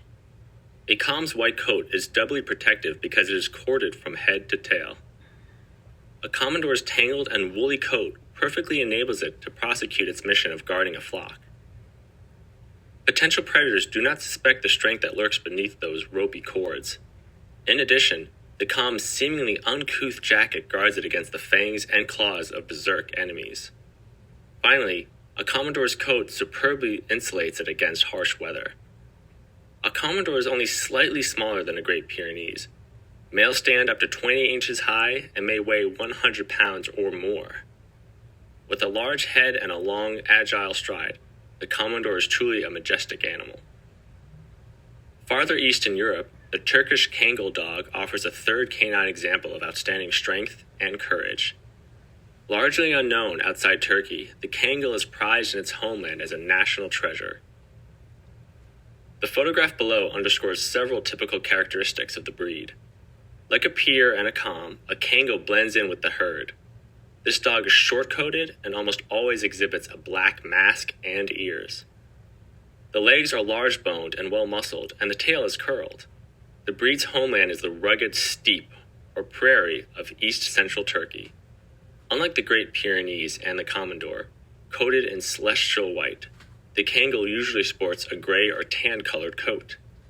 The very appearance of a Kangal projects authority. Any illusions that attackers of the herd may harbor will truly be punctured if a Kangal is on duty. Readers can find out more about each of these breeds. Nationally recognized breed associations are located throughout the country. Beacon. Beacon. Beacon is a noun meaning a light or other signal that warns and guides, a lighthouse, or anything that guides or inspires. The North Star was a beacon to Harriet Tubman as she led hundreds of people along the Underground Railroad to freedom. Or, for over 200 years, our Declaration of Independence has been a beacon to countries seeking freedom and democracy. Now let's hear you say beacon. Try the word again.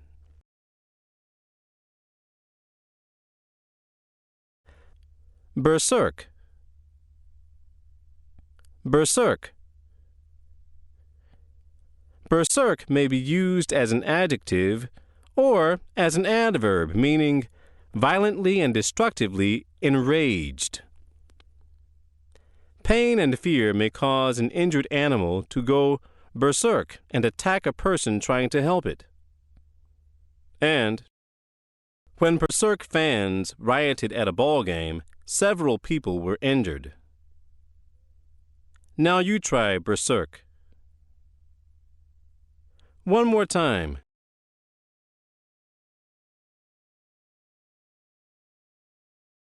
Celestial. Celestial. Celestial is an adjective meaning having to do with the sky or heavens.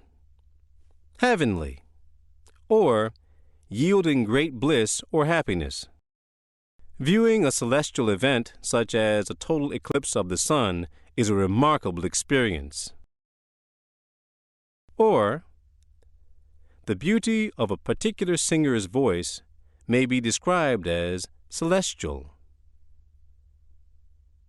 Now it's your turn. Say celestial. And again.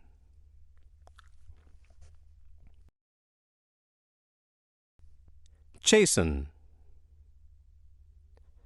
Chasten. Chasten is a verb meaning to punish in order to improve behavior, or to restrain or moderate. A judge may chasten someone who has committed a petty crime by ordering him or her to do community service. Also, monitors may need to chasten students who linger in the halls after classes have started. Now you say chasten. Repeat the word.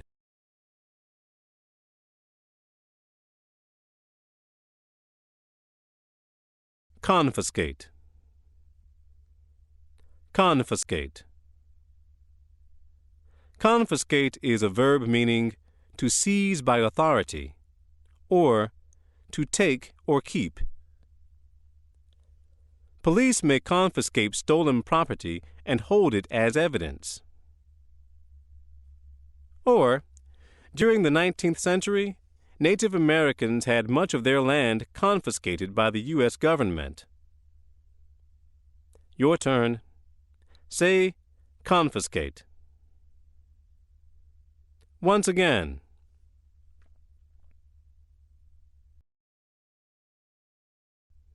Data. Data.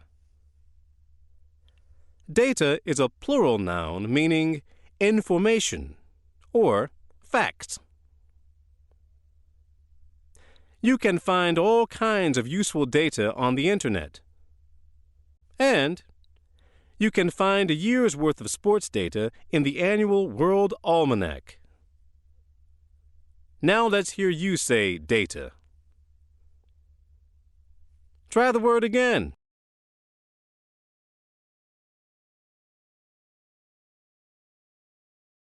Detract. Detract. Detract is a verb meaning to take away from, or to reduce in value or reputation. A poor speaking voice may detract from a lecturer's ability to get his or her point across to an audience. And worn and uneven floors are likely to detract from the value of a house that is for sale. Your turn. Say detract. One more time.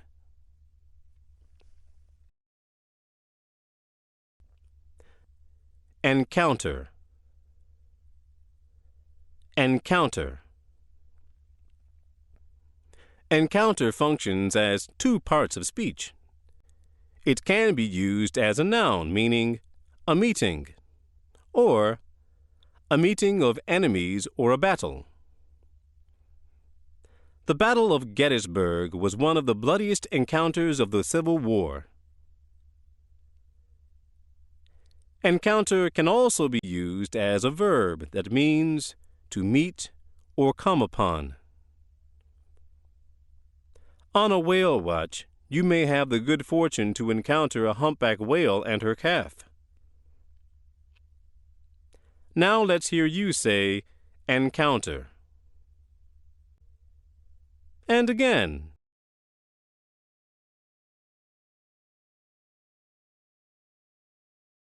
Epic. Epic. Epic can also be used as two parts of speech. It can be a noun that means a long narrative poem about the deeds of heroes, or an event or movement of great sweep. Tennyson's epic, Idylls of the King, tells the story of King Arthur and the Knights of Camelot. Or epic can be an adjective meaning on a grand scale or vast. Many migratory animals undertake epic journeys in search of food and breeding grounds. Now you say epic. Repeat the word. Pantomime. Pantomime. Pantomime is another word that functions as two parts of speech. It can be used as a noun, meaning a play or story performed without words by actors using only gestures. Regardless of what languages the members of an audience may speak, they can usually understand the meaning of a pantomime. Pantomime can also be used as a verb that means to express using gestures but not words. In the game of charades, players pantomime clues to the words their teammates must guess. Now it's your turn. Say pantomime. Once again.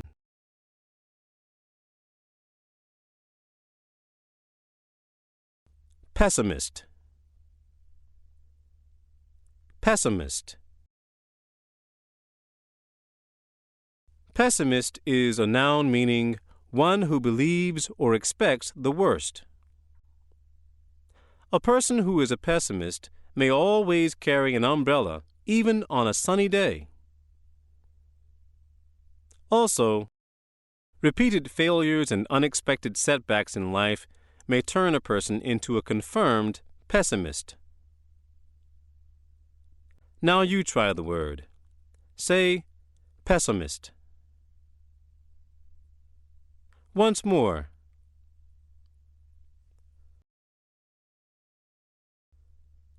Precaution.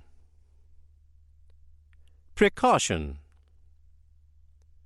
Precaution is a noun meaning care taken beforehand, or a step or action taken to prevent something from happening. Doctors advise people to apply sunscreen before going outdoors as a precaution against skin cancer. Or, you should use a secret password as a precaution against someone gaining access to your computer files. Now let's hear you say precaution. Try it again.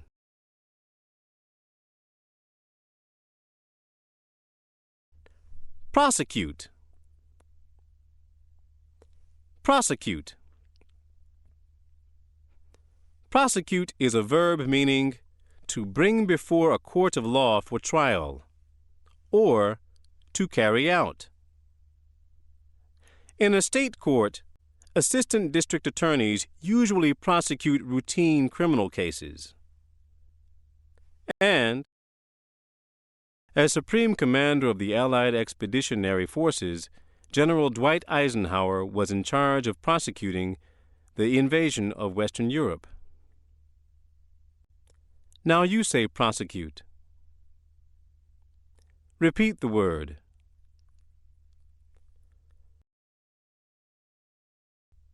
Puncture. Puncture. Puncture functions as two parts of speech. It can be used as a noun, meaning a small hole made by a sharp object. The spots where bullets had struck the wall were clearly indicated by perfectly symmetrical punctures in the woodwork. Or puncture can be used as a verb that means to make a small hole or pierce. Broken glass lying in the street may easily puncture the tires of an automobile. Now it's your turn. Say puncture. And again.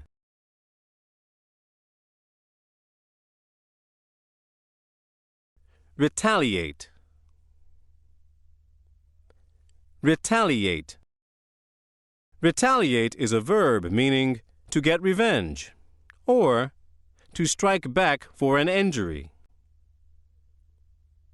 The Bible teaches us to forgive those who do us harm rather than retaliate against them. And our legal system makes it possible for society to retaliate against those who commit crimes. Now you say retaliate. Repeat the word.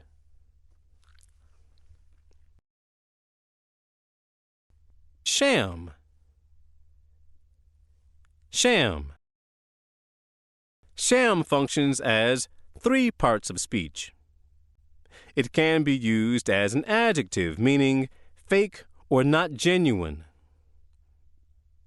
Police sometimes set up sham businesses in order to catch criminals. Sham can also be used as a noun that means something false pretending to be genuine, a pretender, or a decorated pillow covering. The sets on a television program may look very realistic, but they are actually skillful shams. Or sham can be a verb, meaning to pretend. A person may sham interest in a boring conversation to avoid being impolite. Well, it's your turn now. Say sham. One more time.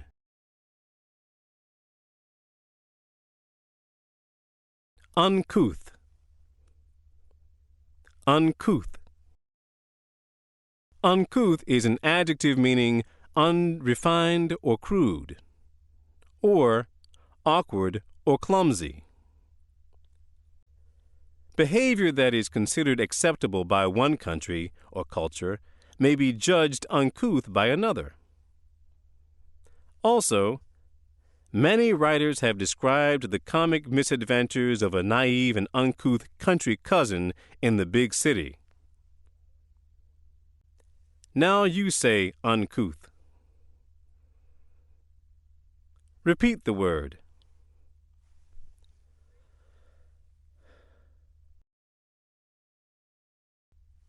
Underscore. Underscore. Underscore functions as two parts of speech. It can be used as a verb meaning to draw a line under, or to put special emphasis on. A skilled public speaker knows when to use a dramatic gesture to underscore an important point. Underscore can also be used as a noun, meaning a line drawn under something. An editor uses an underscore to indicate that a word should be italicized. Now it's your turn. Say underscore. Once more.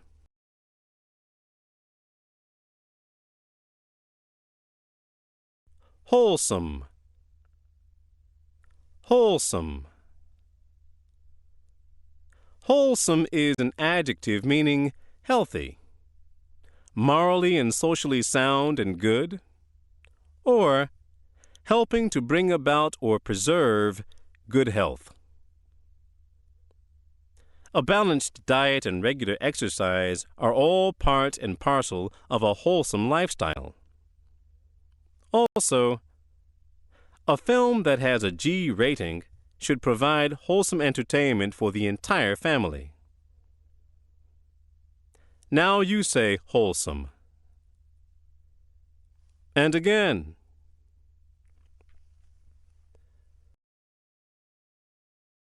Wistful. Wistful. Wistful is an adjective meaning full of melancholy yearning or longing, or sad. A poet's wistful verses may tell a sad tale of unrequited love. And a person may feel wistful when her or his vacation is about to end. Well, by now you know the drill. Say wistful. Once again.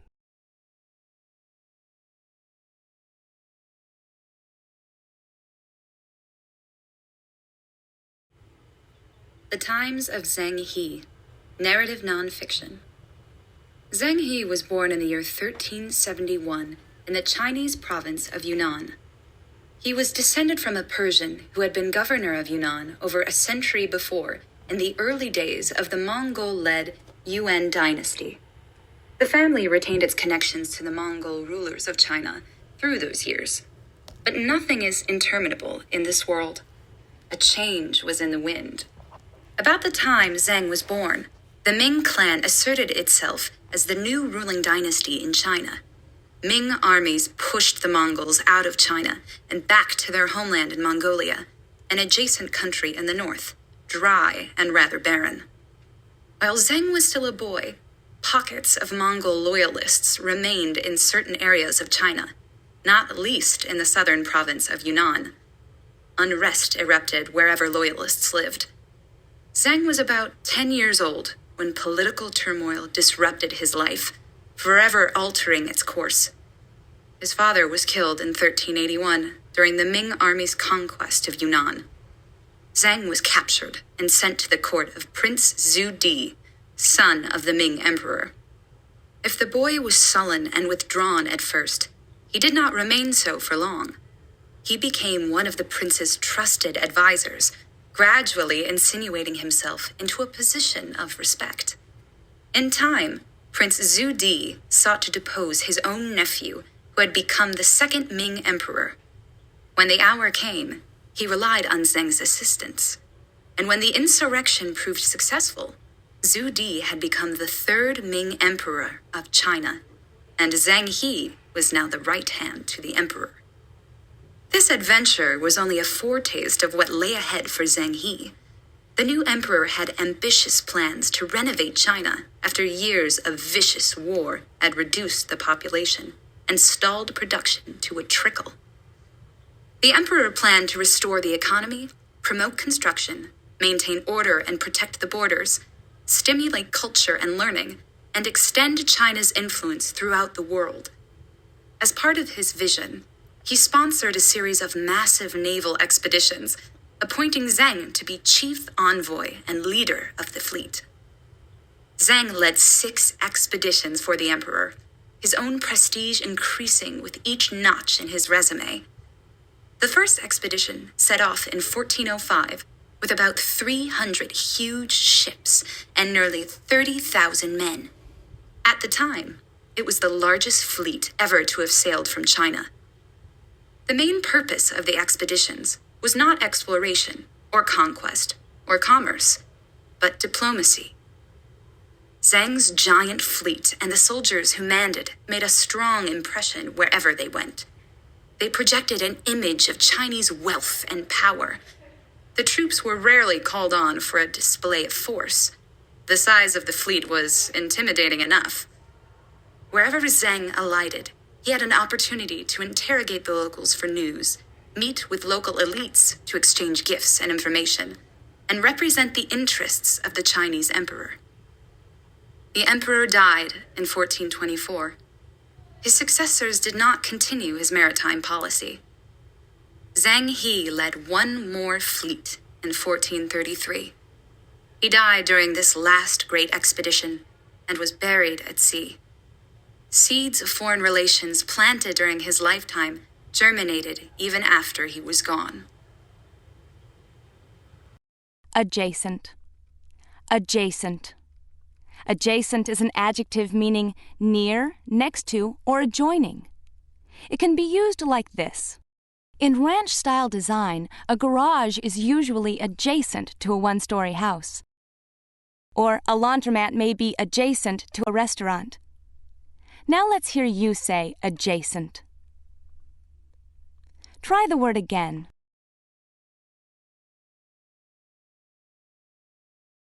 Alight. Alight. Alight functions as two parts of speech. It can be used as a verb meaning to get down from or to come down from the air. A robot probe may alight on the surface of Mars. Alight can also be used as an adjective meaning lighted up. The sky on the 4th of July is often alight with fireworks. Now you try alight. One more time.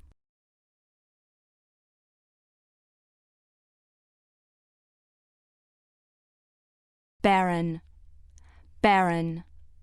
Barren is an adjective meaning not productive or bare. A lava flow may turn a lush landscape into a charred and barren wasteland. And even great writers sometimes feel that they are totally barren of new ideas. Now it's your turn. Say the word barren. And again. Disrupt. Disrupt. Disrupt is a verb meaning to break up or disturb. A thunderstorm may disrupt radio and television signals. Or a ringing telephone may disrupt your train of thought. Now you say disrupt. Repeat the word. Dynasty. Dynasty. Dynasty is a noun meaning a powerful family or group of rulers that maintains its position or power for some time. 2 members of the Adams dynasty became President of the United States. And a team that wins the championship year after year may be called a dynasty. Your turn. Say dynasty. Once again. Foretaste. Foretaste. Foretaste is a noun meaning an advance indication, sample, or warning. An extremely good early novel may give readers a foretaste of a writer's talents. Also, a warm day in late winter is a pleasant foretaste of spring. Now let's hear you say foretaste. Try the word again.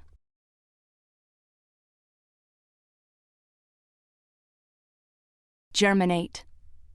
Germinate.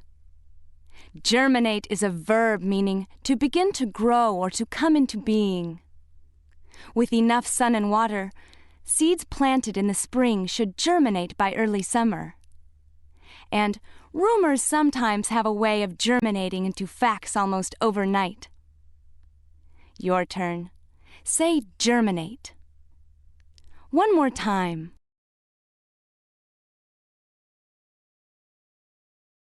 Humdrum. Humdrum. Humdrum is an adjective meaning ordinary, dull, or without variation. Herbs and spices can really add pizzazz to a humdrum dish. Or, a person who lives in the suburbs may face a humdrum commute to work in the city every day. Now let's hear you say humdrum. And again.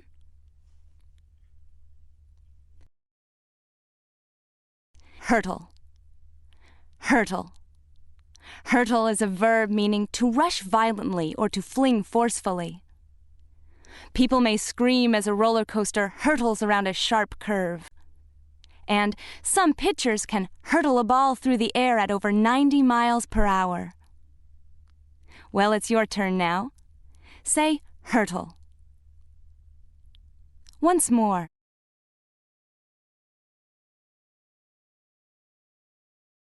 Insinuate. Insinuate. Insinuate is a verb meaning to suggest slyly or to edge into something indirectly. Defense attorneys often insinuate that their clients have been framed. Also, a person may insinuate him or herself into a conversation. Now it's your turn. Pronounce the word insinuate. Once again.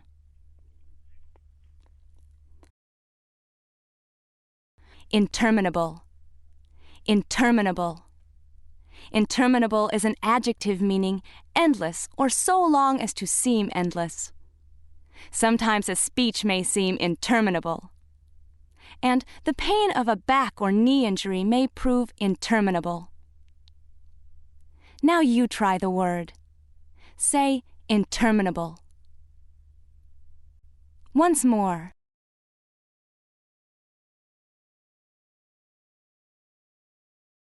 Interrogate. Interrogate.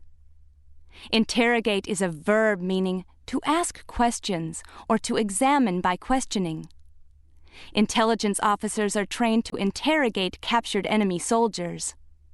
Or, before a trial, lawyers for the prosecution and the defense interrogate potential jurors. Now let's hear you say interrogate. Try the word again.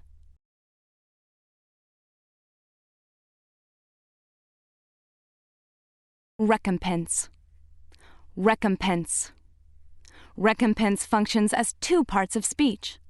It can be used as a verb meaning to pay back or to give a reward. No amount of money can ever recompense a person for the loss of a loved one. Recompense can also be used as a noun meaning a payment for loss, service, or injury. Seeing a child grow up healthy and happy is all the recompense a good parent requires. Now you say recompense. Repeat the word. Renovate. Renovate. Renovate is a verb meaning to repair or restore to good condition. A homeowner may renovate the basement in order to give his or her growing family more living space. Or, it is easier to repair a damaged building than to renovate a ruined reputation. Now it's your turn. Say renovate. And again.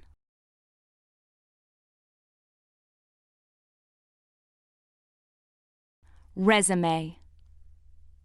Resume. Resume is a noun meaning a brief summary or a short written account of one's education, work experience, or qualifications for a job. A teacher might ask students to prepare a resume of the books they read during the summer. And most experts agree that a good resume is only the first step toward landing a desirable job. Now you say resume. Try the word again. Sullen. Sullen. Sullen is an adjective meaning silent or brooding or sluggish. One of your classmates may have a rather sullen disposition. Or, on a dreary day, the sky may be filled with sullen clouds. Well, it's your turn now. Say sullen. One more time.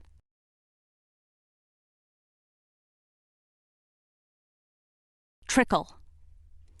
Trickle. Trickle functions as two parts of speech. It can be used as a verb meaning to flow by drops or in a small stream. Drops of water usually trickle off icicles as they melt.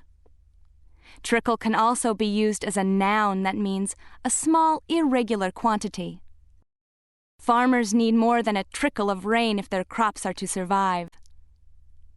Now let's hear you say trickle. Repeat the word.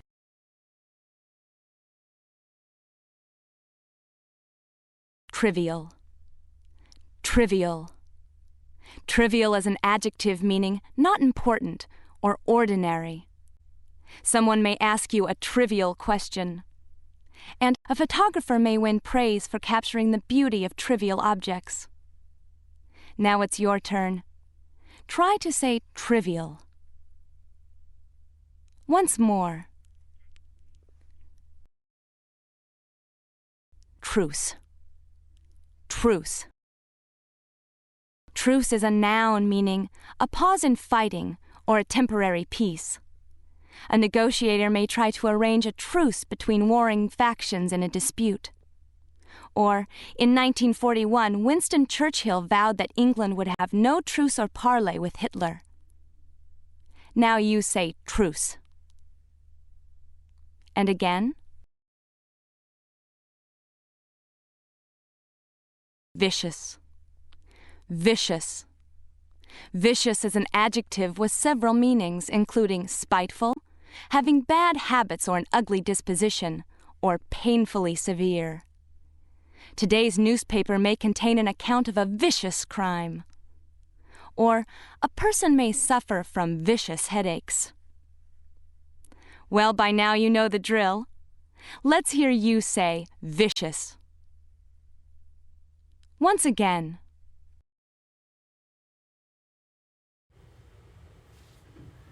In poor taste, letter to the editor.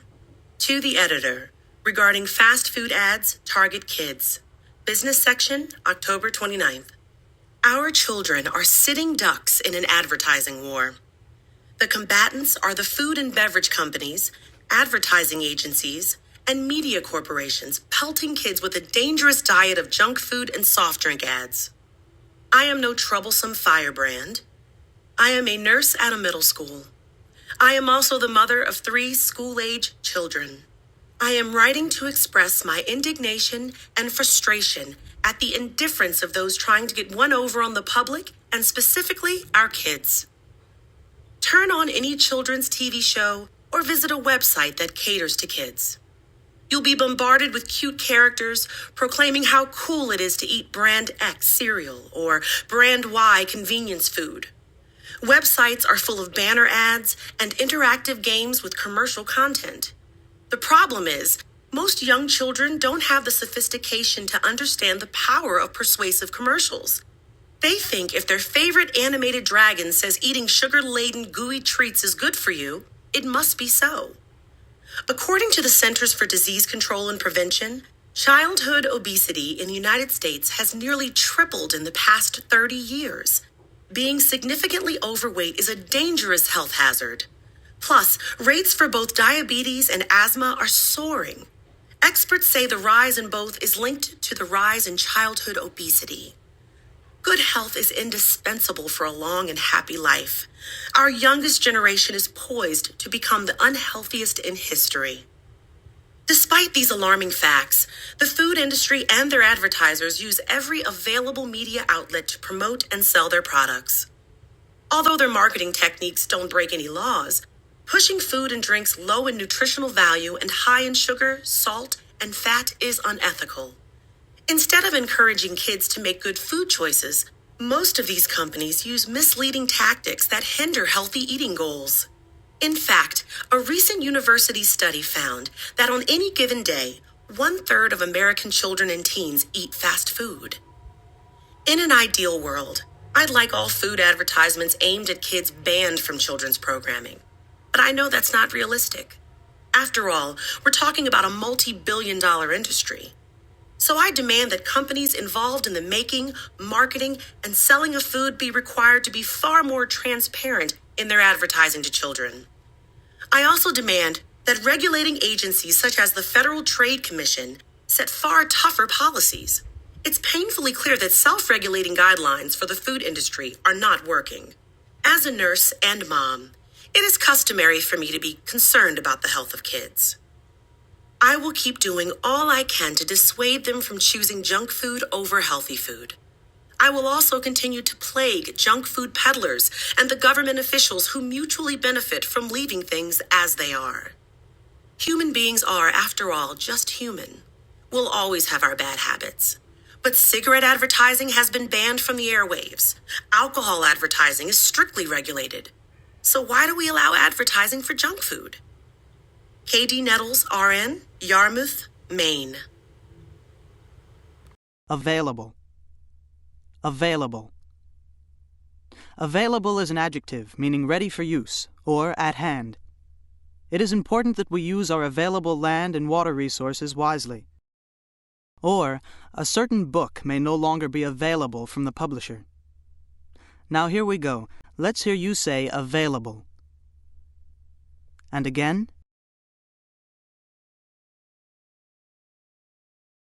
Cater. Cater. Cater is a verb meaning to satisfy the needs of, or to supply food and service. Some newspapers and magazines cater to the public's appetite for gossip about celebrities. Also, even couples on a strict budget usually hire professionals to cater their wedding reception. Now you say cater. Try the word again.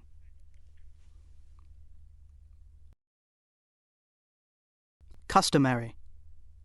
Customary. Customary is an adjective meaning usual, expected, or routine. 15 to 20% of the bill is the customary tip for service in a restaurant. And it is customary for most painters to sign their canvases. Now it's your turn. Say customary. And again.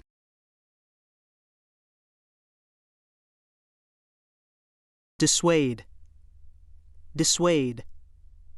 Dissuade is a verb meaning to persuade, not to do something. You may try to dissuade a friend from acting hastily. Or, seeing the effects of smoking may dissuade some people from taking up the habit. Now you say dissuade. Repeat the word.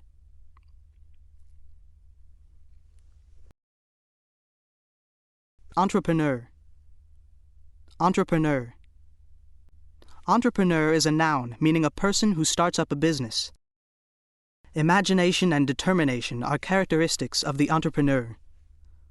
Or, the life of any entrepreneur is never dull or predictable. Your turn. Say entrepreneur. Once again.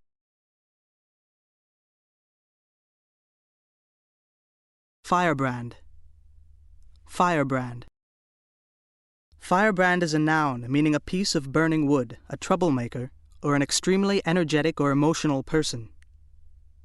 A devastating forest fire may begin with a single, smoldering firebrand. And a firebrand may incite a crowd of protesters to violence. Now let's hear you say firebrand. Try the word again.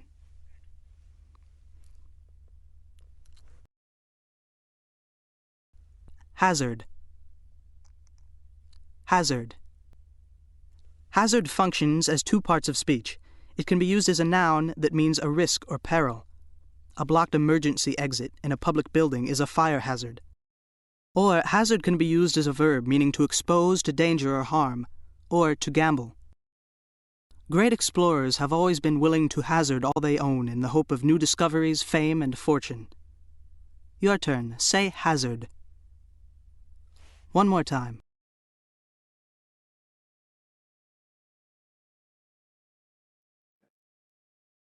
Hinder.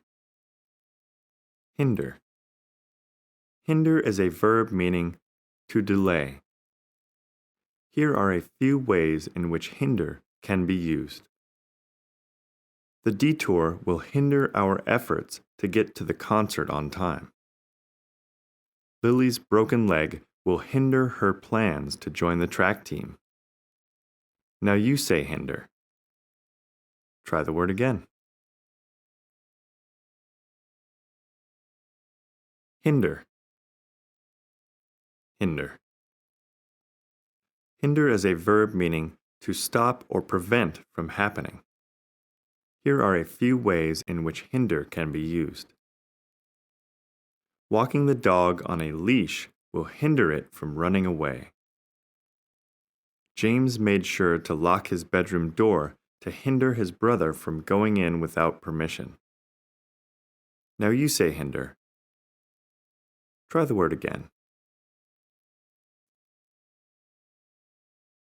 Homicide. Homicide. Homicide is a noun meaning the killing of one person by another. According to some statistics, one homicide is committed somewhere in the United States every few hours. Also, in many mystery novels, there is a homicide in the first chapter. Now let's hear you say homicide. And again. Indifference. Indifference. Indifference is a noun meaning a lack of interest or concern. A person's air of indifference may be a cover for fear of failure. Or, a person's actions may demonstrate indifference to the safety of others. Now you say indifference. Repeat the word.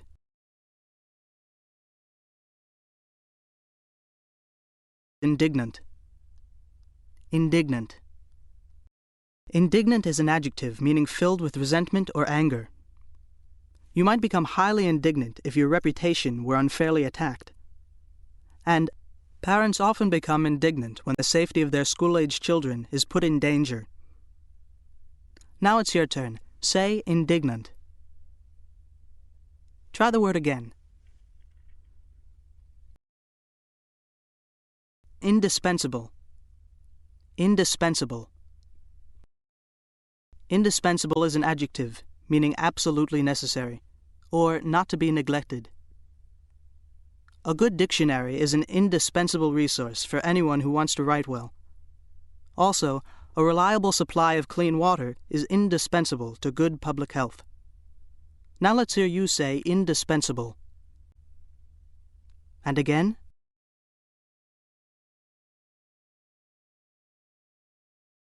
Lubricate. Lubricate. Lubricate is a verb meaning to apply oil or grease, or to make smooth, slippery, or easier to use. If you lubricate the hinges of a squeaky door, you can eliminate annoying noises. Or it has often been said that a good dinner lubricates social communication. Now you try the word. Say lubricate. Once more.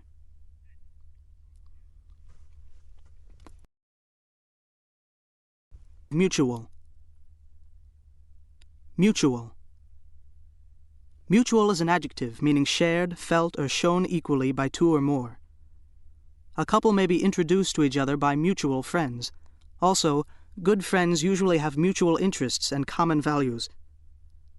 Now you say mutual. Repeat the word. Pelt. Pelt.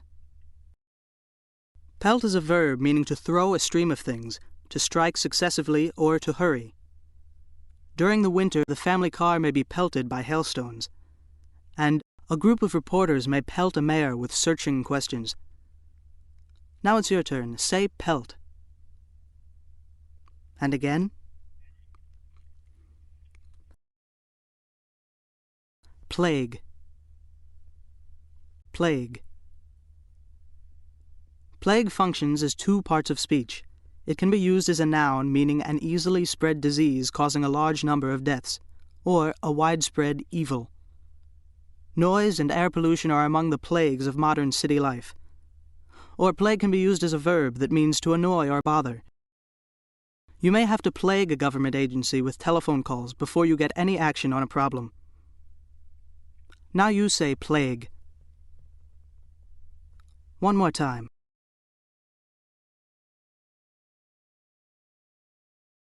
Poised. Poised. Poised is an adjective meaning balanced or suspended, calm or controlled, or ready for action. A candidate for public office may be extremely poised, or runners may be poised on the starting blocks at the beginning of a foot race. Well, it's your turn now. Say poised. And again.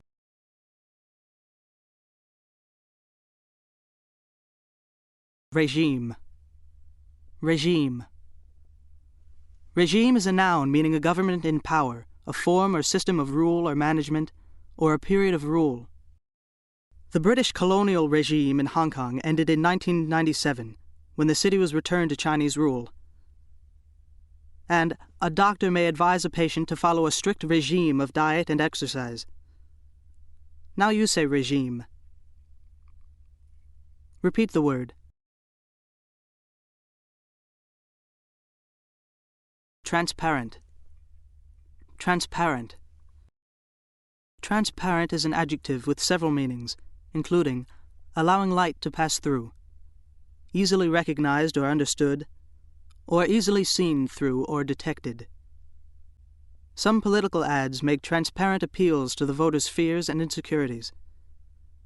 Also, a story in a tabloid newspaper may be a transparent fabrication. Now you say transparent. And again. Unscathed. Unscathed. Unscathed is an adjective meaning wholly unharmed. Children who are victims of violence rarely grow up unscathed. Or a forest fire may destroy some trees, yet leave others unscathed. Well, by now you know the drill. Let's hear you say unscathed. Repeat the word.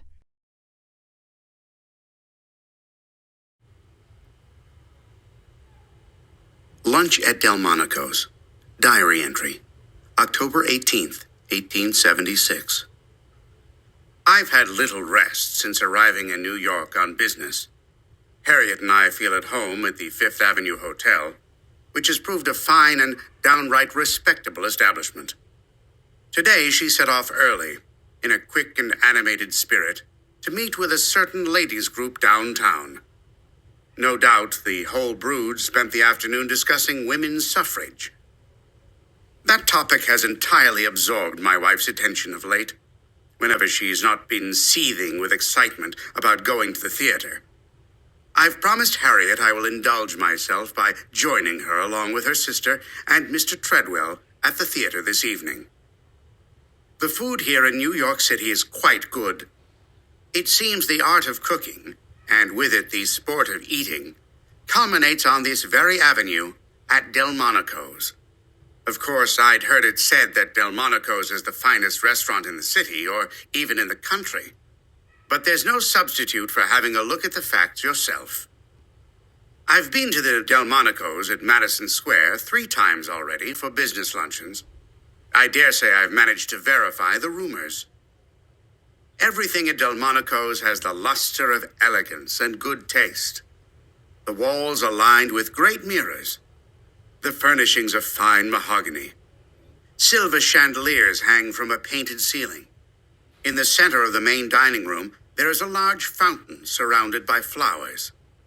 This room enjoys a view of Fifth Avenue, and the well-placed diner can see a well-kept lawn and the trees and gardens of Madison Square. If he forgets to look up from his table, he'll be delighted almost as much by the craft of every miscellaneous detail, from the tablecloth to the silverware.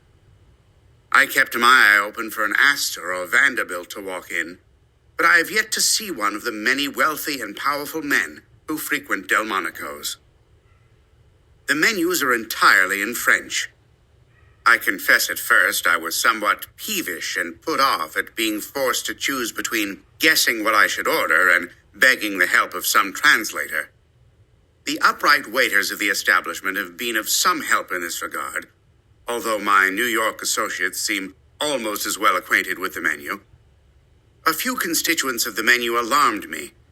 There was one dish consisting primarily of snails, but my companion on that occasion, Mr. Jameson, managed to goad me into trying it. After my initial shock, I found it a delicate and perfectly delicious dish. I was also persuaded to try the delicious lobster a la Wenberg. I'm told this is a new concoction of the chef's. I must say, however, that having sampled a great variety of dishes that were new and unique to me, I began last night to hanker for a good piece of beef. The steak Delmonico I enjoyed for lunch this afternoon was as fine a cut as I've tasted anywhere out west. The chef cooks them to the customer's preference. I ordered mine rare and slightly singed. In fact, I've just returned from that meal, which I took alone. It's left me in fine spirits. Whoever said the more the merrier got it wrong. For the moment, I've forgotten about the work ahead of me tomorrow.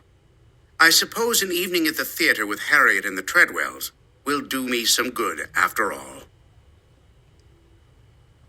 Animated. Animated. Animated is an adjective meaning full of life, lively, or alive, or a participle meaning moved to action. A novelist may be praised for writing animated dialogue. Or, a desire to avenge his murdered father animates Shakespeare's Hamlet. Now you say, animated. Repeat the word.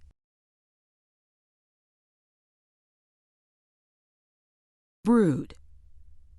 Brood. Brood functions as two parts of speech. It can be used as a noun, meaning a family of young animals, or any group having the same nature and origin. A popular sitcom may tell the story of parents who combine their separate broods into one family. Brood can also be used as a verb that means to think over in a worried, unhappy way. You should try to learn from your mistakes rather than brood over them. Well, it's your turn. Say brood. Once again.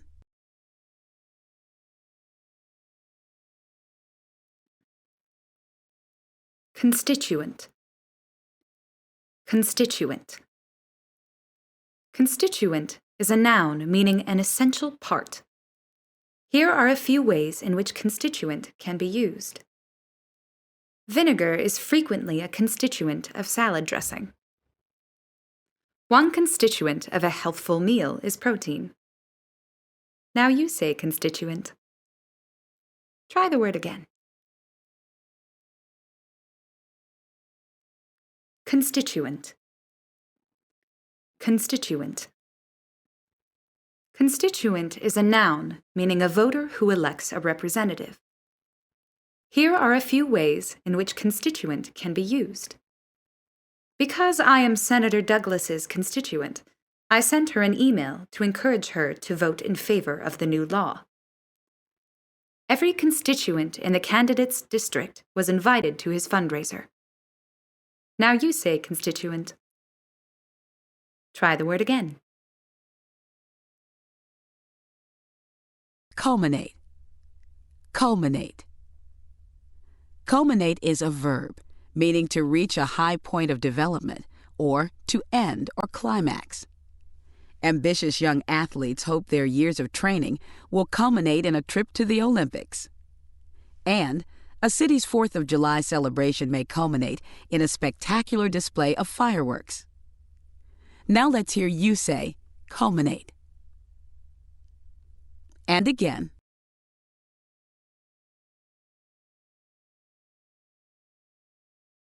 Downright. Downright. Downright functions as two parts of speech. It can be used as an adverb that means thoroughly. Scrooge in Dickens' A Christmas Carol was not only stingy, but downright bad-tempered. Or downright can be used as an adjective, meaning absolute or complete, or frank or blunt. One of your friends may be described as downright and plain-spoken. Now you say downright. Repeat the word. Drone. Drone. Drone also functions as two parts of speech. It can be used as a noun, meaning a loafer, a buzzing or humming sound, a remote control device, or a male bee. The drone of machinery may block out other noises. Drone can also be used as a verb that means to make a buzzing sound or to speak in a dull tone of voice. A candidate who wants to capture the imagination of the voters cannot drone on with the same old tired ideas. Your turn. Say drone. Once more. Goad. Goad. Goad is another word that functions as two parts of speech. It can be used as a verb that means to drive or urge on. A preacher may try to goad sinners to repent.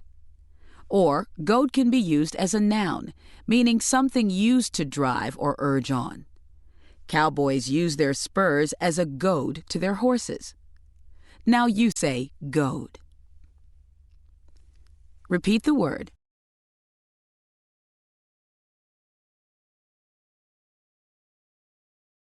Hanker. Hanker. Hanker is a verb meaning to long for, to desire. Here are a few ways in which hanker can be used. Looking at the photo of her best friend made Risa hanker to see her. When I visit the busy city, I hanker for the quiet and calm of my small hometown. Now you say hanker. Try the word again. Indulge. Indulge. Indulge is a verb meaning to give into a wish or desire, or to give oneself up to.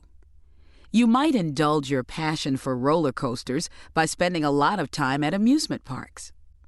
Also, you might use a birthday party as an excuse to indulge in sweets of all kinds. Your turn. Say indulge. One more time.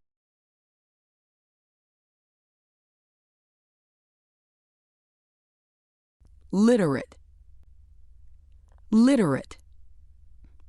Literate is an adjective meaning able to read and write, or having knowledge or training. Graduates who are computer literate can expect to find excellent jobs in today's world. And a person may be literate without being well read. Now let's hear you say literate. And again.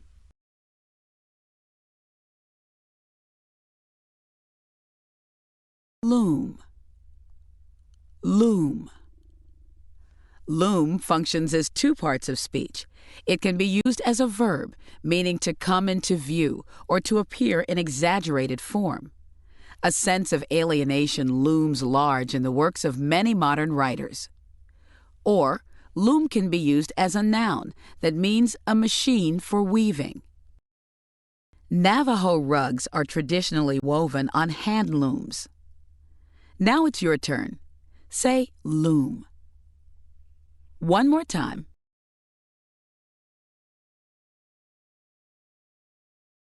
Luster. Luster. Luster is a noun meaning the quality of giving off light, or brilliance. A dining room table may be polished to a high luster. Also, most celebrities are well aware that the luster of stardom may soon fade. Now you try the word. Say luster. Once more.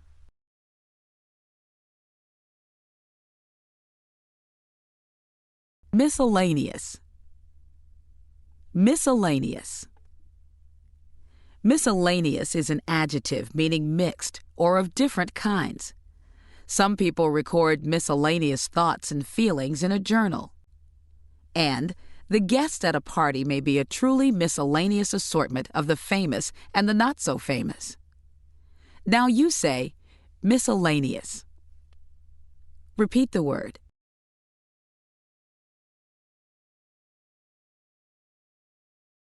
Oration. Oration. Oration is a noun meaning a public speech for a formal occasion. Demosthenes' orations against King Philip II of Macedon are still read by students of the art of public speaking. Also, students are sometimes asked to memorize Antony's funeral oration from Shakespeare's Julius Caesar. Your turn. Say oration. One more time. Peevish.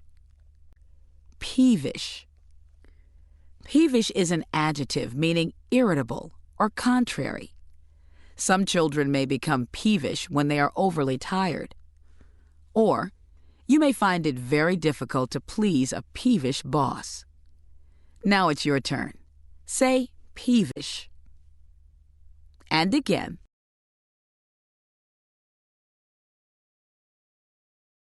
Seethe. Seethe. Seethe is a verb meaning to boil or foam, or to be excited or disturbed. Smoke and burning lava may seethe from an active volcano for months. And someone you know may rush into the room seething with anger. Now you say, seethe. Try the word again.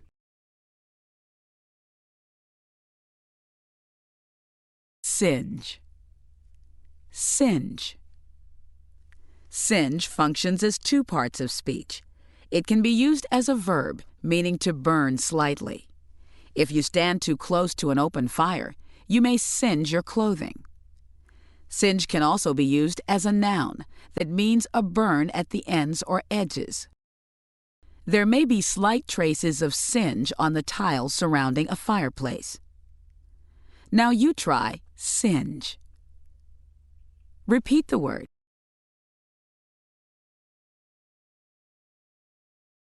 Unique. Unique. Unique is an adjective that means one of a kind or unusual. Individual tigers can be identified by the unique patterns of stripes and spots on their coats. And the recent expedition to Mars offered scientists a unique opportunity to study the famous red planet. Your turn. Say unique. And again.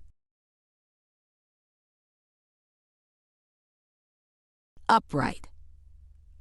Upright. Upright functions as two parts of speech. It can be used as an adjective, meaning vertical, or honest. A person may be greatly admired for having an upright character.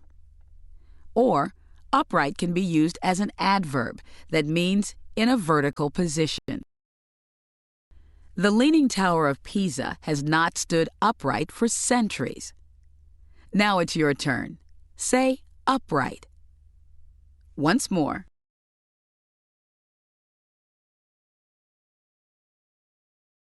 Verify. Verify. Verify is a verb meaning to establish the truth or accuracy of, or to confirm. Most prosecutors try to verify the reliability of the witnesses they plan to present in court. Also, sales clerks usually verify a credit customer's signature before ringing up a sale. Now you say verify. And again.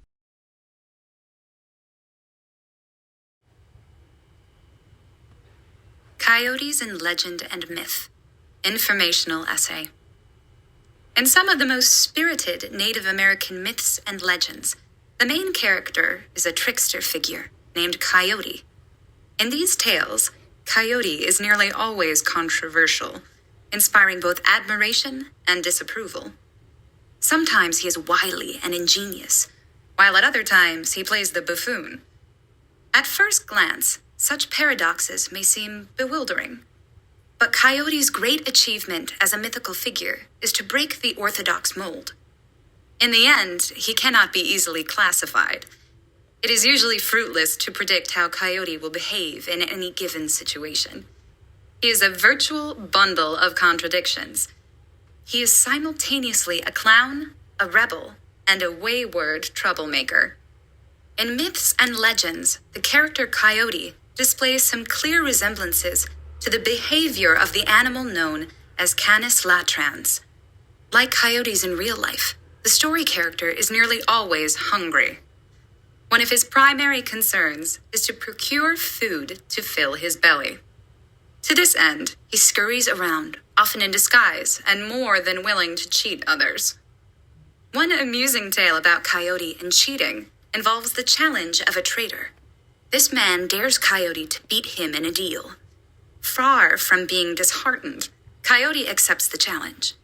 He tells the man, though, that he needs to return home to collect his cheating medicine. Coyote will need to borrow the traitor's horse. Also, to make the horse comfortable, he will need to borrow the traitor's clothes. Eagerly, the traitor gives in to these requests. As Coyote rides off into the distance, the traitor, who had hoped to inflict a defeat on Coyote, is left mortified and wincing with shame. In another tale, an opponent turns the tables on Coyote. Bearing out the truth of the old adage, set a thief to catch a thief.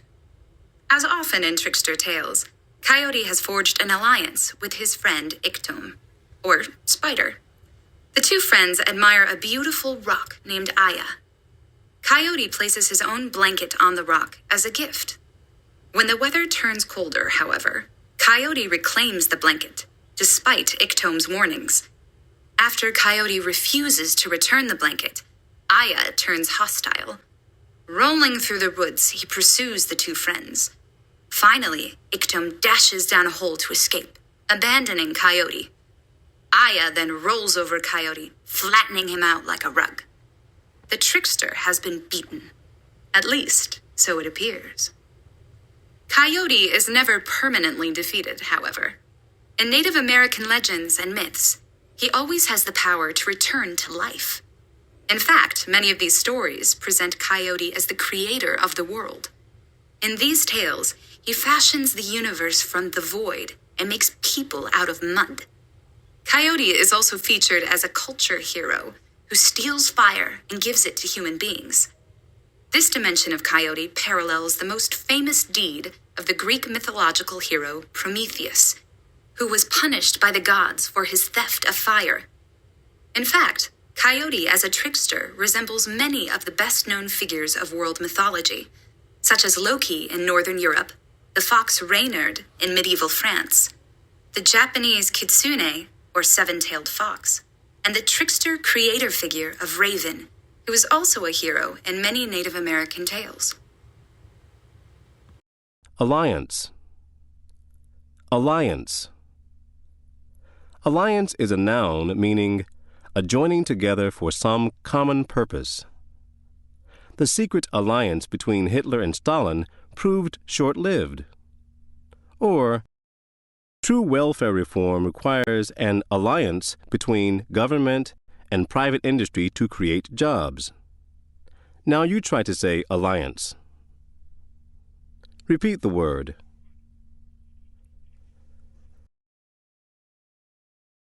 Bewilder. Bewilder. Bewilder is a verb meaning to puzzle or confuse completely. The instructions in a computer manual may bewilder anyone who is not familiar with programming. And the intricate paths in a garden maze are meant to bewilder and amuse the visitor. Now you try bewilder. One more time. Buffoon. Buffoon. Buffoon is a noun, meaning a clown or a coarse person. In Shakespeare's tragedies, there are always a few scenes with buffoons to provide comic relief. Or, a social gathering may be marred by the disruptive behavior of a buffoon. Now it's your turn. Say buffoon. And again.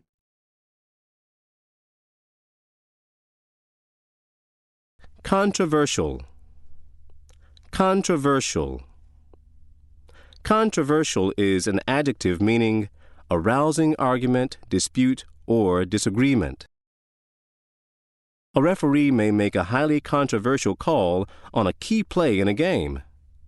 Also, Senate confirmation of a president's nominee for a seat on the Supreme Court may prove a controversial process. Now you say controversial. Repeat the word.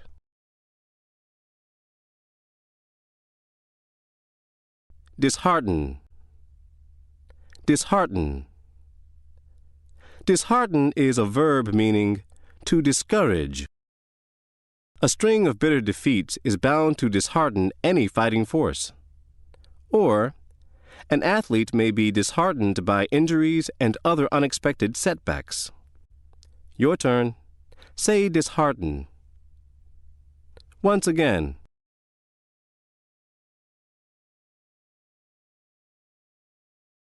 Fruitless. Fruitless. Fruitless is an adjective that means not producing the desired results or unsuccessful. Negotiations for a halt in hostilities in some strife-torn part of the world may be fruitless. And your search for your missing keys may prove fruitless. Now let's hear you say fruitless. Try the word again. Hostile. Hostile. Hostile is an adjective meaning unfriendly, unfavorable, or warlike and aggressive. Lawyers for the defense may find it necessary to put a hostile witness on the stand. Or, proposals for a reform of the tax code may receive a hostile reception in some quarters of the government. Your turn. Say hostile. One more time.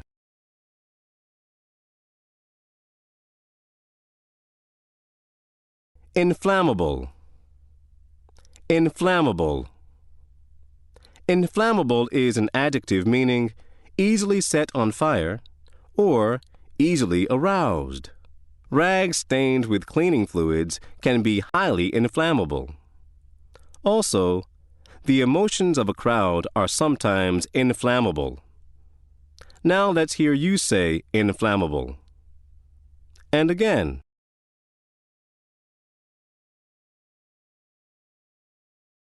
Inflict. Inflict. Inflict is a verb meaning to give or cause something unpleasant, or to impose. A severe hurricane can inflict wind and water damage hundreds of miles away from its center.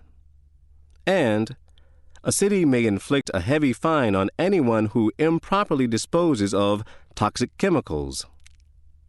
Now you say inflict. Repeat the word. Malignant. Malignant. Malignant is an adjective meaning extremely harmful or spiteful. Modern chemotherapy may shrink many malignant tumors. Or, in 1692, a malignant rumor of witchcraft led to the deaths of 19 people in Salem, Massachusetts. Now it's your turn. Say malignant. Once again.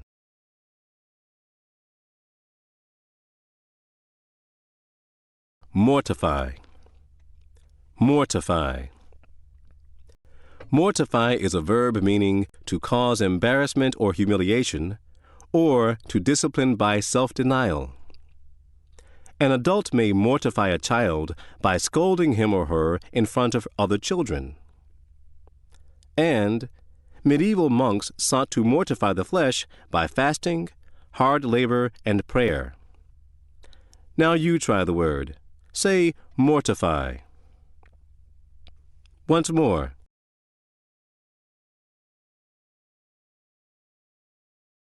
Orthodox.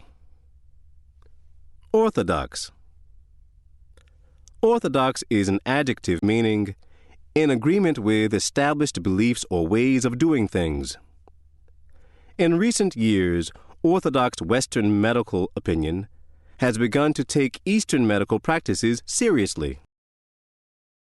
Also, the American choreographer Martha Graham created a dance technique that was radically different from orthodox ballet. Now let's hear you say orthodox. Try the word again.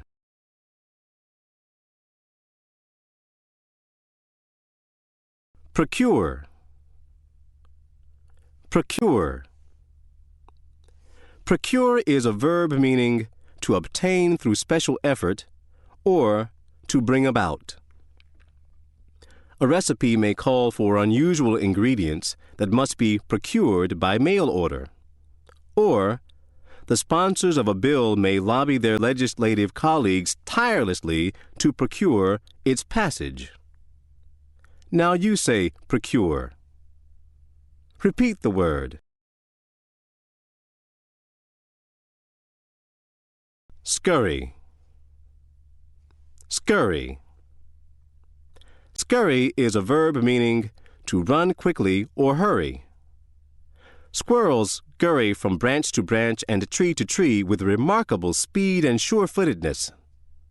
And, during the work week, a railroad station may be filled with commuters scurrying to catch their trains. Now it's your turn. Say scurry. And again. Sodden. Sodden. Sodden is an adjective meaning soaked with liquid, expressionless or dull, or spiritless. On a hot, humid day, even the air may feel sodden. Also, a photo may graphically depict the sodden hopelessness of refugees fleeing from the horrors of civil war. Now you say sodden. Try the word again.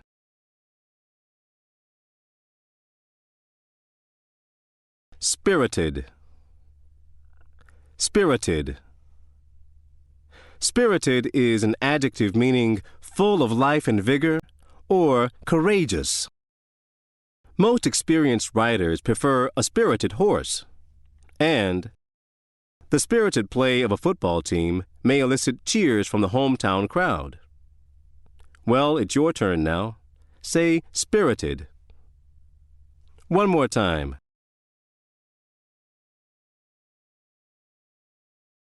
Virtual. Virtual. Virtual is an adjective meaning having a certain force in fact but not in name, or so close as to be equivalent to the real thing. A corporation may be so large that it has a virtual monopoly in the marketplace. Or, the images produced by the technology of virtual reality are amazingly lifelike. Now you say virtual. Repeat the word.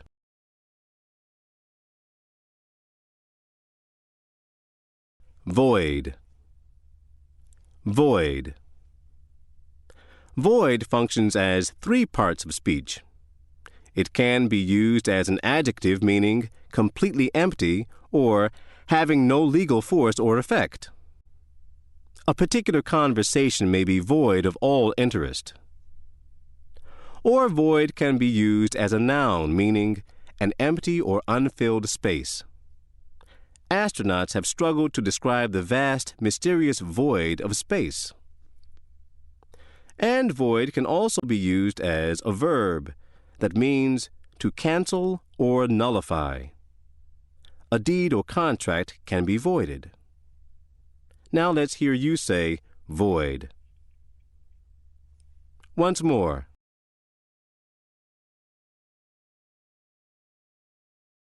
Wayward. Wayward.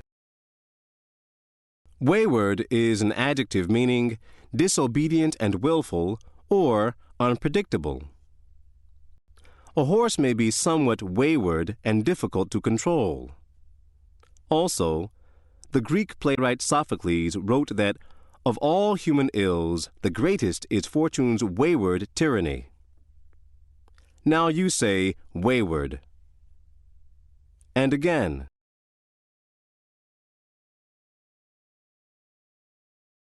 Whence. Whence. Whence functions as two parts of speech. It can be used as a verb, meaning to draw back suddenly, as though in pain or fear. Most people wince when a doctor approaches them with a needle. Or wince can be used as a noun that means the act of drawing back in this way. A wince of fear may pass over an employee's face at the mention of possible layoffs. Well, by now you know the drill. Say, wince. Once again.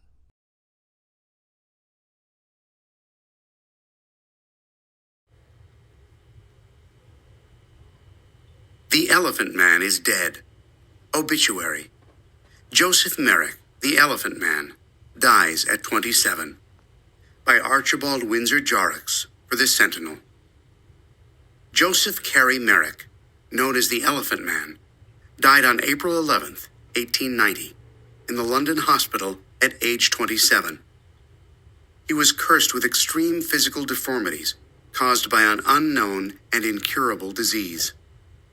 The coroner's report lists the official cause of death as asphyxia. It was brought about by the substantial weight of his massive head. Official versions, however, can be fallible. There is uncertainty surrounding this conclusion. His doctor and friend, Frederick Treves, believes Merrick's neck snapped as he attempted to sleep lying down. Because of his deformities, Merrick slept sitting up. Treves maintains that Merrick wanted to fulfill a simple wish, to sleep like others, and that this wish cost him his life. Joseph Merrick was born in Leicester on August 5, 1862, son of Joseph and Mary Jane Merrick. Although healthy at birth, young Joseph soon developed unsightly tumors. His lips swelled dramatically, and a large bony lump formed on his forehead. Wart-like growths resembling cauliflowers appeared on his head and body. His feet and right hand and arm ballooned to many times the normal size. Measurements taken at the time of death indicate his head was 36 inches in circumference, while his right wrist was 12 inches around. Merrick's mother died when he was 11 years old, and his father remarried. His new stepmother dominated the household and showed Joseph not one iota of kindness. The boy was cast out to fend for himself. He became an unwilling fugitive, his life filled with loneliness. For a time, he lived in a grimy poorhouse. Because of his alarming appearance and unintelligible speech, Merrick was the ultimate outsider. But at age 20, he took advantage of the cruel fate bestowed upon him. Merrick contacted a showman and offered to put himself on exhibit. Thus, the Elephant Man, half elephant, as he was billed, was put on display as a curiosity in a traveling freak show. According to a pamphlet put together by Merrick and his managers, which contained counterfeit autobiographical information, Merrick said his affliction was the result of his mother being knocked down by a fairground elephant while she was pregnant. This anecdote was told by his family to explain his disease, and Joseph held fast to this belief. Merrick ended up in London on display at a shop set up to host cheap entertainment. Children and adults taunted him, and cruel onlookers mauled him. It was here that Frederick Treves discovered him and invited him to the London hospital for an examination. Because the hospital did not handle incurable cases, an administrator entreated other institutions to offer Merrick a safe haven. When this proved fruitless, a letter to the Times describing Merrick's plight brought an outpouring of sympathy and financial donations. Merrick settled into a comfortable apartment at the London hospital. And finally, Joseph Merrick's radiant intelligence, gentle nature, and true potential were revealed. Beneath his startling exterior, the Elephant Man was a docile, compassionate, intelligent soul who loved art, music, and animals. He was drawn to beauty in all forms, and society patrons visited him and gave him gifts. The world that treated Merrick so cruelly in life treated him with respect upon his death. A memorial service was attended by doctors, nurses, royalty, actors, and artists. A fitting epitaph might be, "You'll never understand a person until you walk a mile in his shoes." Anecdote. Anecdote. Anecdote is a noun, meaning a short account of an incident. Many successful public speakers recommend beginning a talk with a witty anecdote. Or, a novel may be criticized for being no more than a collection of unrelated anecdotes. Now you say anecdote. Repeat the word.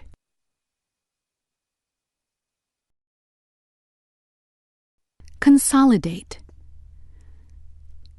Consolidate. Consolidate is a verb meaning to combine or to make firm. A financial advisor may tell a couple to consolidate their credit card debt. And a team may consolidate its hold on first place by winning a doubleheader. Now you try consolidate. One more time.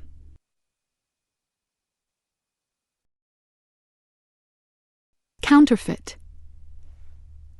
Counterfeit. Counterfeit functions as 3 parts of speech. It can be used as a noun, meaning an imitation designed to deceive. Experts may declare a famous painting to be a counterfeit. Or, counterfeit can be used as an adjective that means not genuine. Customs agents are always on the lookout for shipments of counterfeit designer merchandise. Finally, counterfeit can be used as a verb, meaning to make an illegal copy. Expert forgers can counterfeit anyone's handwriting as long as they have a sample to imitate. Now it's your turn. Say counterfeit. And again.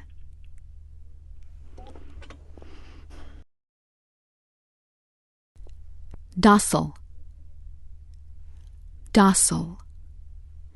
Docile is an adjective meaning easily taught, led, or managed, or obedient. Dictators create docile populations by keeping people poor, ignorant, and afraid. Also, golden retrievers are docile dogs that get along well with children. Now you say docile. Repeat the word. Dominate. Dominate. Dominate is a verb meaning to rule over by strength or power, or to tower over. In a group of gorillas, there is one strong older male who dominates the other animals. Your turn. Say dominate. Once again.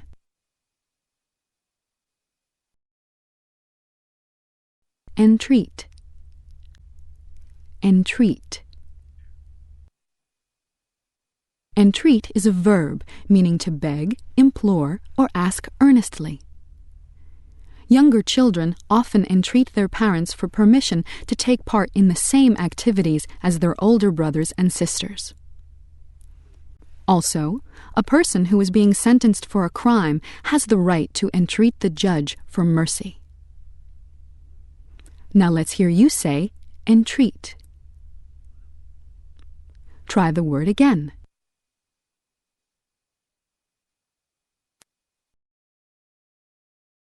Fallible. Fallible. Fallible is an adjective meaning capable of being wrong, mistaken, or inaccurate. When it comes to long-range weather forecasting, most meteorologists will admit that they are fallible. And since computers are fallible, it is wise to double-check all bills and bank statements. Your turn. Say fallible. One more time. Fickle. Fickle. Fickle is an adjective meaning liable to change very rapidly, or marked by a lack of constancy. Keeping up with the fickle dictates of fashion can prove to be very costly. Or, a fickle sports fan may switch loyalties frequently. Now let's hear you say fickle. And again. Fugitive. Fugitive. Fugitive functions as two parts of speech. It can be used as a noun, meaning one who runs away. Harriet Tubman was a famous fugitive from slavery. Fugitive can also be used as an adjective that means fleeting, wandering, or difficult to grasp. Many songs lament the fugitive happiness of romantic love. Now you say fugitive. Repeat the word.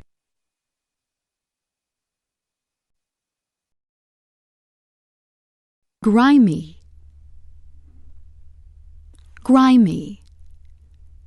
Grimy is an adjective meaning covered with dirt or soot. There are few things harder to clean than a grimy oven coated with baked-on grease.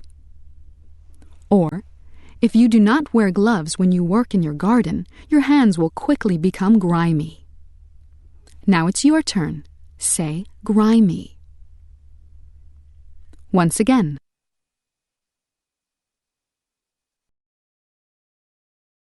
Iota. Iota. Iota is a noun, meaning a very small part or quantity. You may know someone who behaves as though he or she doesn't have an iota of good sense. And, at sentencing, a criminal may not show an iota of remorse. Now you try the word. Say iota. Once more. Mall. Maul. Maul functions as two parts of speech. It can be used as a verb, meaning to beat or knock about, or to mangle. A female bear guarding her cubs is likely to maul a person who strays into her territory. Maul can also be used as a noun that means a heavy hammer. A construction worker may use a maul to drive piles into the ground. Now let's hear you say maul. Try the word again.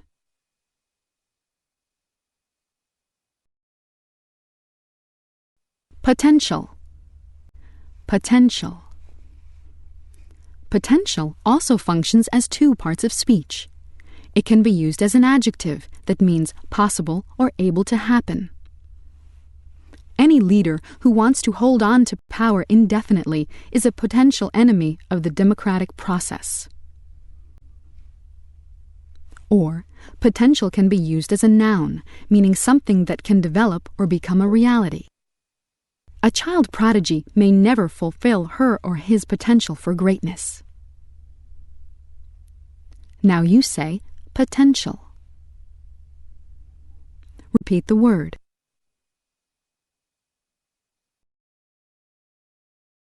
Radiant. Radiant. Radiant is an adjective meaning shining or giving forth light or energy. A painter may be famous for the radiant colors of his or her canvases. Also, Polaris is the most radiant star in the northern sky.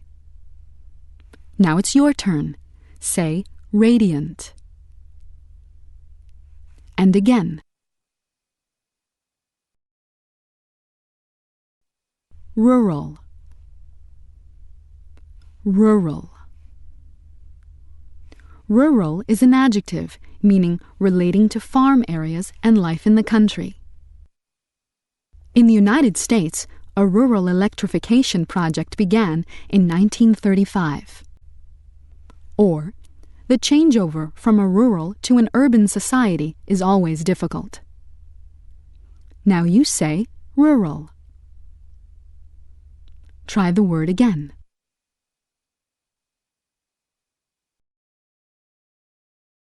Substantial. Substantial. Substantial is an adjective with several meanings, including large, major, prosperous, and not imaginary. A charity may receive a substantial contribution from an anonymous donor. And a novel may describe the lives of a family of substantial merchants. Well, it's your turn now.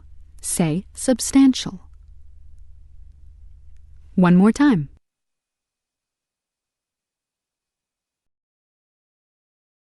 Tactful. Tactful. Tactful is an adjective meaning skilled in handling difficult situations or people. An ambassador must always be tactful. Or, a tactful teacher can give constructive criticism without hurting a student's feelings. Now you say tactful. Repeat the word.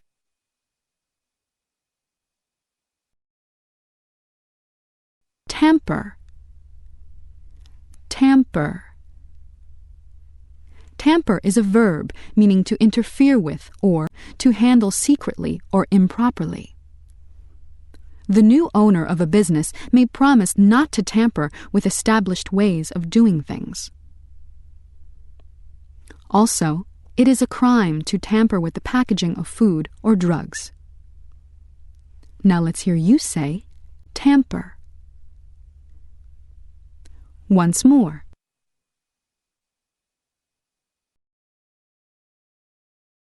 Ultimate. Ultimate. Ultimate is an adjective meaning last, most important, eventual, or basic. Thomas Jefferson wrote that there is no safe depository of the ultimate powers of the society but the people themselves. And the ultimate purpose of the Pathfinder space probe was to explore the surface of the planet Mars. Now you say ultimate. And again.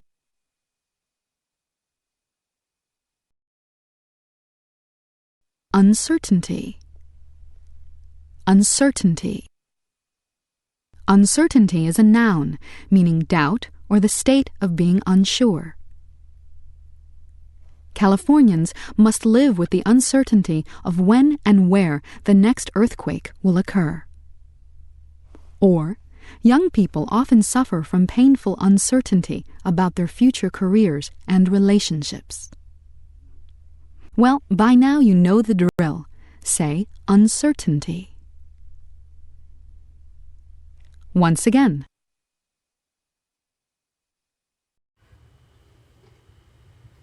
Nazca lines.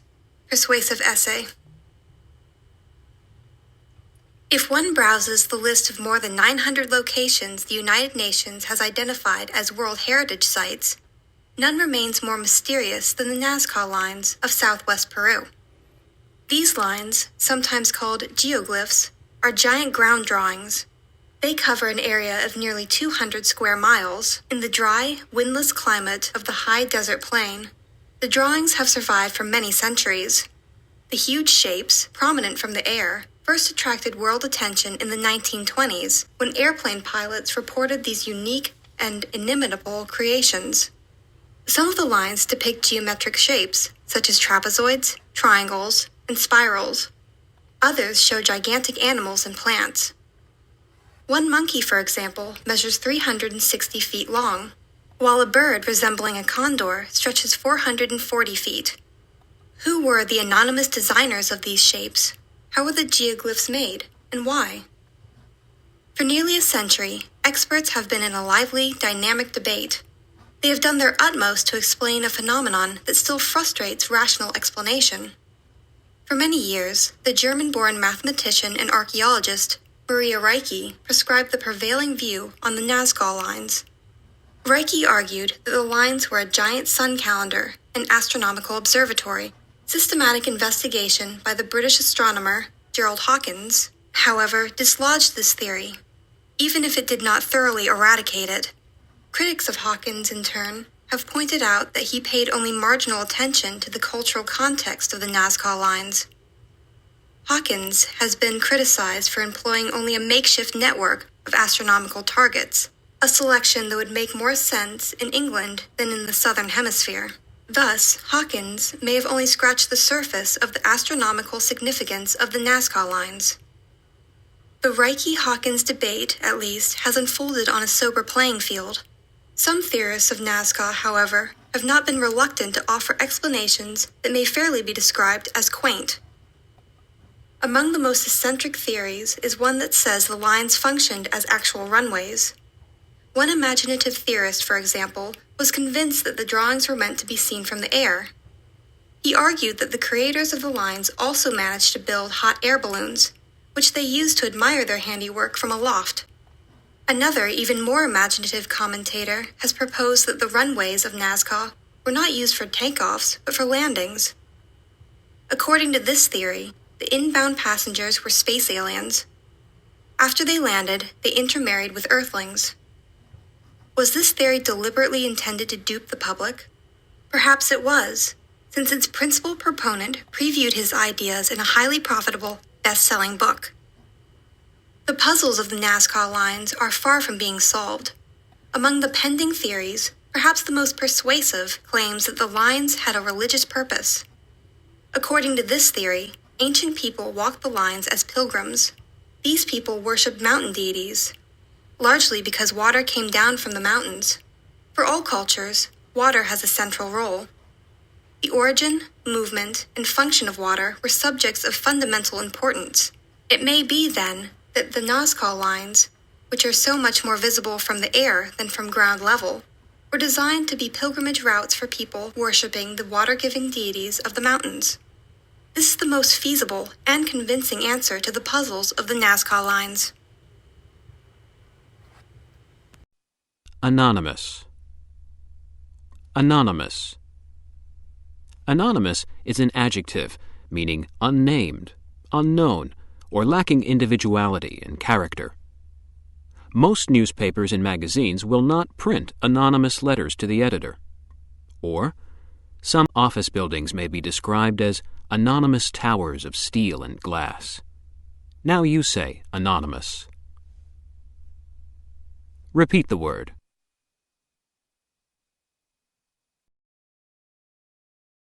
Now let's try the second word in Unit 6. It is browse. Browse. Browse is a verb, meaning to nibble or graze, read casually, or window shop. Some animals come out of the woods at dawn and dusk and browse in backyards and on roadsides. And, during a visit to Santa Fe, you may browse through shops that sell Native American crafts and artwork. Now you say browse. Try the word again.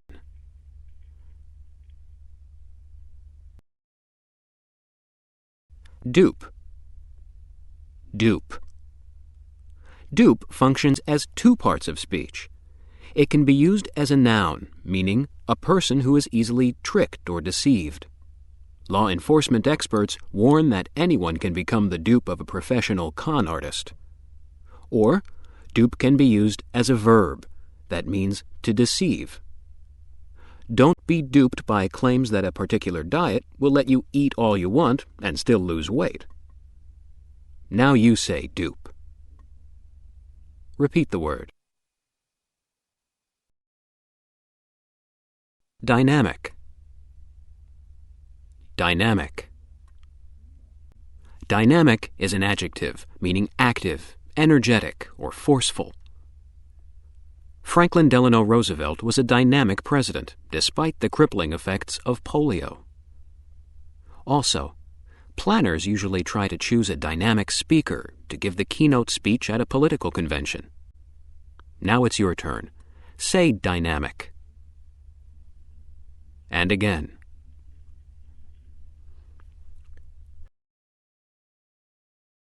Eradicate. Eradicate. Eradicate is a verb meaning to root out, get rid of, or destroy completely. Modern medicine has been able to eradicate smallpox in most of the world. And we have failed to eradicate poverty in the United States. Your turn. Say eradicate. Once again.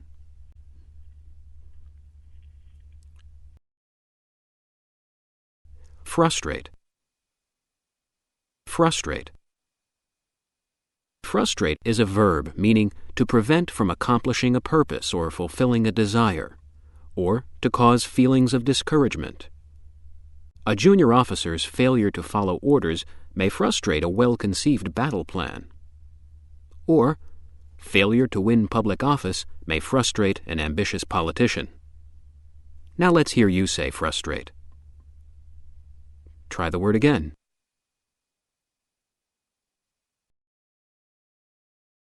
Grim. Grim. Grim is an adjective meaning stern or merciless, or savage and cruel. The faces of those trying to rescue survivors of a natural disaster may be grim. Similarly, any account of the Holocaust makes grim reading. Your turn. Say grim. One more time.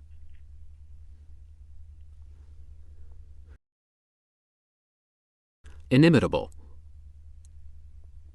Inimitable. Inimitable is an adjective meaning not capable of being copied or imitated. A tap dancer may be known for the inimitable speed of his steps. And an art historian might point out the inimitable brushwork of a painter's mature masterpieces. Now let's hear you say inimitable. And again.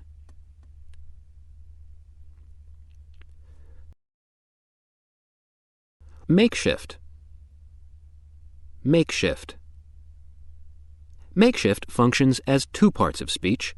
It can be used as a noun, that means a temporary substitute for something else. A lean-to in the woods is often nothing more than a makeshift for a more permanent summer retreat. Makeshift can also be used as an adjective, meaning crude, flimsy, or temporary. Using trailers as classrooms is only a makeshift solution to the problem of overcrowded schools. Well, it's your turn now. Say makeshift. Repeat the word.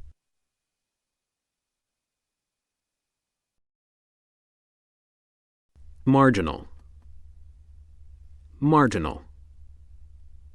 Marginal is an adjective, meaning in, at, or near the edge or margin, or only barely good, large, or important enough for the purpose. In the Middle Ages, monks often added beautiful marginal illustrations to the manuscripts they copied. And in developing countries, people with marginal diets are the first to suffer when there are food shortages. Now it's your turn. Say marginal. Once more. Pending. Pending. Pending is another word that functions as two parts of speech.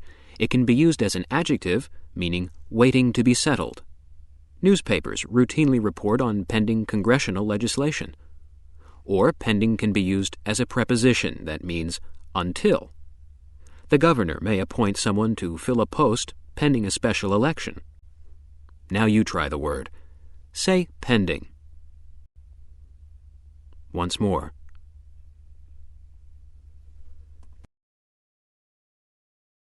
Prescribe. Prescribe. Prescribe is a verb meaning to order as a rule or course to be followed, or to order for medical purposes. A legislature may prescribe requirements for the construction of high-rise apartment houses. Also, for some illnesses, doctors may prescribe changes in diet as well as medication. Now let's hear you say prescribe. Try the word again. Preview. Preview. Preview functions as two parts of speech. It can be used as a noun, meaning something seen in advance. Museum members are usually invited to a private preview of each new exhibition. Preview can also be used as a verb, that means to view beforehand. Travel brochures and videos allow a person to preview a possible vacation spot before making a decision. Now you say preview. Repeat the word.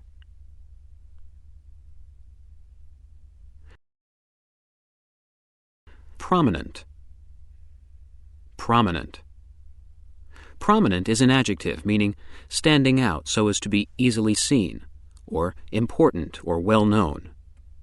Huge bright signs and billboards are Times Square's most prominent fixtures. Or, photographs of many prominent musicians are displayed in the corridors of Carnegie Hall. Now it's your turn. Say prominent. Once again.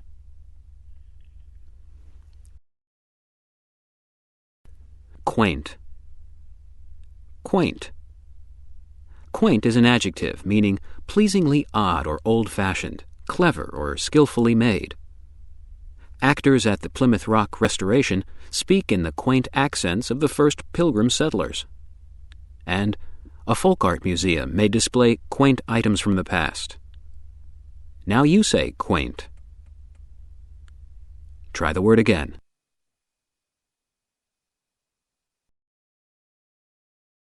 Reluctant. Reluctant. Reluctant is an adjective meaning unwilling or holding back. Some people are a little reluctant to try new ways of doing things. Also, a store may hold a special sale to attract reluctant shoppers. Well, it's your turn now. Say reluctant. One more time. Scrimp. Scrimp. Scrimp is a verb meaning to handle very economically or stingily, or to supply in a scanty way. Many parents are willing to scrimp on luxuries in order to save for their children's education. Or, a building may become run down if the owner scrimps too much on necessary repairs. Now you say scrimp. Repeat the word.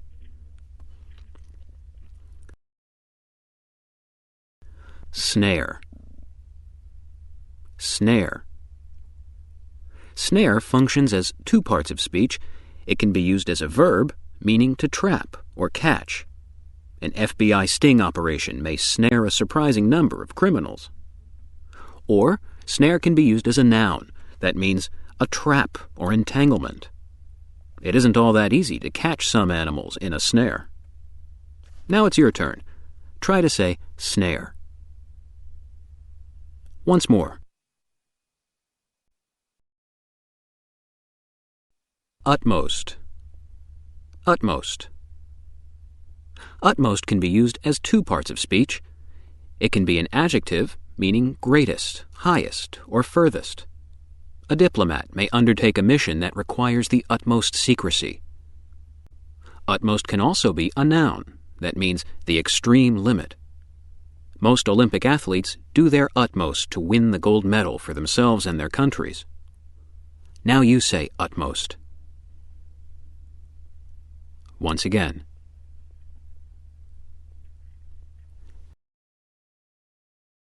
Vengeance.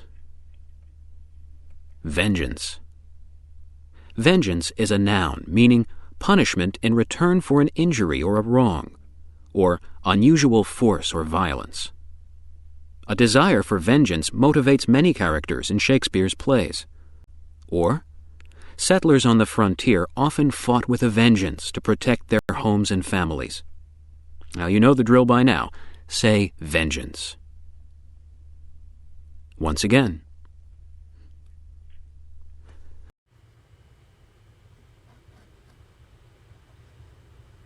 Everything that happens, happens as it should. First person narrative. What a day! I am shivering and my feet are swollen from our long, grueling march. Yet I must first attend to the needs of my master, Emperor Marcus Aurelius. We are on the northern frontier, on a campaign to put down an uprising of a rogue Germanic tribe. These barbarians fired the first salvo yesterday, raining arrows down on a number of our brave legionnaires. Today we moved to higher ground to gain momentum for an attack. My master is exhausted and takes his dinner alone this evening, without his generals. I am starving but would not presume to eat. At least I got to taste a little beef and wine as I sample everything first in case a foe tries to poison him. I am ever vigilant to possible plots against his life, and I trust no one. Although I know my master trusts me. As well he should, for I was sold into slavery before birth to pay off my father's debts and have been in the imperial household all my life. We have been gone from Rome many months. Life is hard for all of us, from emperor and general to foot soldier and slave. But our monarch is benevolent, and foremost a devoted thinker and philosopher. Perhaps that is why he is rarely flustered, even when facing misfortune and suffering. For if Marcus is not putting down uprisings from uncouth savages, he is placating unruly senators prone to fighting and brawling. To me, these men display a flagrant disregard for the respect due an emperor. It's appalling. The Stoic philosophy Marcus Aurelius subscribes to declares that all men are by nature equal. Blasius, he said to me the other day, you are cold. Go to the provisions tent and get warmer clothes. My master has nurtured my education, and so I have grown proficient in reading, writing, and music. Sometimes I play the lute while he converses with me. I pretend we are friends and equals instead of master and slave.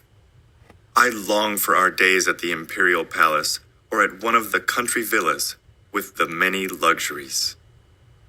Oh, what I would give for the taste of a honey-drenched fig. I also miss my dear friend Grumio. I rarely see him, even in Rome, for he is a domestic slave in the house of a rich merchant on the other side of the city. Still, questioning my lot in life will get me nowhere. Marcus detests complaining and has told me many times that things are as they are and as they are meant to be. So I won't incur his wrath by appearing ungrateful. My friend Gaius, a freed slave, chose to fight as a gladiator for fame and fortune. Gaius is still alive, but just barely. Whereas I live a charmed life in comparison, thanks to my master. Marcus Aurelius often reminds me that no man is given more hardship than he can endure. Even out here, in the midst of battle, he writes daily of life's paradoxes and how to accept the idea that what looks like contradiction may be true. He says he is flawed, like all men, but he has had a long reign over an unruly empire and is strong and unbowed. As for me, I wish that I had 1/4 of his fortitude and courage. Amiss. Amiss. Amiss functions as two parts of speech. It can be an adjective meaning faulty or imperfect. A special prosecutor may be unable to prove anything amiss in an official's performance of her or his duties. Or, amiss can be an adverb meaning wrongly. As a famous poet once said, the best laid plans of mice and men oft go amiss. Now let's hear you say amiss. Try the word again.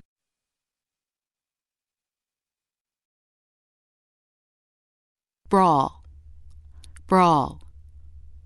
Brawl also functions as two parts of speech. It can be a noun, meaning a noisy quarrel. A wrestling match can turn into a brawl if the referee fails to enforce the rules.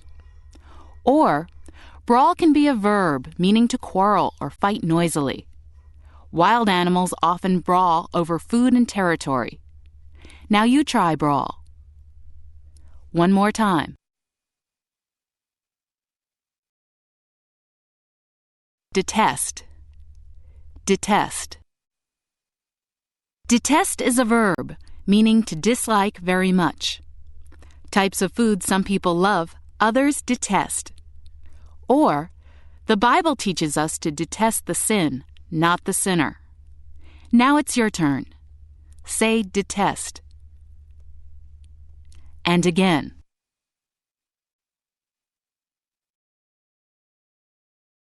Domestic. Domestic. Domestic functions as two parts of speech. It can be an adjective, meaning native to a country. You may use a domestic airline to travel from New York to Houston. Or, domestic can be a noun, meaning a servant. The great mansions of the English aristocracy were kept shipshape by a huge army of domestics. Now you say domestic. Repeat the word.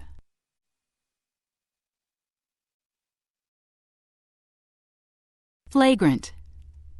Flagrant. Flagrant is an adjective, meaning extremely bad or scandalous. An unpopular verdict in a trial may not necessarily constitute a flagrant miscarriage of justice. Or, the Emperor Nero is notorious for his flagrant abuse of imperial power. Your turn. Say flagrant. Once again.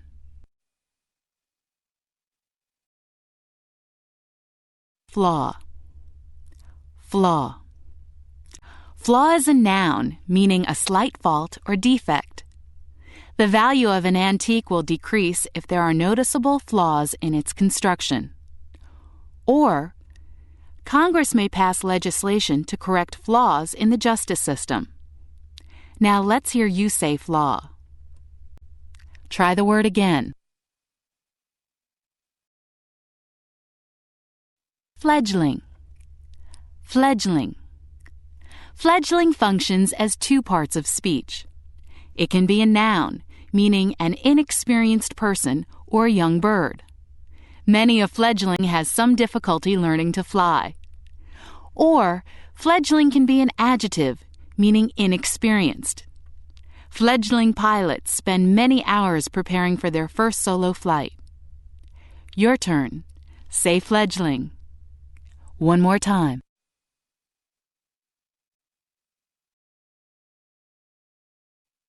Fluster. Fluster. Fluster also functions as two parts of speech. It can be a verb, meaning to make or become agitated or confused. An unforeseen mishap on the stage may momentarily fluster an inexperienced actor.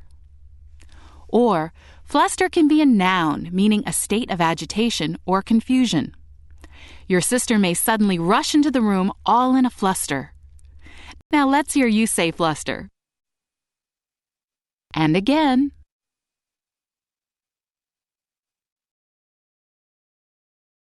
Foremost. Foremost. Foremost functions as two parts of speech. It can be an adjective, meaning primary or most important. Daniel Webster was the foremost member of the Senate during the early 19th century. Or foremost can be an adverb, meaning in the first place. Good doctors put their patients' welfare foremost in their minds. Well, it's your turn now. Say foremost. Once more.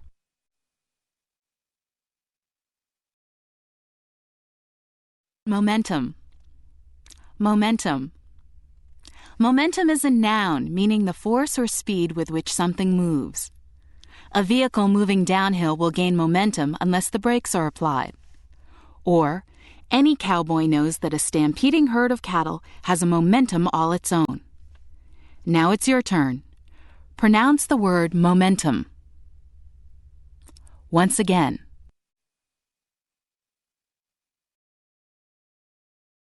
Notable.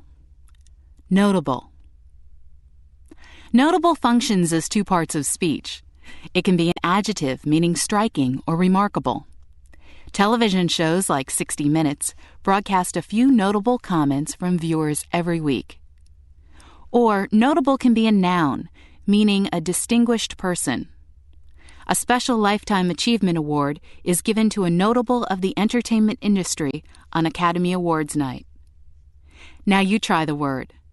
Say notable. Repeat the word. Nurture. Nurture. Nurture also functions as two parts of speech. It can be a verb meaning to bring up, care for, train, or nourish. Novelists may nurture ideas for years before committing them to writing. Or, nurture can be a noun meaning training or upbringing. The nurture of the young is every American's concern. Now let's hear you say nurture. Say the word again. Paradox. Paradox. Paradox is a noun, meaning a self-contradictory statement that on closer inspection proves to be true, or a person with seemingly contradictory qualities. It is something of a paradox that a person can weep tears of joy. Or, the fact that we often hurt those we love is a painful paradox of life. Now you say paradox. Repeat the word.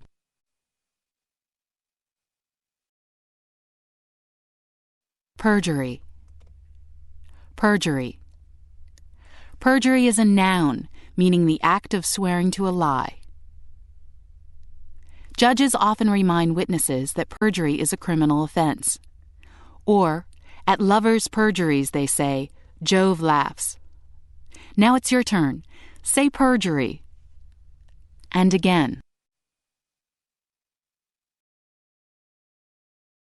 Presume. Presume. Presume is a verb meaning to assume or suppose, or to dare to take liberties. We should not presume to judge what we do not understand. Or, a friend may presume on your time once too often. Now say presume. Try the word again.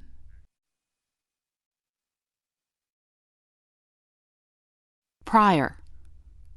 Prior. Prior is an adjective meaning earlier or former. A defendant's prior criminal record may not be admissible in court. Or, cabinet members of a prior administration are rarely asked to stay on when a new president takes office. Your turn. Say prior. One more time.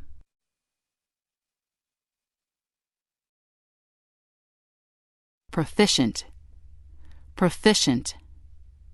Proficient is an adjective meaning skilled or capable.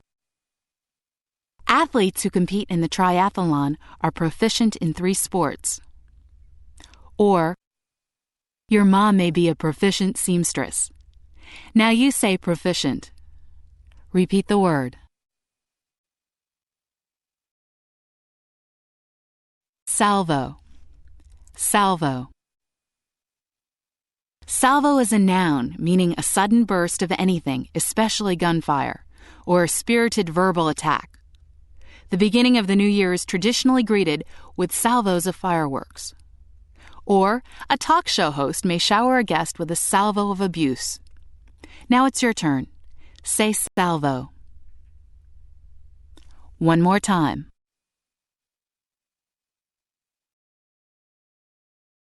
Vigilant. Vigilant. Vigilant is an adjective meaning wide awake, watchful, or alert.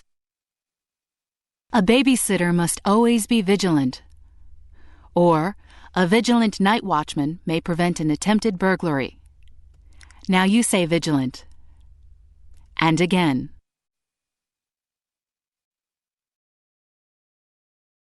Wrath. Wrath. Wrath is a noun meaning intense anger. Many a hapless courtier felt the sting of Henry VIII's royal wrath. Or, the wrath of the tornado wrought unimaginable damage on the community.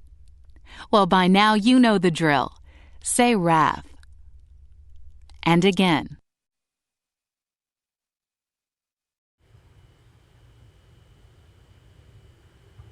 A Fish That Fishes, magazine article by Laverne J. Cambalda, Ph.D. A fish that fishes? Can such a creature really exist in the natural order of things? One might at first be inclined to deny the possibility, but at the risk of being disputatious, the answer is yes. The creature that appears to use rod and lure to capture its prey is known as the anglerfish. One glance at this bizarre denizen of the deep suffices to establish its appearance as abnormal in the extreme. The old adage points out that it takes one to know one. But human observers of this creature do not even need to be anglers themselves to recognize the uncanny resemblance of the anglerfish's projecting spine to a fishing rod. By the same token, the fleshy nub at the end of the spine, called the esca, resembles a lure. Even more strangely, the esca sometimes appears lit up in the murky ocean depths due to a phenomenon known as bioluminescence. This shining in the dark is in fact caused by clusters of bacteria. Such a setup often spells catastrophe for the anglerfish's prey: skatefish, haddock, cod, whiting, and sand eels. An offensive onslaught by an anglerfish is formidable. The angler's head is enormous, with a huge mouth ringed with needle-sharp teeth. If a potential victim succumbs to the incentive of the lure, the contest is almost always over. The anglerfish comes equipped with a remarkable triggering mechanism. Any external contact with its spine-like tentacle will trigger a virtually simultaneous, immediate, rapid-fire bite. This swiftness almost invariably outstrips any defensive actions by the prey. The cavernous size of the angler's mouth means that it can capture even cautious, prudent prey by making even the slightest swerve in any direction. Sometimes, moreover, the prey can be twice the angler's own size. Indeed, anglerfish are said to possess the fastest biting action of any vertebrate. Reassuringly, boaters who capsize are unlikely to encounter an anglerfish when they hit the water. Anglers are deep-sea residents, living a mile or more below the surface. Anglerfish occur worldwide, and they are generally divided into 4 groups: batfish, frogfish, deep-sea anglerfish, and goosefish. Of the 200 species of anglerfish, some can be tiny, measuring only 1/4 of an inch, while others may stretch up to 6 feet long. Scientists agree that thanks to their remote habitat and effective fishing techniques, anglerfish are flourishing. In this respect, as in so many others, they differ from other marine species, many of which are in decline. Some curious differences separate male anglerfish from females. Only the female angler, for example, comes armed for fishing with the spine and the esca. Males overall are much smaller than females.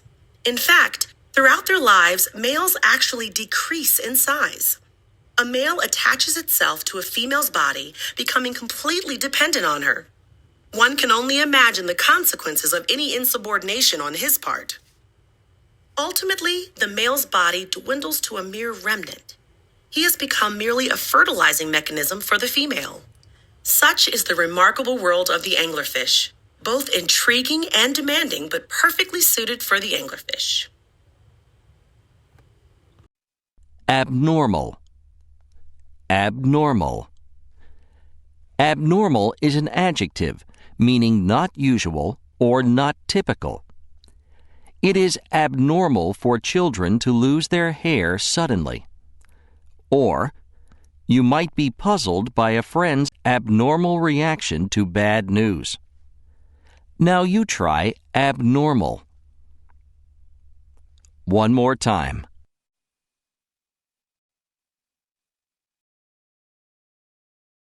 Capsize. Capsize. Capsize is a verb, meaning either to turn bottom side up or to upset. Utility vehicles have a tendency to capsize when rounding curves at high speed. Or, an unexpected recession may capsize a carefully worked out marketing strategy. Now you try capsize. One more time.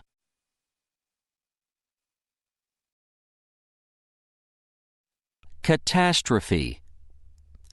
Catastrophe. Catastrophe is a noun, meaning a large-scale disaster, misfortune, or failure. The loss of his hearing was a personal catastrophe for the composer Beethoven. Or, your parents may insure your home against natural catastrophe. Now you say catastrophe. Repeat the word.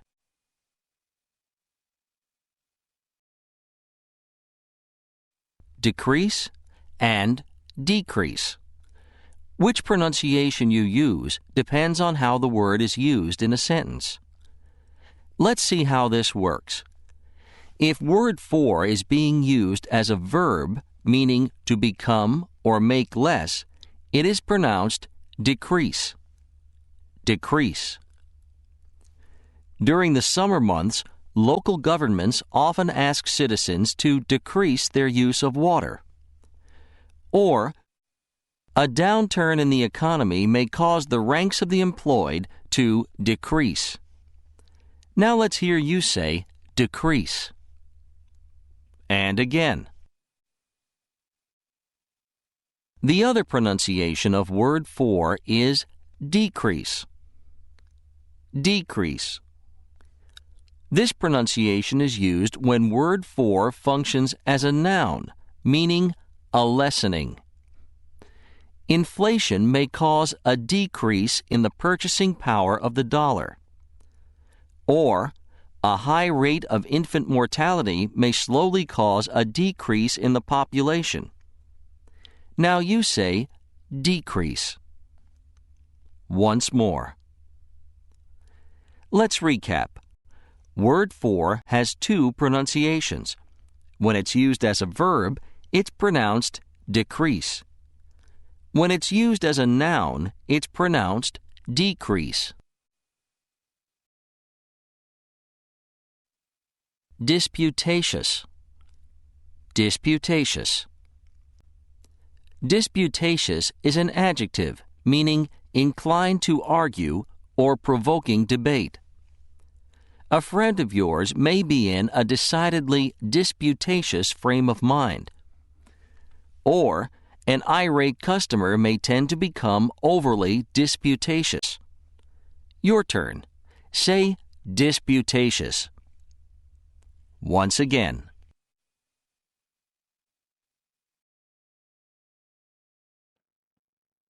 Evict.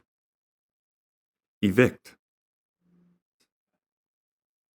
Evict is a verb meaning to force out from a property, eject. Here are a few ways in which evict can be used. Our rental agreement gave the landlord the right to evict us if we damaged the apartment. The ushers had to evict the basketball fans who were sitting in other people's seats at the arena. Now you say evict. Try the word again. Flourish. Flourish. Flourish functions as two parts of speech. It can be used as a verb, meaning to grow or thrive, or to wave in the air. Farmers have found that many crops can flourish without the aid of chemical fertilizers. Or, flourish can be used as a noun, meaning a dramatic gesture or a fanfare of horns. In Shakespeare's plays, a flourish of trumpets often announces the entrance of a king. Your turn. Say flourish. One more time.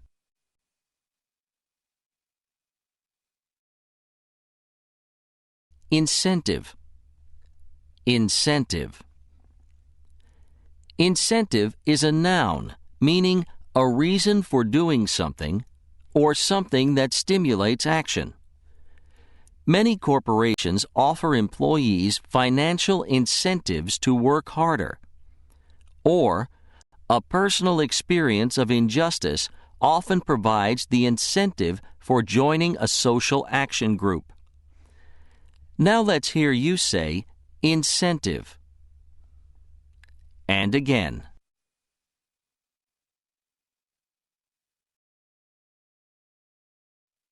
Insubordinate. Insubordinate. Insubordinate is an adjective meaning disobedient or rebellious. Insubordinate prisoners usually find their privileges taken away. Or, an insubordinate deckhand may soon find himself in the brig. Now you say insubordinate. Repeat the word.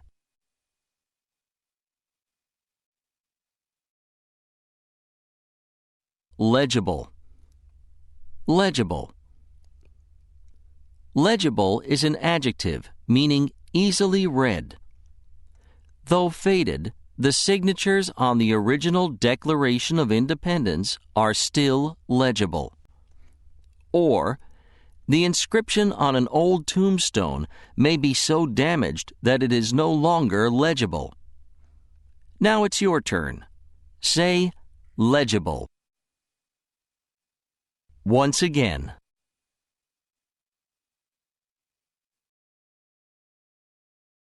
Nub. Nub.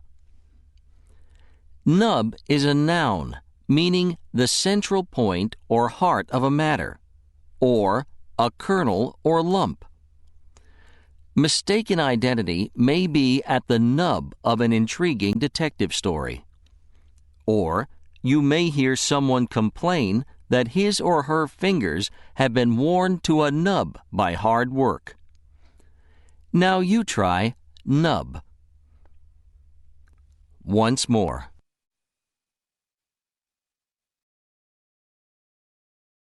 Onslaught. Onslaught. Onslaught is a noun, meaning a violent attack or a sudden rush of something. The infantry may give way before the onslaught of the cavalry, or little can withstand the onslaught of time. Now let's hear you say onslaught. Try the word again.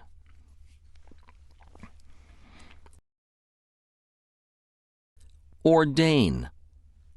Ordain. Ordain is a verb meaning to establish by law, to order, or to appoint. To the ancient Romans, it appeared abundantly evident that the gods had ordained Rome's rise to power. Or, in the old days, people were taught to accept the lot that nature had ordained for them. Now you say, ordain. Repeat the word.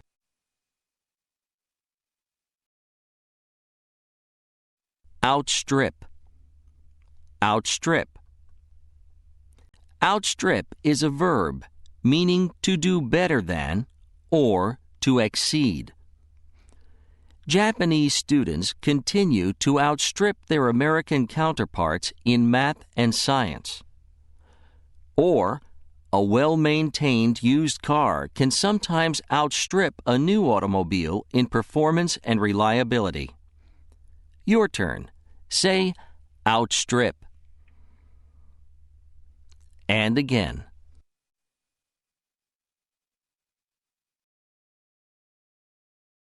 Pervade. Pervade. Pervade is a verb meaning to spread throughout. the smell of chemicals may pervade a science lab.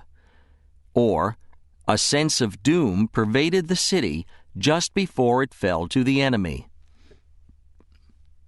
Now you say pervade.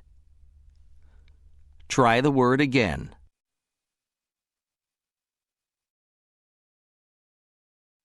Prudent.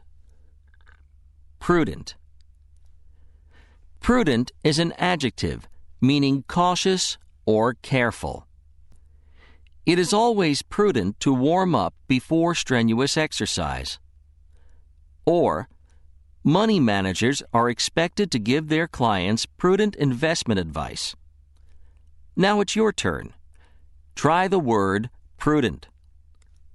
One more time. Quench. Quench. Quench is a verb meaning to put out or end. Every kitchen should be equipped with a device for quenching unexpected fires.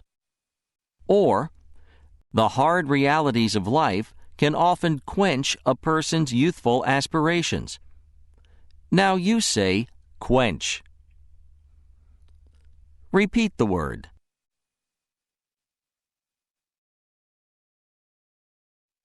Remnant. Remnant. Remnant is a noun meaning a small part remaining behind. Many people use remnants of large carpets as small area rugs. Or, a discredited hero may attempt to salvage the remnants of his reputation. Your turn. Say remnant. Once more.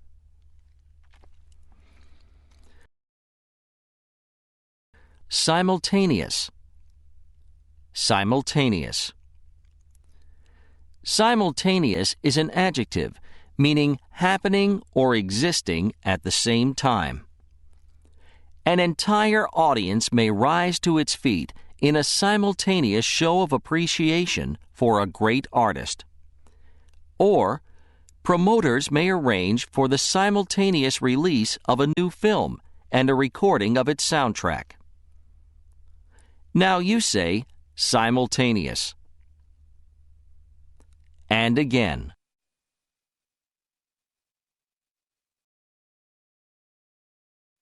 Swerve. Swerve. Swerve functions as two parts of speech. It can be a verb, meaning to turn aside sharply. A person may never swerve from her or his moral principles. Swerve can also be a noun, meaning a sharp or sudden turn. A person may be fascinated by the graceful swerves and arabesques of Islamic art. Well, you know the drill by now. Say swerve. And again.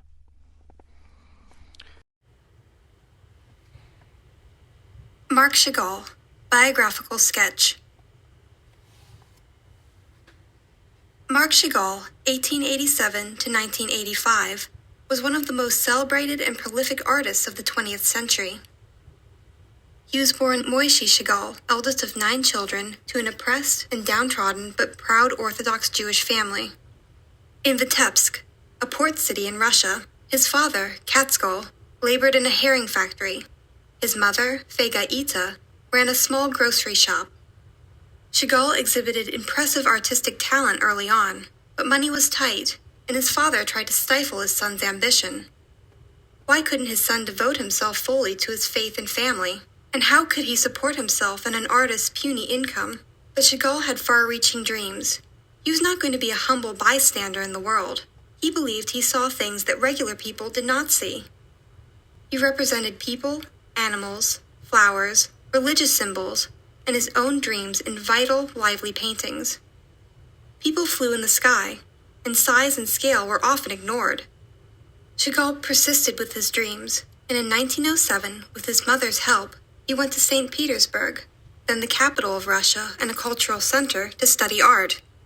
While he learned valuable skills and techniques, he floundered and struggled for a time. Many of his days in the cosmopolitan city were an ordeal. He had to work as a servant to pay bills, and he was jailed once for not having working papers. Poverty and struggle followed him, but his confidence in his talent never eroded. Chagall moved to Paris in 1910, changing his name to the more French-sounding Marc Chagall. He enrolled in an art academy. He befriended other artists and spent hours studying those he admired. It was in Paris that his vivid graphic images took shape, and his distinctive way of depicting his worldview accelerated. He said, "My art needed Paris, like a tree needs water." Chagall invented his own style. In spite of his melancholy childhood and tough times, his family, his early village life, his faith and belief in tradition were mainstays of his enchanting paintings. Chagall stayed close to his humble origins, for one sees great things from the valley and only small things from the peak. In 1914, Chagall returned to Vitebsk, enticed by his fiancée, Bella Rosenfeld, a regal, cultured woman, and his muse. He stayed in Russia after the outbreak of World War I and during the 1917 Russian Revolution. He and Bella eventually returned to Paris in 1923, and Chagall became a French citizen. Then, World War II broke out in 1939, and he was swept up in the gruesome horror of war, the persecution of the Jews, revolutions, and personal tragedy. Chagall fled to the United States in 1941. He and his family took whatever paintings they could save as he went into exile. Chagall spent 7 happy and productive years in the United States. He then returned to France for the remainder of his life. During Chagall's long career, he experimented with many different art forms, from painting to tapestries, to theatrical set designs, to stained glass. His stained glass commissions include a series of biblical windows for a synagogue in Jerusalem. He also created the famous Peace Window at the United Nations building in New York. The lobby of the Metropolitan Opera House at Lincoln Center in Midtown Manhattan is the venue for one of his most beloved works, immense murals called The Triumph of Music and The Sources of Music. Accelerate. Accelerate. Accelerate is a verb meaning to speed up or to bring about more quickly. On a hot day, all a fan can do is accelerate the flow of warm air. Or, we must accelerate our efforts to find a cure for cancer. Now let's hear you say, accelerate. Try the word again.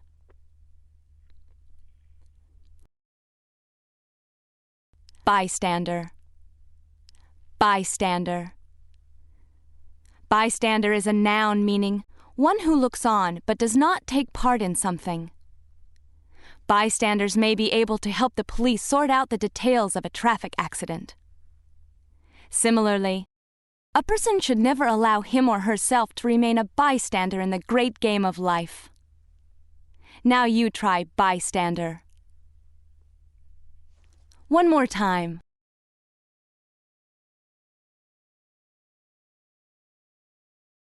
Canvas. Canvas.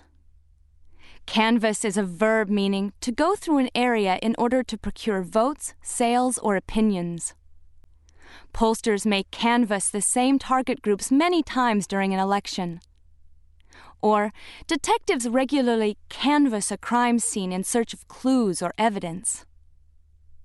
Now it's your turn. Say canvas. Repeat the word.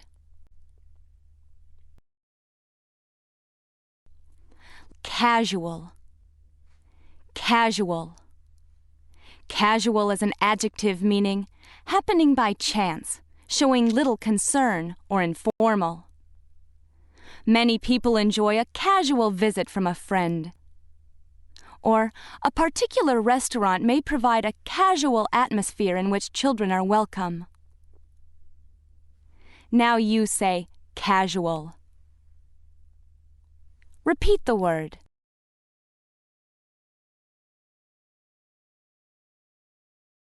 Downtrodden. Downtrodden.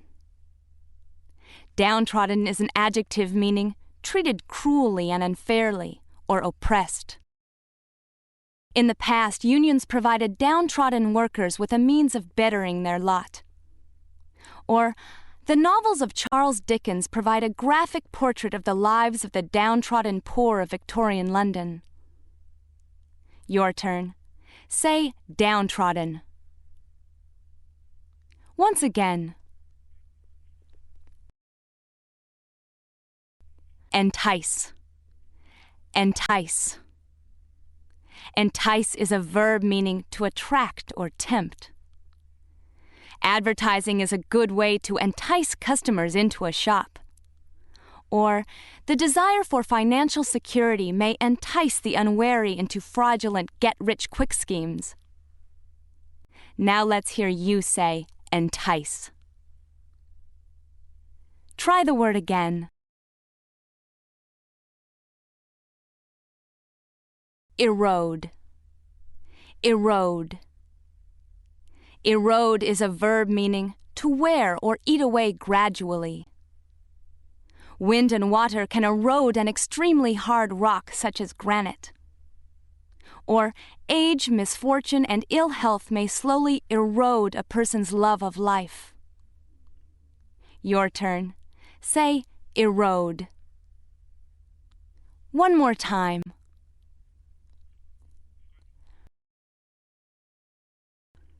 Flounder. Flounder. Flounder is a verb meaning to thrash about in a clumsy or ineffectual way. A rescue team may be forced to flounder through huge snowdrifts to reach the victims of a skiing accident. Or, a leaderless government may flounder from one political blunder to another. Now let's hear you say flounder. And again.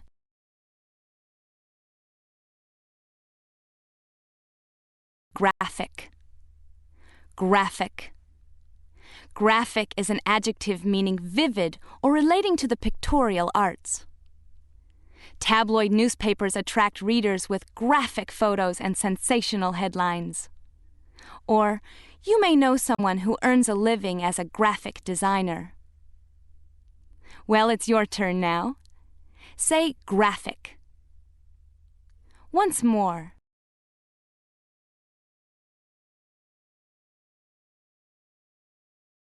Gruesome. Gruesome. Gruesome is an adjective meaning horrible, revolting, or ghastly. A soldier may suffer gruesome wounds in a battle. Or, you may prefer not to hear the gruesome details of a terrorist attack on innocent civilians. Now you say gruesome. Repeat the word.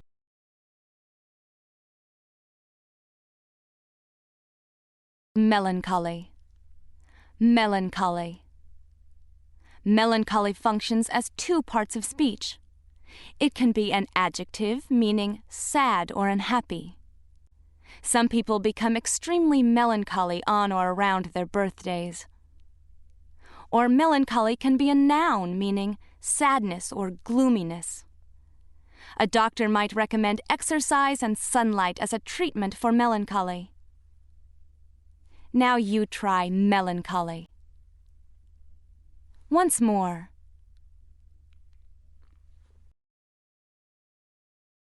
Ordeal. Ordeal. Ordeal is a noun meaning a difficult or painful experience. Most actors find the opening night of any show a truly trying ordeal. Or, the war between the states proved an appalling ordeal by fire for both North and South. Now let's hear you say ordeal. Try the word again.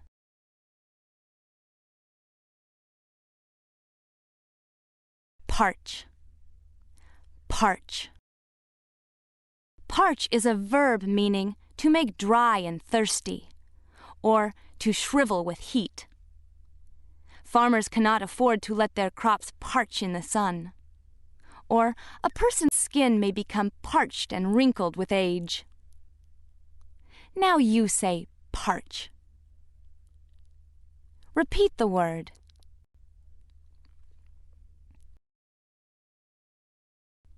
persist. Persist. Persist is a verb meaning to continue steadily or to remain. The common cold may persist for weeks if left untreated. Or certain physical characteristics may persist in a family for generations. Your turn. Say persist. And again.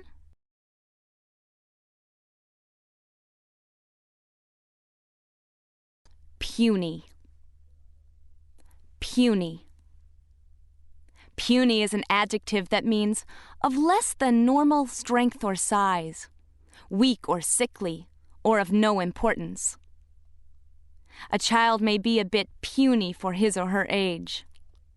Similarly, a genius may simply ignore the puny objections of small-minded critics. Now you say puny.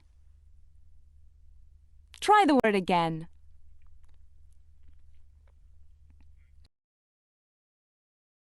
Quibble. Quibble. Quibble functions as two parts of speech. It can be a verb meaning to raise minor objections. Legislators often quibble endlessly over the exact wording of a proposed law. Or quibble can be a noun meaning a petty objection. A bill may be written in such a way that there is no room for quibbles. Well, it's your turn now. Say quibble. One more time.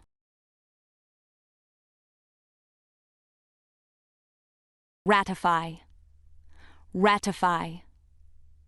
Ratify is a verb meaning to approve or confirm. The city council, for example, may be reluctant to ratify the mayor's proposal for spending cuts. Or the wisdom of a particular course of action may be ratified by experience.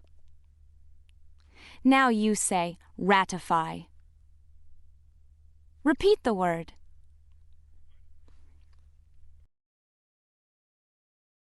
Regal. Regal. Regal is an adjective meaning royal or fit for a king. Macbeth's guilty conscience never permitted him to enjoy the regal title he gained by violence. Or the approach to an old southern mansion may be lined with regal old oaks.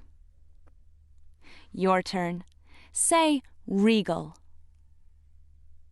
Once more.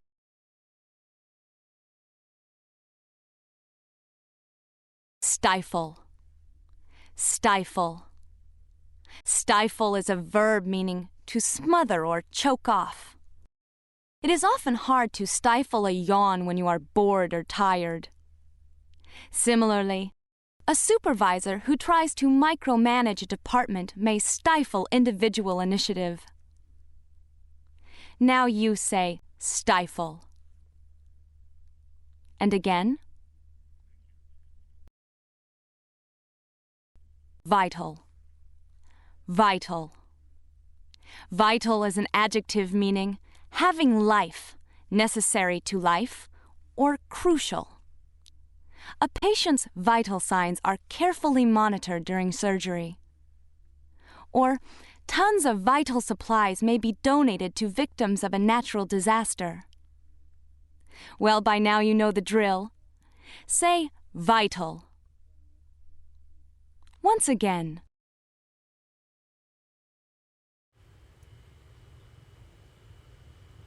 The Straight History of Orthodontics. Historical nonfiction. Some people look forward to getting braces on their teeth, thinking they look cool. Other people grow morbid at the idea. These unwilling patients avoid visiting the orthodontist until resistance becomes futile.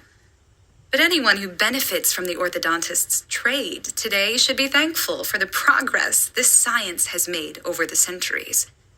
In bygone days, many a butcher botched an attempt to remedy a problem that's now easily cured. The pain that once made dental work notorious has been minimized by anesthesia, but it took some time for orthodontics to reach its present state. Fossil remains of crooked human teeth and cluttered mouths date back tens of thousands of years. Greek and Roman texts describing the treatment of irregular teeth by the application of pressure date back as far as the 5th century BCE, before Common Era. Archaeological evidence indicates even earlier use of orthodontic appliances, including artifacts found in rich, lavish burial sites in ancient Italy. Another early attempt at braces may have been discovered on Egyptian mummies with dilapidated but recognizable metal bands around their teeth. The metal bands may have anchored elastic strings made of catgut. Thus, from at least 1000 BCE, it was known that teeth move in response to pressure. Techniques for correcting dental irregularities did not advance much until the 18th century. French dentists led the way to building orthodontic practice on scientific foundations from which it has not been dismantled. The greatest contribution came from Pierre Fauchard in 1728. Fauchard published the first general study of dentistry. In it, he described the bandeau.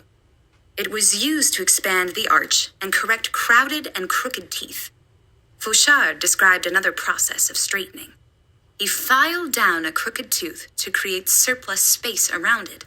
Then, he repositioned the tooth using a device called a pelican, a kind of pliers.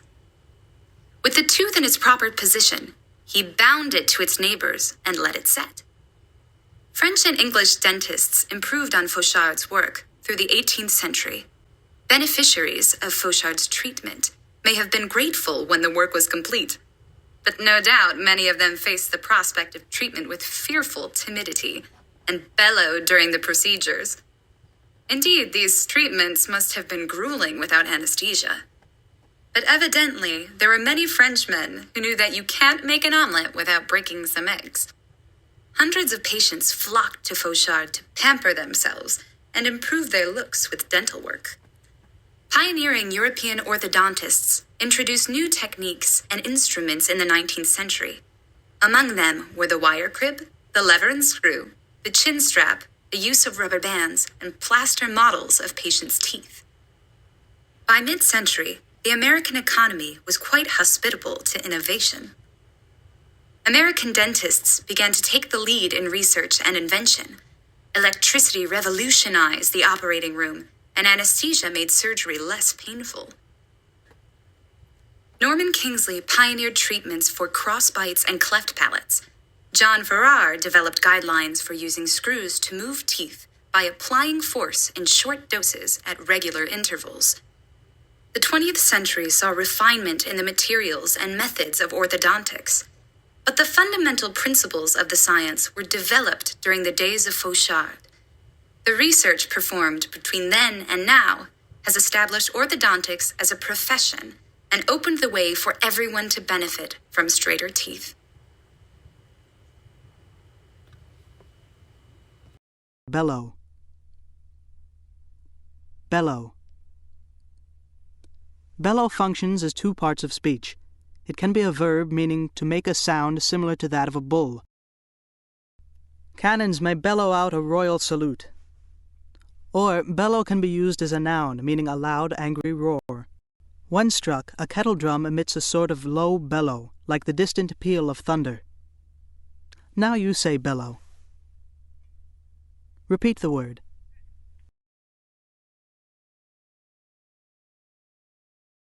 Beneficiary. Beneficiary. Beneficiary is a noun, meaning one who profits from something, or one who has left something in a will. Do you know who is the beneficiary of your mom's or dad's life insurance policy? Or Pip, in Great Expectations, is the beneficiary of Magwitch's generosity. Now you try beneficiary. One more time. Botch. Botch. Botch functions as two parts of speech. It can be a verb meaning to repair badly, or to make a mess of. A careless worker can easily botch an assignment, no matter how simple. Or botch can be a noun meaning a badly messed up job. Without careful guidance, an untrained employee is likely to make a botch of the simplest task. Now it's your turn. Say botch. And again.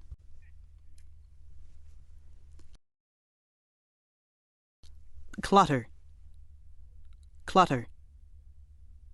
Clutter also functions as two parts of speech. It can be a verb meaning to fill in a disorderly way. It is unwise to clutter emergency exits. Or clutter can be a noun meaning disorder or mess. Your dad may leave a great deal of clutter on his desk. Now you say clutter. Repeat the word. Dilapidated. Dilapidated.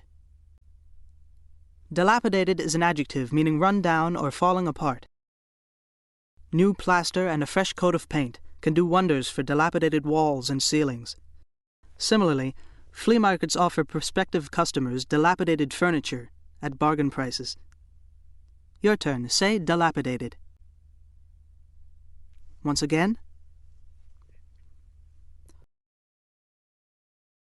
Dismantle. Dismantle. Dismantle is a verb meaning to take apart.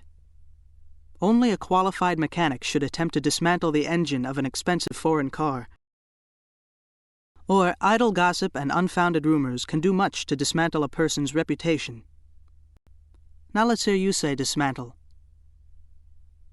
Try the word again.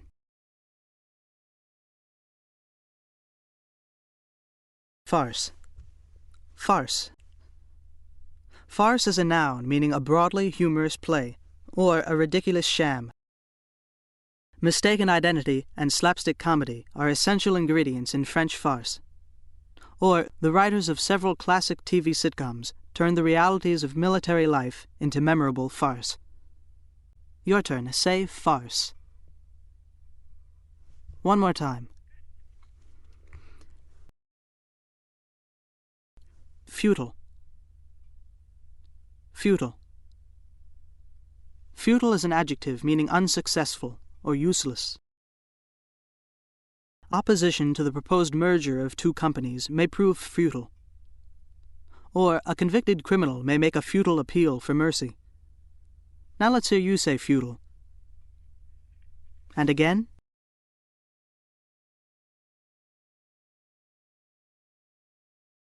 Grueling. Grueling. Grueling is an adjective meaning very tiring or calling for a lot of effort. Physical labor of any type may prove to be grueling. Or, the grueling demands of running for public office can daunt many a prospective candidate. Well, it's your turn now. Say grueling. One more time.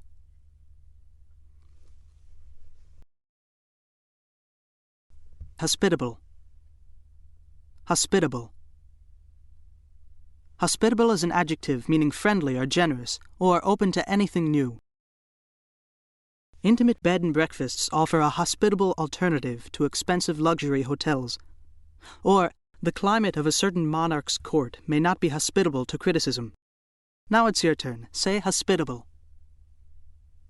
Once again. Lair. Lair.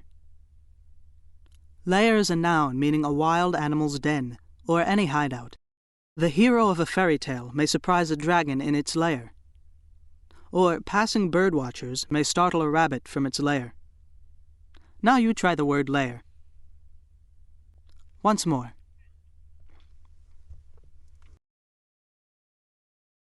Lavish. Lavish. Lavish functions as two parts of speech. It can be an adjective meaning overly generous or abundant. A millionaire may give lavish parties aboard his or her yacht. Or lavish can be a verb meaning to spend or give freely. Good parents lavish love and attention rather than material goods on their offspring. Now let's hear you say lavish. Try the word again. Morbid. Morbid. Morbid is an adjective meaning extremely gloomy or unwholesome. The American writer Edgar Allan Poe was fond of morbid heroes. Or someone you know may exhibit a morbid curiosity about the details of a grisly murder. Now you say morbid. Repeat the word.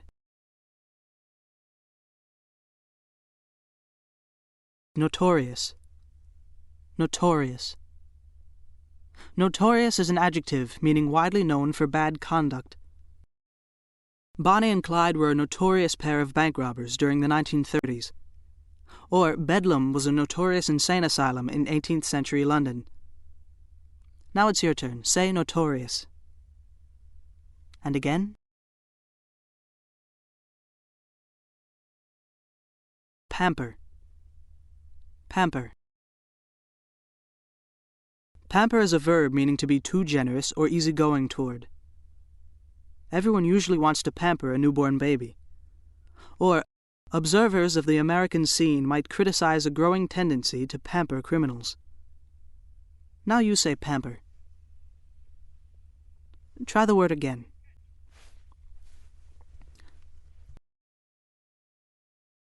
Parasite. Parasite. Parasite is a noun meaning an organism that lives on another organism, or a person who lives off another person. An external parasite weakens but rarely kills its host animal.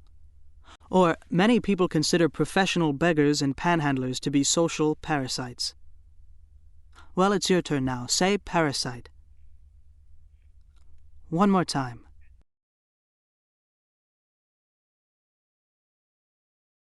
Shirk.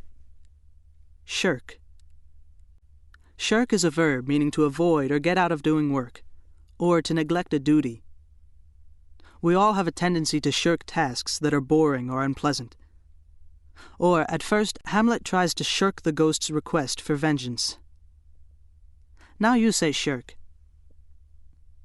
Repeat the word.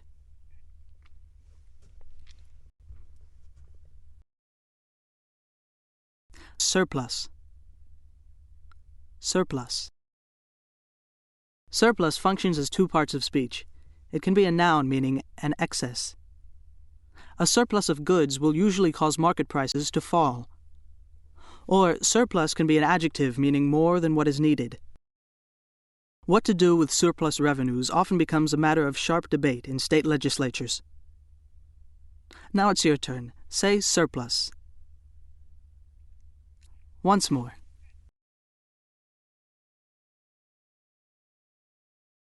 Timidity. Timidity. Timidity is a noun meaning fearfulness. Critics may accuse a presidential administration of unwarranted timidity in dealing with a real crisis. Or, domestic animals have lost their natural timidity in regard to human beings. Now you say timidity. And again.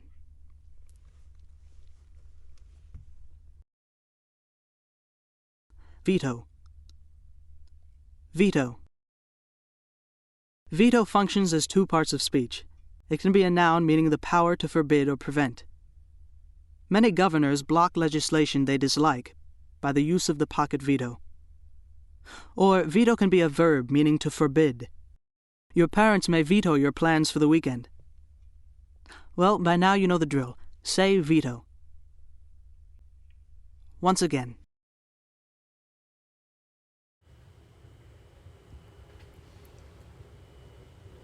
The Babe is Here. Magazine article. September 17th, 1954. By Mitch P.J. Cunningham IV for Sport and Game magazine. You can hear a pin drop. It's almost a stalemate among several longtime rivals. Can Babe pull it off? She eyes the 18th hole, extends her arm for the downswing, and it's a hole-in-one. Babe Didrikson Zaharias, Queen of the Fairway, has triumphed, and the crowd goes wild. Her fans rush forward, and there's confusion and havoc on the greens. There's a poignancy to this win, because Babe, a co-founder of the LPGA, Ladies Professional Golf Association, was diagnosed with cancer at the height of her fame. Doctors said she'd never play again, but they should have known not to bet against this indomitable woman. After mulling it over for about a split second, she figured she wasn't going to let a little thing like a serious illness mar her remarkable athletic career. She had other fish to fry. She made a pact with her husband and manager, former pro wrestler George Zaharias, after undergoing surgery. She swore she'd keep the door ajar to return, and return she did. Friends implored her to slow down. What did she have to prove? But Babe wasn't buying it. She won the Serbian Women's Open tournament less than a year after surgery. As she's been heard to say before a tournament, "The Babe's here. Who's coming in second?" It seems as if Port Arthur, Texas native Mildred Babe Didrikson has the Midas touch when it comes to athletics. Is there any sport at which she doesn't excel? Her many talents are legendary and practically innumerable. Most agree she's the best woman athlete alive. In fact, in 1949, the Associated Press voted her the greatest female athlete of the half-century. And she's won a gaggle of other awards and lifetime achievement honors. No one comes close to this lady with the incredible gifts and gigantic heart of a champion. The narrative of Babe's life reads like something out of a Hollywood movie script, complete with brash dialogue between Babe and whoever tries to get in her way. Born in 1911 to Norwegian immigrants, she displayed exceptional physical prowess at a tender age. She excelled in baseball, swimming, diving, tennis, and bowling. Friends started calling her Babe, as in Babe Ruth, after she hit 5 home runs in one baseball game. She was an All-American high school basketball player. Then she became a bona fide star at the 1932 Summer Olympics, taking home 2 gold medals in track and field. Some say she should have won a 3rd for the high jump, but her infamous and illegal style of diving shoulders first over the bar cost her first place. Many would have wilted under the pressure, but Babe never weakened. At this point, she could have rested on her laurels. Any of these accomplishments would have been more than adequate for the average woman, or man, come to think of it. But Babe is no average woman.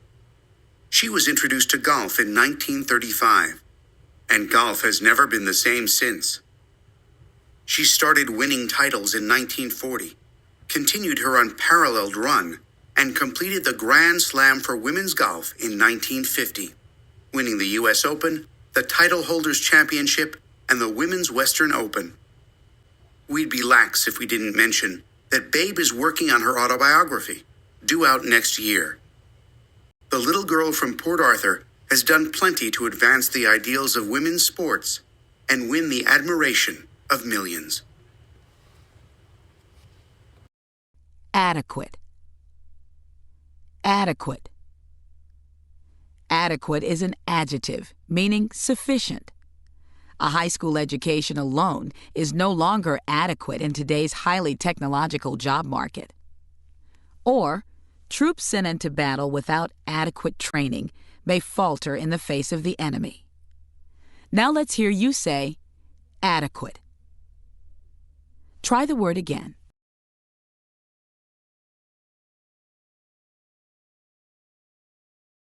Ajar.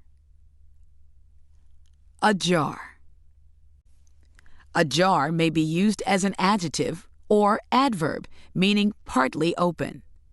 A burglar may gain access to a house through a window that is ajar. And you may bump into a drawer that has been left ajar. Now you try ajar. One more time.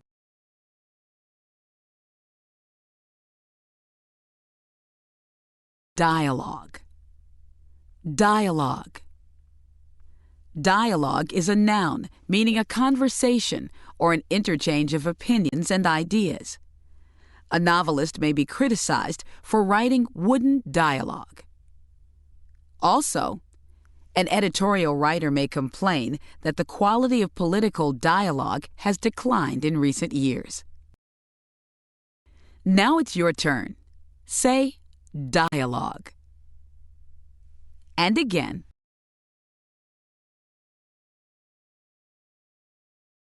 Emblem. Emblem. Emblem is a noun, meaning a symbol, sign, or token. The skull and crossbones is an internationally recognized emblem for a poisonous substance. And the wedding ring is an emblem of eternal love and faithfulness. Now you say, emblem. Repeat the word.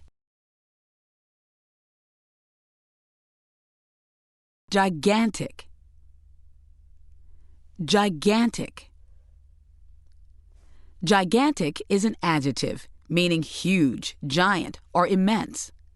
The kings of ancient Egypt built gigantic tombs called pyramids. Or, marathon runners often eat gigantic amounts of pasta before beginning a race. Your turn. Say gigantic. Once again. Havoc. Havoc. Havoc is a noun, meaning very great destruction, or great confusion and disorder.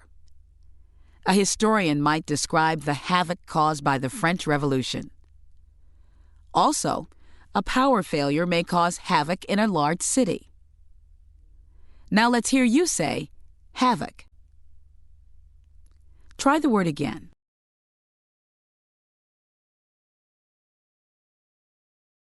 Hearth. Hearth. Hearth is a noun, meaning the floor of a fireplace, or the fireplace as a symbol of home and family. It is important to keep the hearth clean so that unwanted fires or smoke conditions do not occur. Or, in many homes today, families gather around the television set rather than around the hearth. Your turn. Say hearth. One more time. Implore. Implore. Implore is a verb, meaning to beg earnestly for. The family of a missing child may go on television to implore the public to help in their search. And people of many faiths say prayers imploring God's aid or forgiveness. Now let's hear you say, implore. And again.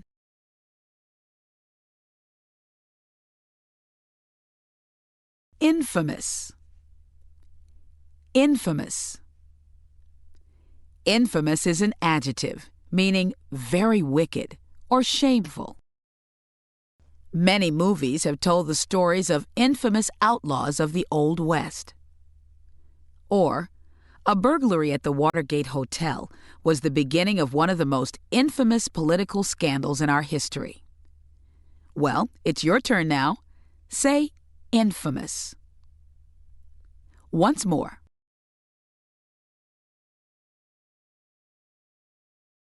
Innumerable. Innumerable. Innumerable is an adjective, meaning too many to count. There are innumerable species of insects in the world's rainforests. Or, you may sometimes think that your best friend's personal quirks are innumerable. Now you say innumerable. Once again.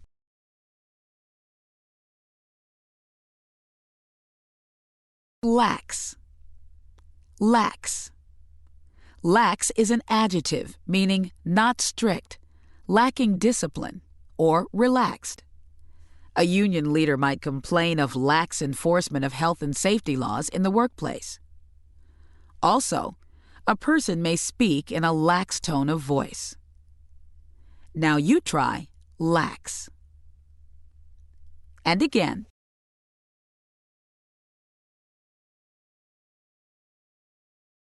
Mar.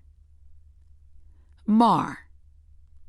Mar is a verb, meaning to spoil, damage, or injure. Loud sirens and car horns may mar the early morning peace and quiet. Or, oil leaking from a damaged tanker may mar plant and animal life for miles around. Now let's hear you say mar. Try the word again.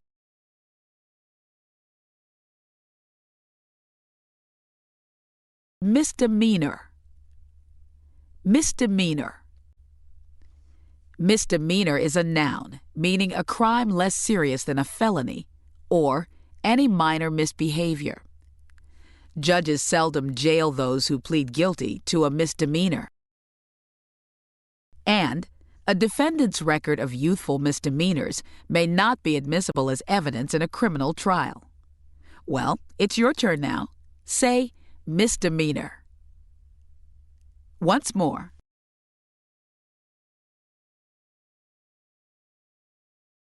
Mull. Mull. Mull is a verb meaning to think about, to grind or mix, or to heat and flavor with spices. Before making a decision, it is wise to mull over your options. Also, cloves and other spices are used to mull cider and wine. Now it's your turn. Say mull. And again.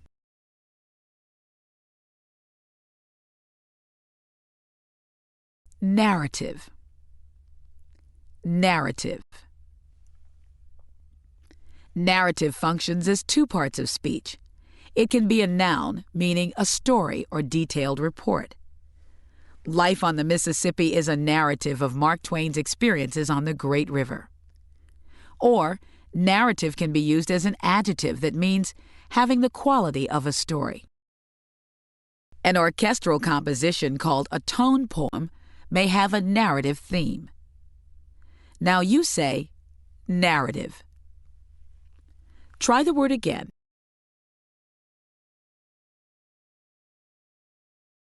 Overture. Overture. Overture is a noun, meaning an opening move toward negotiation, a proposal, or an introductory section. Locked-out workers may have no choice but to wait for an overture from management. Or, a sign in a theater lobby may say, "No latecomers will be seated during the overture." Your turn. Say overture. One more time.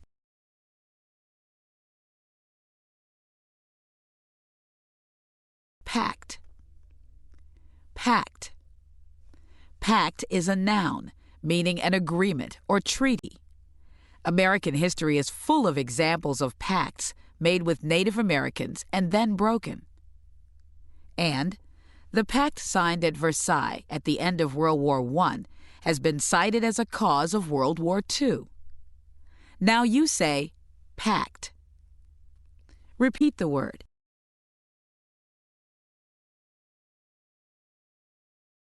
Stalemate. Stalemate. Stalemate functions as two parts of speech.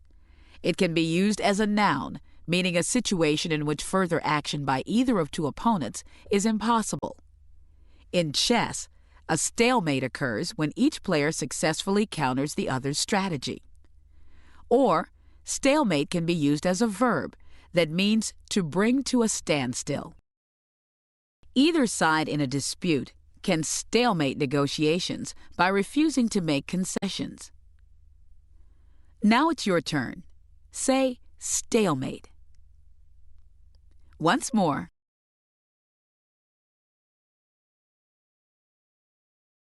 Vindictive. Vindictive. Vindictive is an adjective meaning bearing a grudge, or feeling or showing a strong tendency toward revenge. People may be shocked by the vindictive tone of a speech. Also, Iago in Shakespeare's Othello is a vindictive villain who plots to destroy anyone he envies. Now you say, vindictive. And again. Wilt. Wilt. Wilt is a verb, meaning to become limp or drooping, or to lose strength and vigor. Humidity causes straight hair to wilt and curly hair to frizzle.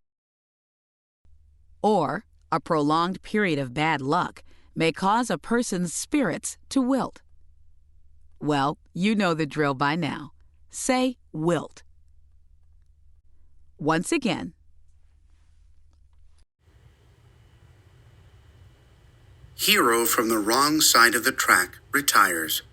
Profile by Chester Byron Langdon, November 11th, 1940. The Great Depression had darkened almost every door in this country, and war clouds were gathering on the European horizon. America was hungry for a hero. Then came a horse named Seabiscuit, whose looks hid the champion he would become. He was knobby-kneed and undersized, and had a laid-back, leisurely demeanor, but he hadn't a trace of a malady where it counts in a champion. His heart abounded in courage and overflowed with determination. Foaled in 1933, Seabiscuit grew up in Kentucky. His performance in his first races was mediocre. Hard work at a young age had made him lethargic, and in 1936, his owners sold the tired colt to Charles S. Howard. Howard, a wealthy businessman, had pioneered the sale of automobiles in California. Howard formed an unorthodox team. Seabiscuit's new trainer was Tom Smith, known for his reluctance to speak, and Johnny Red Pollard was Seabiscuit's jockey. Most people in the racing world did not know that Pollard was blind in one eye, thus depriving him of bifocal vision and depth perception. The team led a nomadic existence, escorting their horse to races in the eastern states, the Midwest, and California. Against the odds, Seabiscuit's record improved, and he quickly gathered increasing attention in the racing community. Howard was a born marketer, a Western-bred underdog challenging the East Coast racing establishment. It was just the role that millions of Americans wanted a winning horse to play. Amid the turmoil and confusion of the Depression, down and out and starved for hope, Seabiscuit's fans saw in him a gritty fighter. The horse became a celebrity almost overnight. Seabiscuit-itis swept the nation. A huge cache of press clippings devoted to the thoroughbred showed that Seabiscuit, at one point, enjoyed more publicity than President Franklin D. Roosevelt. But as the saying goes, trouble rides a fast horse, and it caught up with this racing team. In early 1938, jockey Pollard fell from another horse and shattered his collarbone in a heart-rending accident that kept him from riding. The same year, with Pollard sidelined, the quest for a match race against War Admiral, a scion of the Eastern horse racing establishment, came to an exciting end. Pimlico Racecourse near Baltimore announced it would host the Match of the Century on November 1st, 1938. A new jockey, George Wolfe, would pilot Seabiscuit in the most important contest of both of their careers. The outcome was sensational. Seabiscuit beat the favorite by 4 lengths, about 11 yards, to the delight of 40,000 fans at the track and an estimated radio audience of 40 million people. Never a braggart, Pollard dryly remarked from his hospital bed that his horse had turned War Admiral into a Rear Admiral. In early 1940, Seabiscuit pulled a ligament and left the track to rest in the quiet seclusion of Howard's ranch. It was said he would never race again. Howard and Smith, however, did not become despondent. They believed in their horse, and Seabiscuit had one more race to claim: the coveted Santa Anita Derby in California, with its $100,000 prize. Seabiscuit, with Pollard back in the saddle, came from behind to win, setting a record track time and reinforcing his status as the country's greatest racehorse. No wonder Seabiscuit had become an American legend. Now he will retire permanently at Howard's Ranch to enjoy the lazy, mellow life he deserves. Abound. Abound. Abound is a verb meaning to be plentiful or to be filled. After a rainy spring, fields and meadows usually abound with wild flowers. Or, doubts about the wisdom of a certain course of action may abound. Now you say abound. Repeat the word.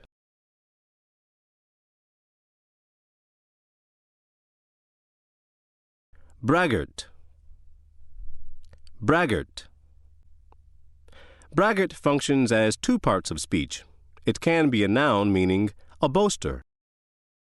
Most people consider braggarts social nuisances. Or, braggart can be an adjective meaning boastful. The braggart veteran soldier is a stock character in comic opera. Now you try braggart. One more time.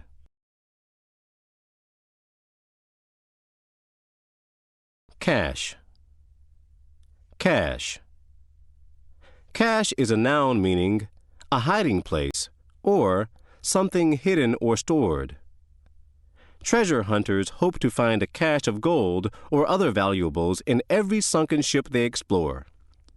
Or, during spring cleanup, I stumbled across a cache of nuts some squirrel had laid up the previous fall. Now it's your turn. Say cache. And again.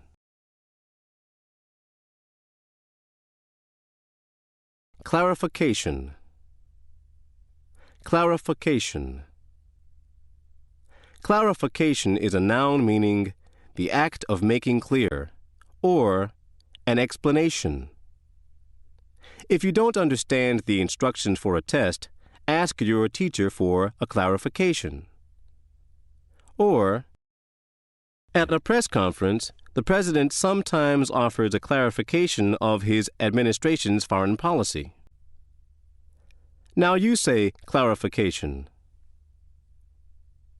Repeat the word.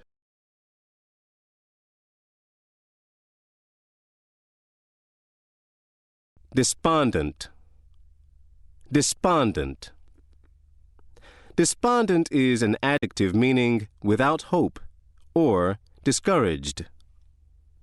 People who lose all they possess in a natural disaster cannot help but feel a little despondent. Similarly, a sudden downturn of stock prices usually makes investors a bit despondent. Your turn. Say despondent. Once again. Embezzle. Embezzle. Embezzle is a verb meaning to steal property entrusted to one's care. Someone who has embezzled funds from a company may abscond to Mexico. Similarly, a bank clerk may be able to embezzle thousands of dollars from depositors' accounts before he or she is detected. Now let's hear you say embezzle. Try the word again.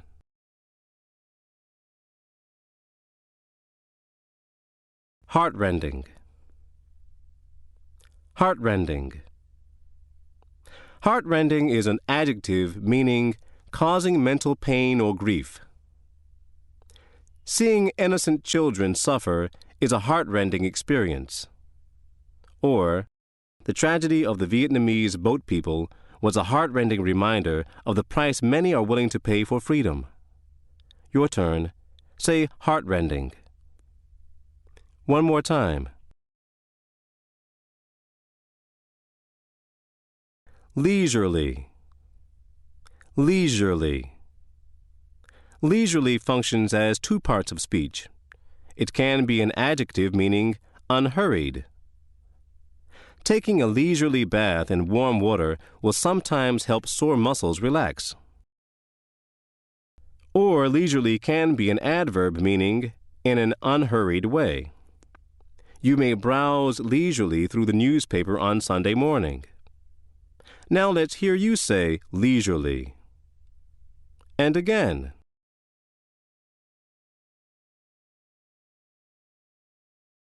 Lethargic. Lethargic.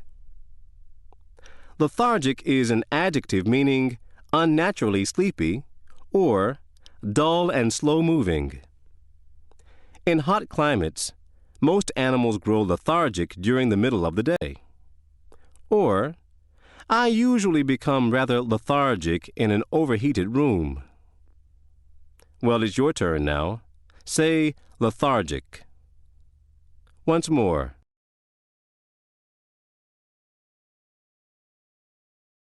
Malady. Malady. Malady is a noun meaning a sickness, illness, or disorder. Doubt is often regarded as a spiritual malady. Or, someone may be suffering from a puzzling malady.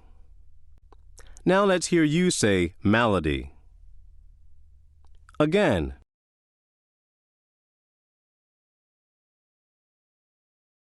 Mellow. Mellow. Mellow functions as two parts of speech. It can be an adjective meaning ripe or gentle. A certain type of music may be pleasantly mellow. Or mellow can be a verb meaning to become gentle or sweet. A painter may mellow his palette as he grows older. Now you try the word. Say mellow. Repeat the word.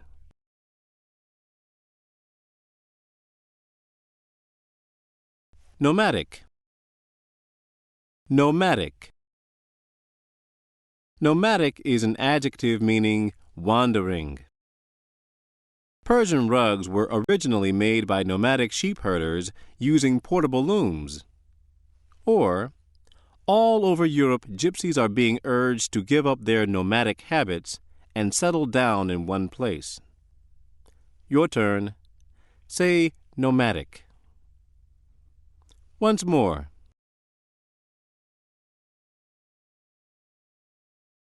Piecemeal. Piecemeal. Piecemeal functions as two parts of speech. It can be an adjective meaning one piece at a time. Critics might complain that a proposed new law was only a piecemeal solution to a complex problem. Or piecemeal can be an adverb meaning gradually. Lack of funds may force a major repair job to proceed piecemeal. Now you say piecemeal. Repeat the word.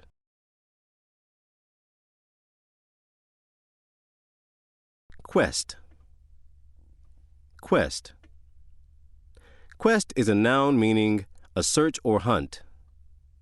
It is Sir Galahad who goes on the quest for the Holy Grail. Or, in 1849, thousands of Americans rushed to California in quest of gold. Your turn. Say quest. And again.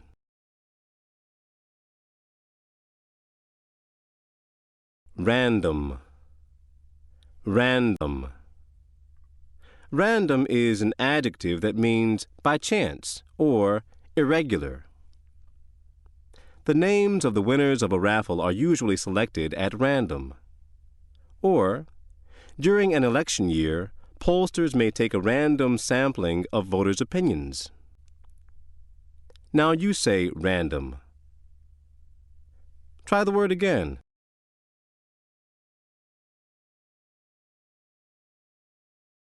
Rant. Rant.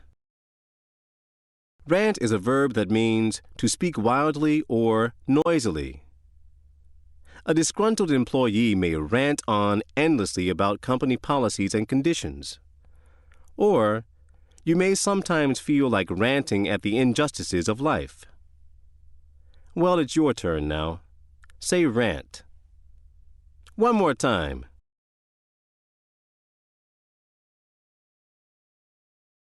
Reinforce. Reinforce. Reinforce is a verb meaning to make stronger or to support. Steel rods are often used to reinforce concrete walls. Or, catchy songs or slogans can often reinforce a campaign message. Now you say reinforce. Repeat the word.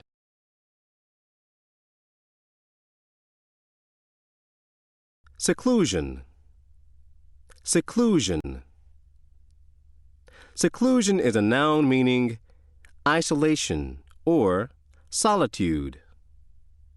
The early Christian monks of Egypt sought the seclusion of the desert in order to find God. Or, animals and insects, as yet unknown to science, live in the seclusion of the Amazon rainforest. Your turn. Say seclusion. Once more.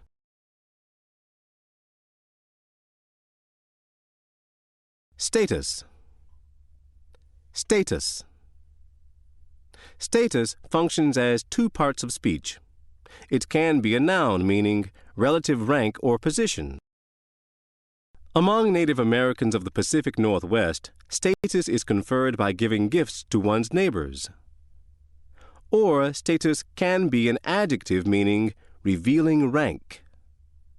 Status symbols often play an important part in people's lives. Now you say status. And again.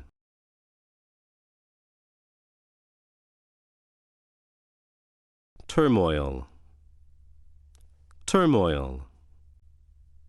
Turmoil is a noun meaning a state of confusion or mental agitation. After the collapse of the Soviet Union, the Russian economy was in turmoil. Similarly, many an aristocrat lost his or her head during the turmoil of the French Revolution. Well, by now you know the drill. Say turmoil. And again.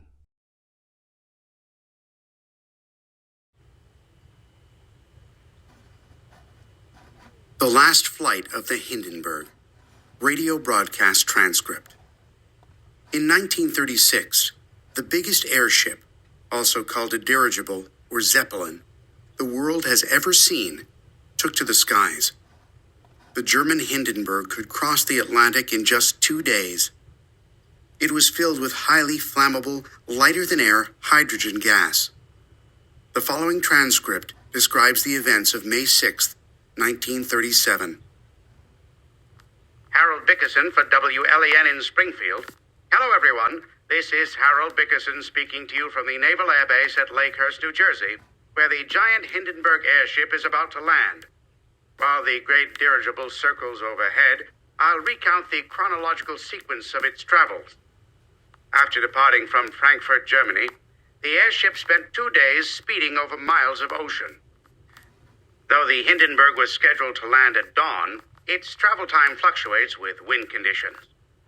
Favorable conditions reduce the travel time, while unfavorable headwinds diminish its speed and increase travel time considerably. The ship appeared over the New York metropolitan area around noon, but the crew could not countenance a landing at that time. Shifting surface winds and air agitation at the time made landing too dangerous. It's just about sunset and raining fairly heavily. I'll say a few words about the preparations that have been made on the ground. The Lakehurst Air Base has played a great part in the saga of lighter-than-air transportation in this country, and it's well equipped to handle large hydrogen-filled airships of the Hindenburg's magnitude. The ground crew have been preparing the field. They're a reputable staff, well known and trained to ease the giant Zeppelin onto the ground. When the airship arrives, it will drop heavy ropes to the men below, and these ropes will be affixed to the massive mooring mast to anchor the 804-foot-long ship. Here comes the Hindenburg now. It's a beautiful sight, enough to enchant the most sober observer and foster a feeling of excitement in the most jaded and stodgy onlooker. The Hindenburg is pointed directly at the mooring mast. I can see the passenger quarters and the observation deck, where the passengers must be gazing down at the great mass of humanity below them. The propellers are moving just a little to keep the ship... It's bursting into flames! It's bursting into flames! The Hindenburg is burning and it's falling. It's crashing to the ground. Watch out, folks. Oh, it's horrible. The Hindenburg is crashing into the mooring mast, and all the people on the field are running for their lives and screaming. This is the making of a catastrophe, ladies and gentlemen. There's no chance anyone could survive this. I get it. The flames are swelling, perhaps 500 feet up in the sky, and a smoky pall is spreading over the field. And I'm sorry, ladies and gentlemen, I can hardly breathe or talk because of the smoke, and I have to move inside. I'm back now. The wreckage is still flaming and crackling out there. We're not sure what ignited the ship, but something may have slipped on the craft and caused a spark, or caused the highly flammable hydrogen gas to leak. But I have some good news related to something I hurriedly blurted out earlier. Ambulances have arrived, and I'm told that the ground crew managed to get out of the way unharmed. And of the 97 people on board, at least 25 have been rescued. Evidently, many jumped out of the windows as the ship fell to the ground. And now I'll have to pause again because they're asking for help out there, and I must do my part. Of the 97 people on board, 35 died, as did one person on the ground. The era of commercial airships was over. Agitation. Agitation. Agitation is a noun, meaning a violent movement, noisy confusion, or excitement. Doctors usually advise people to avoid unnecessary mental agitation. Similarly, lately, there has been considerable agitation for reform of the tax code. Now let's hear you say agitation. Try the word again.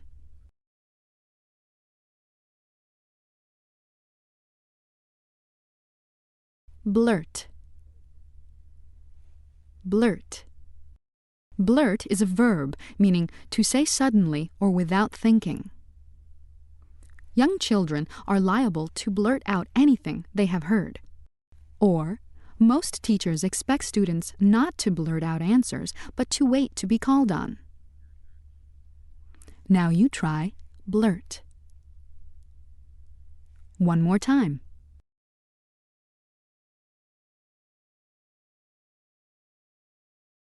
Chronological. Chronological. Chronological is an adjective, meaning arranged in order of time of occurrence. A witness may be asked to give a chronological account of what he or she observed. Or, history textbooks usually contain chronological charts showing the dates of important events. Now it's your turn. Say chronological. And again.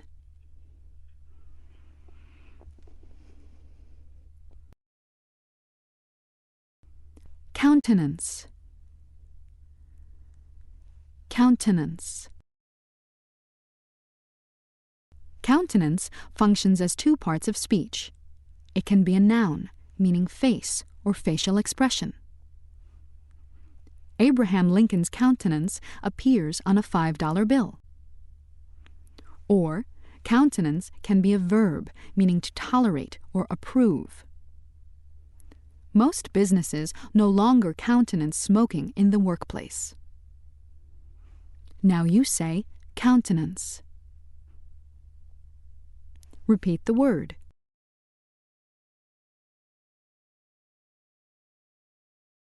Diminish. Diminish. Diminish is a verb meaning to make or become smaller. Many over-the-counter medications are designed to do nothing more than diminish the symptoms of a cold.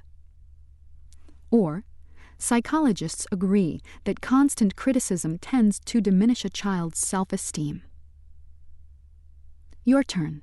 Say diminish. Once again.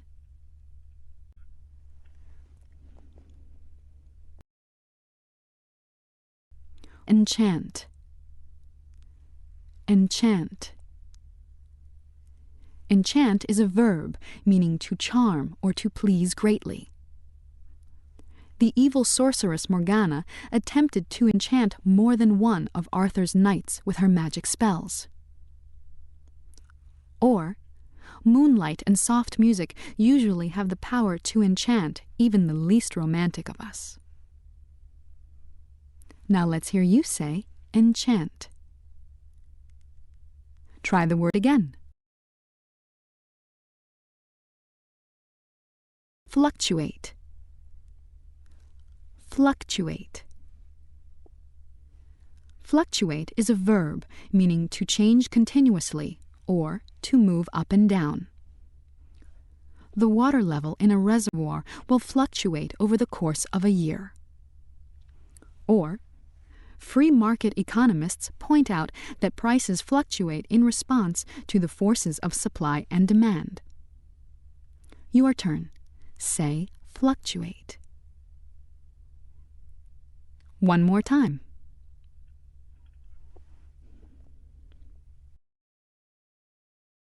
Foster. Foster. Foster functions as two parts of speech. It can be a verb, meaning to bring up or to promote. Most parents assign chores to their children to foster a sense of responsibility. Or, foster can be an adjective, meaning in the same family but not related by birth. Foster families provide many children with temporary homes. Now let's hear you say foster. And again.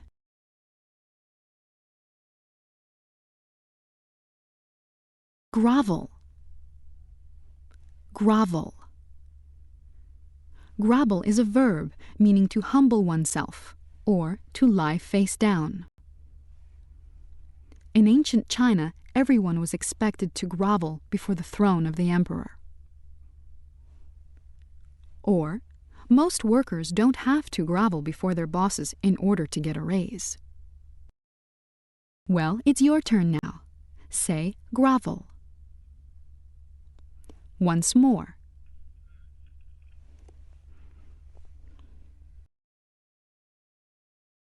Handicraft.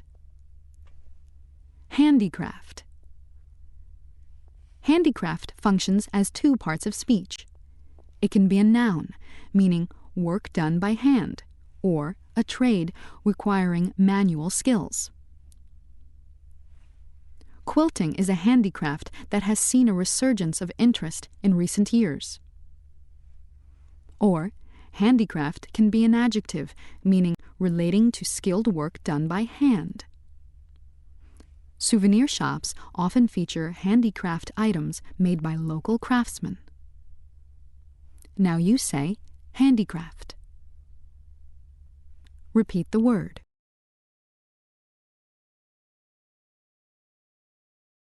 Hilarious. Hilarious. Hilarious is an adjective meaning extremely funny.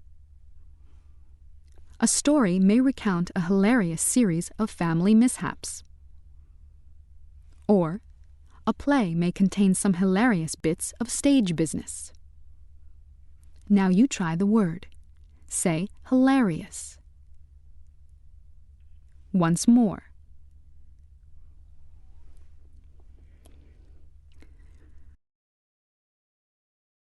Ignite. Ignite. Ignite is a verb meaning to set on fire or to excite. In the old days, a bit of burning rope was used to ignite the powder in a musket. Or, an ugly racial incident may ignite the passions of the community. Now let's hear you say ignite. Try the word again.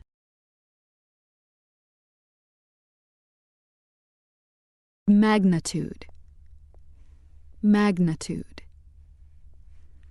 Magnitude is a noun meaning great size or importance.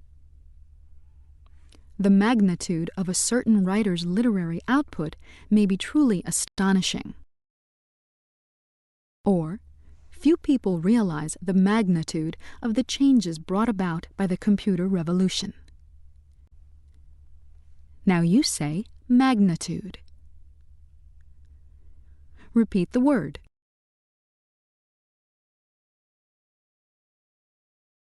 Massive. Massive. Massive is an adjective meaning large and heavy, or great in size or scope. Massive sheets of ice may slowly move down the slopes of a mountain. Or, a severe wound may produce massive bleeding. Now it's your turn. Say massive. And again.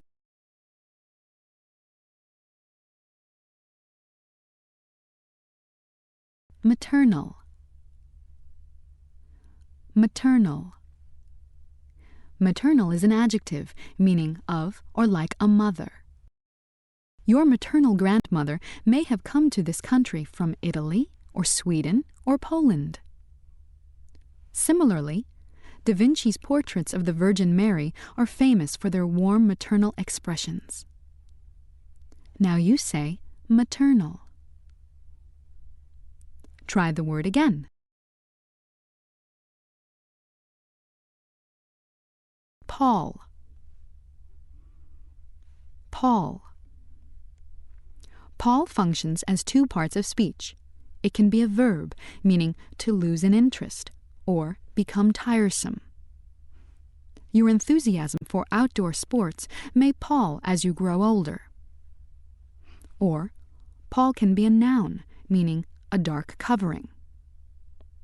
The assassination of President Kennedy cast a pall over the Thanksgiving holiday. Well, it's your turn now. Say pall. One more time.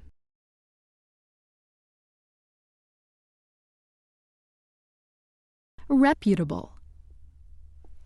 Reputable. Reputable is an adjective meaning well thought of or having a good reputation. Your dad may be looking for a reputable contractor to enlarge the family house. Or, even a firm as old and reputable as Lloyd's of London can occasionally disappoint a client. Now you say reputable. Repeat the word.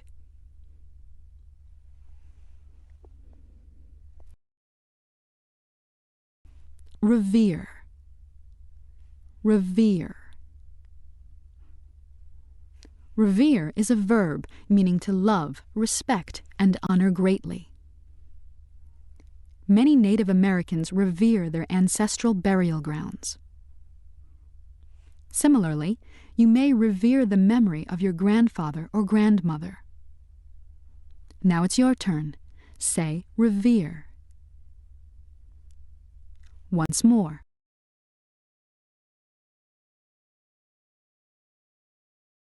Saga. Saga. Saga is a noun meaning a narrative of heroic exploits or a long, detailed account. Have you ever read any of the medieval Icelandic sagas? Or, a film may recount the saga of the Zulu people's rise to greatness. Now you say saga. And again.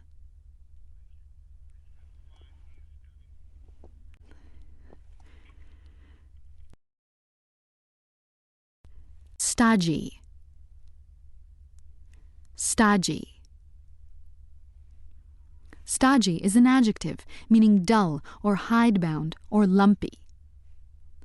Professors are sometimes accused of being stodgy. Similarly, a long-dead writer's style may be considered somewhat stilted and stodgy today. Well, by now you know the drill. Say stodgy. Once again.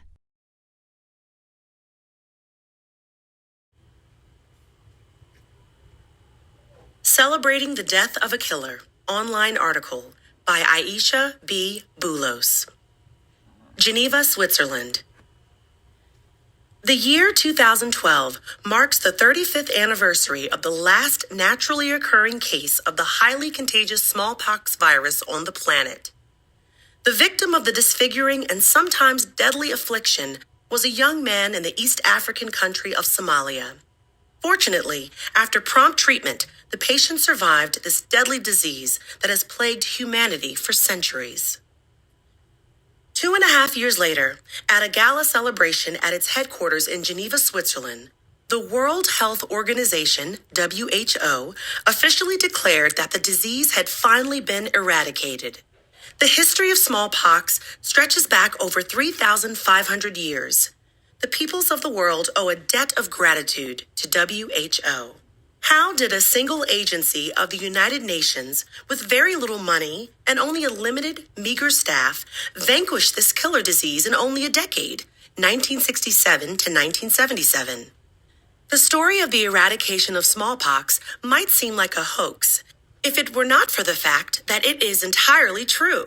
It is a tale of persistence, determination, and the imaginative handling of stiff challenges. In 1959, smallpox was present in 59 countries, all of them located in Latin America, Asia, and Africa. Experts have estimated that there were about 10 million new cases annually. Approximately 1/3 were fatal. In the previous century, the smallpox virus had caused the deaths of at least 500 million people. This staggering total may be compared with the roughly 150 million deaths caused by warfare during the same period. For many of those meditating a global attack on smallpox, their intentions and hopes must have seemed wan and weak indeed. No other disease had ever been eradicated worldwide before. Even the Director General of WHO suggested that such an inflated goal might lie beyond the pale. Nevertheless, the WHO team, refusing to heed conventional wisdom, sallied forth in January 1967. It was led by the American epidemiologist D.A. Henderson. His study of smallpox and its characteristics convinced Henderson that the team could meet the challenge. First, the virus infected only humans, so there was no reservoir in nature. Each infected person exhibited a telltale rash. If victims were isolated immediately, they could be prevented from transmitting the virus to others. Perhaps most critical of all, experts had developed a stable, inexpensive, freeze-dried vaccine against smallpox. A single vaccination provided immunity for at least 10 years. Despite these advantages, however, the WHO team had to confront formidable obstacles. Besides the skepticism of senior officials, the WHO staff members had to deal with roads in terrible disrepair, broken down vehicles, war zones, and cultural opposition to vaccination. There were also geographical barriers. Large mountainous areas of Ethiopia, for instance, were inaccessible except for pedestrians or for travelers on muleback. Communications were an ongoing problem. Drought, famine, and tides of refugees oppressed the team's efforts in some areas. Yet somehow the team got it done. By 1980, a cosmopolitan and impartial killer with billions of victims around the world, including emperors and monarchs, was gone. Ramses V of Egypt, Joseph I of Austria, Louis XV of France. All their wealth and power did little to elongate their lives once they contracted smallpox. A small but intrepid team from WHO turned out to be the disease's most potent adversary. Affliction. Affliction. Affliction is a noun, meaning a physical ailment, a cause of pain or trouble, or a misfortune. Vaccines have eliminated much of the affliction caused by childhood diseases. Or, as Joseph Addison once remarked, some virtues are seen only in affliction. Well, it's your turn now. Say affliction. And again. Akin. Akin. Akin is an adjective meaning related by blood, or having similar characteristics or qualities. Fraternal twins are less akin than identical twins. Similarly, music is akin to mathematics in its structure and internal logic. Now you try akin. One more time.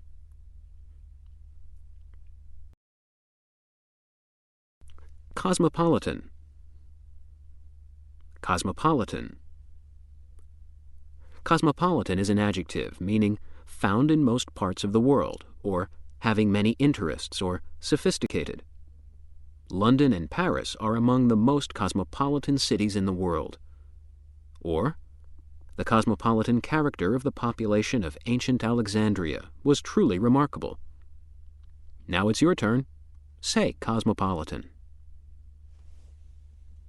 And again. Elongate. Elongate.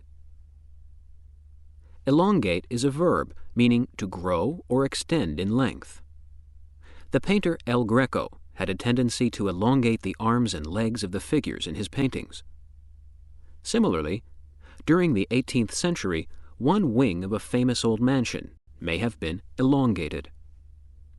Now you say elongate. Repeat the word.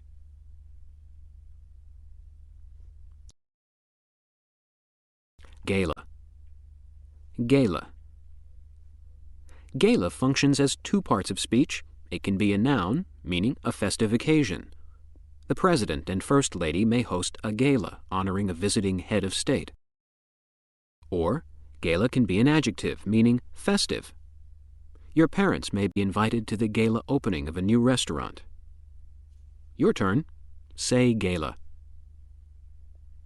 Once again. Gaudy. Gaudy. Gaudy is an adjective meaning showy or not in good taste.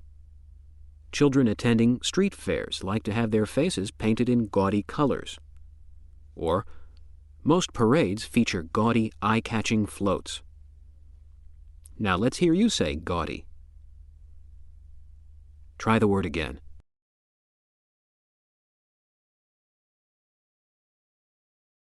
Gratitude. Gratitude. Gratitude is a noun meaning appreciation or thankfulness. Shakespeare's King Lear is infuriated by his younger daughter's apparent lack of gratitude.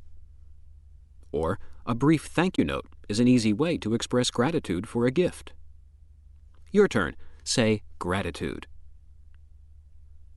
One more time. Heed. Heed. Heed functions as two parts of speech.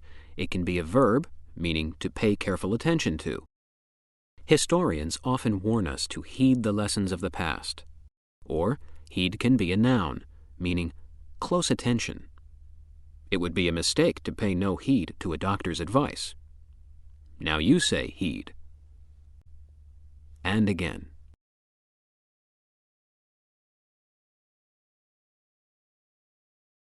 Hoax. Hoax. Hoax is a noun, meaning a trick or fraud. The discovery of the remains of an early form of human being at Piltdown, England, turned out to be a hoax. Or, Sir Arthur Conan Doyle was the victim of an ingenious hoax perpetrated by two schoolgirls. Well, it's your turn now. Say hoax. Once more.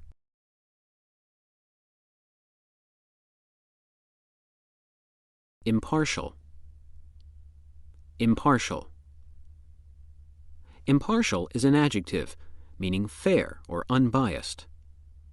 A witness at a criminal trial may not be totally impartial. Or, jurors are usually instructed to render an impartial verdict. Now you say impartial. Repeat the word.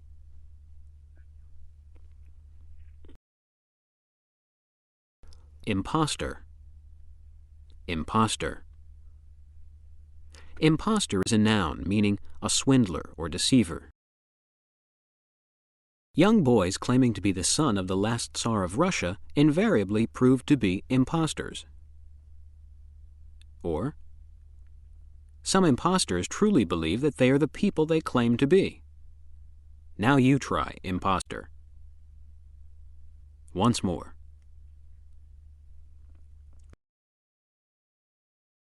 Inflate. Inflate. Inflate is a verb, meaning to fill with air or gas. Flight attendants usually show passengers how to inflate life preservers. Or, politicians sometimes inflate the figures indicating how much revenue a new tax law is expected to bring in. Now let's hear you say inflate.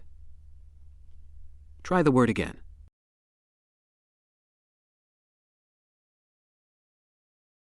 Meager. Meager. Meager is an adjective meaning poor and unsatisfactory, or thin and slight. Before the 1840s, most Irish peasants subsisted on a meager diet of potatoes. Similarly, many an immigrant has earned a meager living working in a sweatshop. Now you say meager. Repeat the word. Meditate. Meditate. Meditate is a verb meaning to think about quietly and deeply. Busy people may set aside a few minutes a day to meditate on the state of their souls. Or, philosophers spend a good deal of time meditating on the mysteries of the universe. Now you say meditate. And again.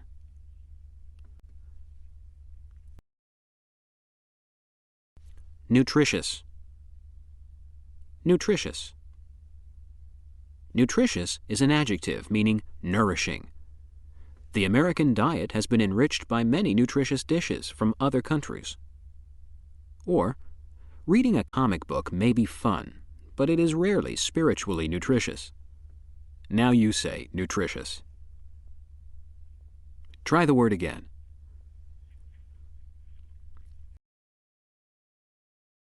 Oppress.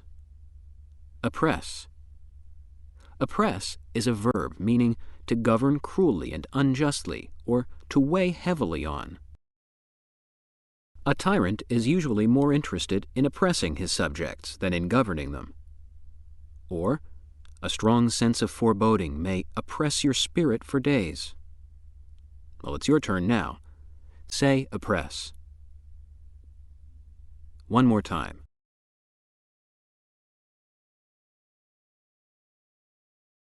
Pedestrian. Pedestrian. Pedestrian functions as two parts of speech. It can be a noun, meaning one who goes on foot. In most cities, the pedestrian has the right of way. Or, pedestrian can be an adjective, meaning either on foot or dull and unimaginative. A reviewer might criticize a new novel for its pedestrian plot. Now you say pedestrian. Repeat the word.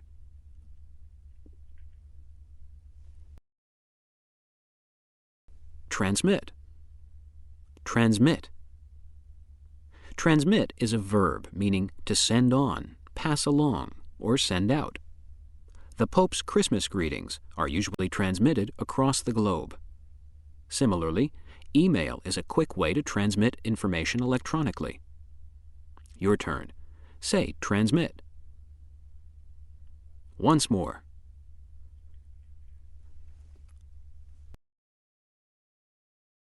Vanquish. Vanquish. Vanquish is a verb meaning to defeat or overcome. Wellington vanquished Napoleon once and for all at the Battle of Waterloo. Or, it is no easy matter to vanquish self-doubt. Now you say vanquish. Once again.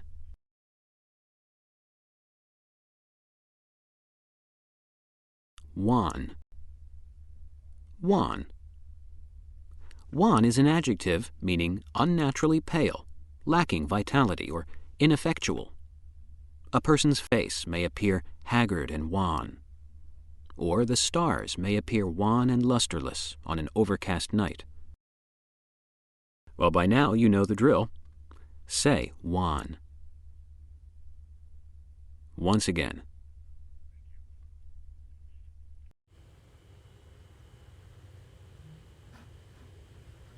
A Brief History of Gold. Informational Essay. Has there ever been a more precious commodity than gold? One of the rarest metals in the world, gold has been treasured, hoarded, sought after, and feuded over. It was highly prized long before the concept of exchanging money began. A ruler's wealth and power coincided with how much gold he had. More gold equaled more power. Even now, some view owning gold as the ultimate in financial security. Recent scientific research suggests that gold and other metals were transported to the Earth's surface by meteors billions of years ago, though there is not yet authoritative evidence to confirm this theory. Gold is found in the form of dust, grains, flakes, or nuggets. Surprisingly, gold is also found in seawater. Extracting it from water is expensive. Entrepreneurs attempting to recover gold from the sea would likely go bankrupt. The mining of gold began many thousands of years ago.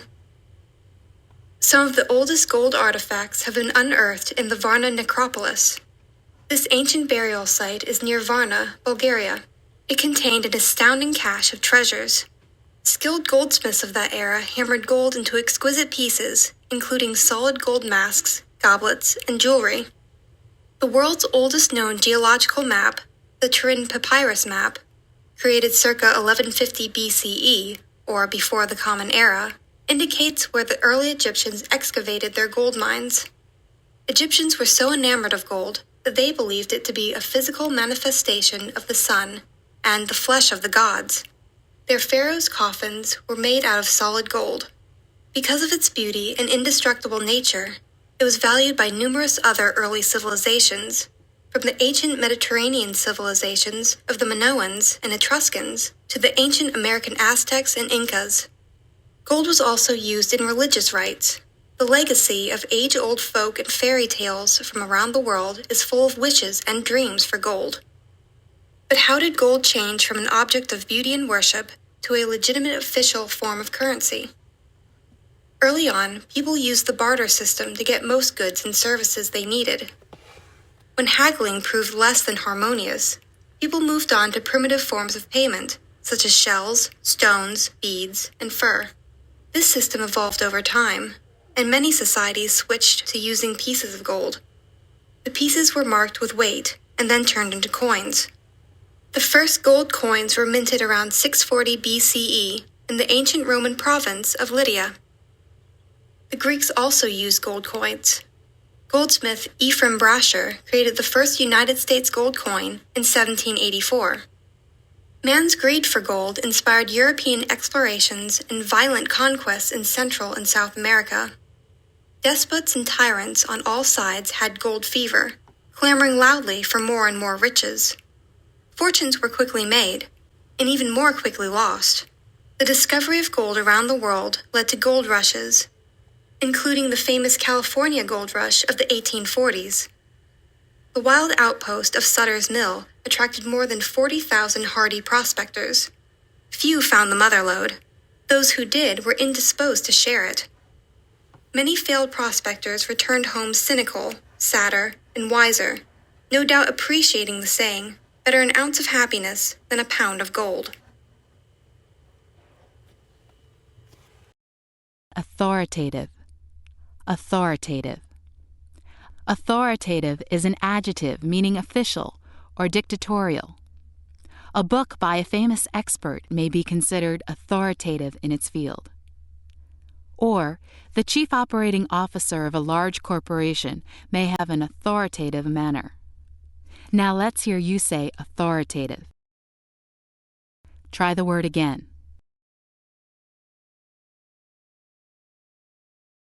Bankrupt. Bankrupt. Bankrupt functions as three parts of speech. It can be an adjective, meaning in a state of financial ruin or empty of. A burned-out writer may feel himself bankrupt of ideas. Or, bankrupt can be a noun, meaning someone who has been financially ruined. During the Wall Street crash of 1929, many a millionaire became a bankrupt overnight. Or, bankrupt can be a verb meaning to ruin financially. Continually borrowing against future profits will eventually bankrupt a business. Now you say bankrupt. One more time. Clamor. Clamor. Clamor functions as two parts of speech. It can be a noun meaning a public outcry or any loud noise.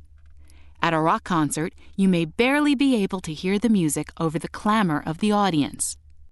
Or, clamor can be a verb meaning to call for loudly and continuously. An oppressed people may clamor for freedom and justice. Now it's your turn. Say clamor.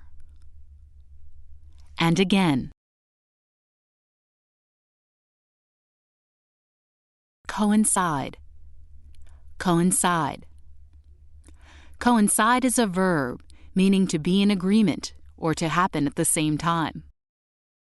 The beliefs of the great religious traditions of the world coincide on many important matters. Or, many people plan their vacations to coincide with the major holidays of the year. Now you say coincide. Repeat the word. Cynical.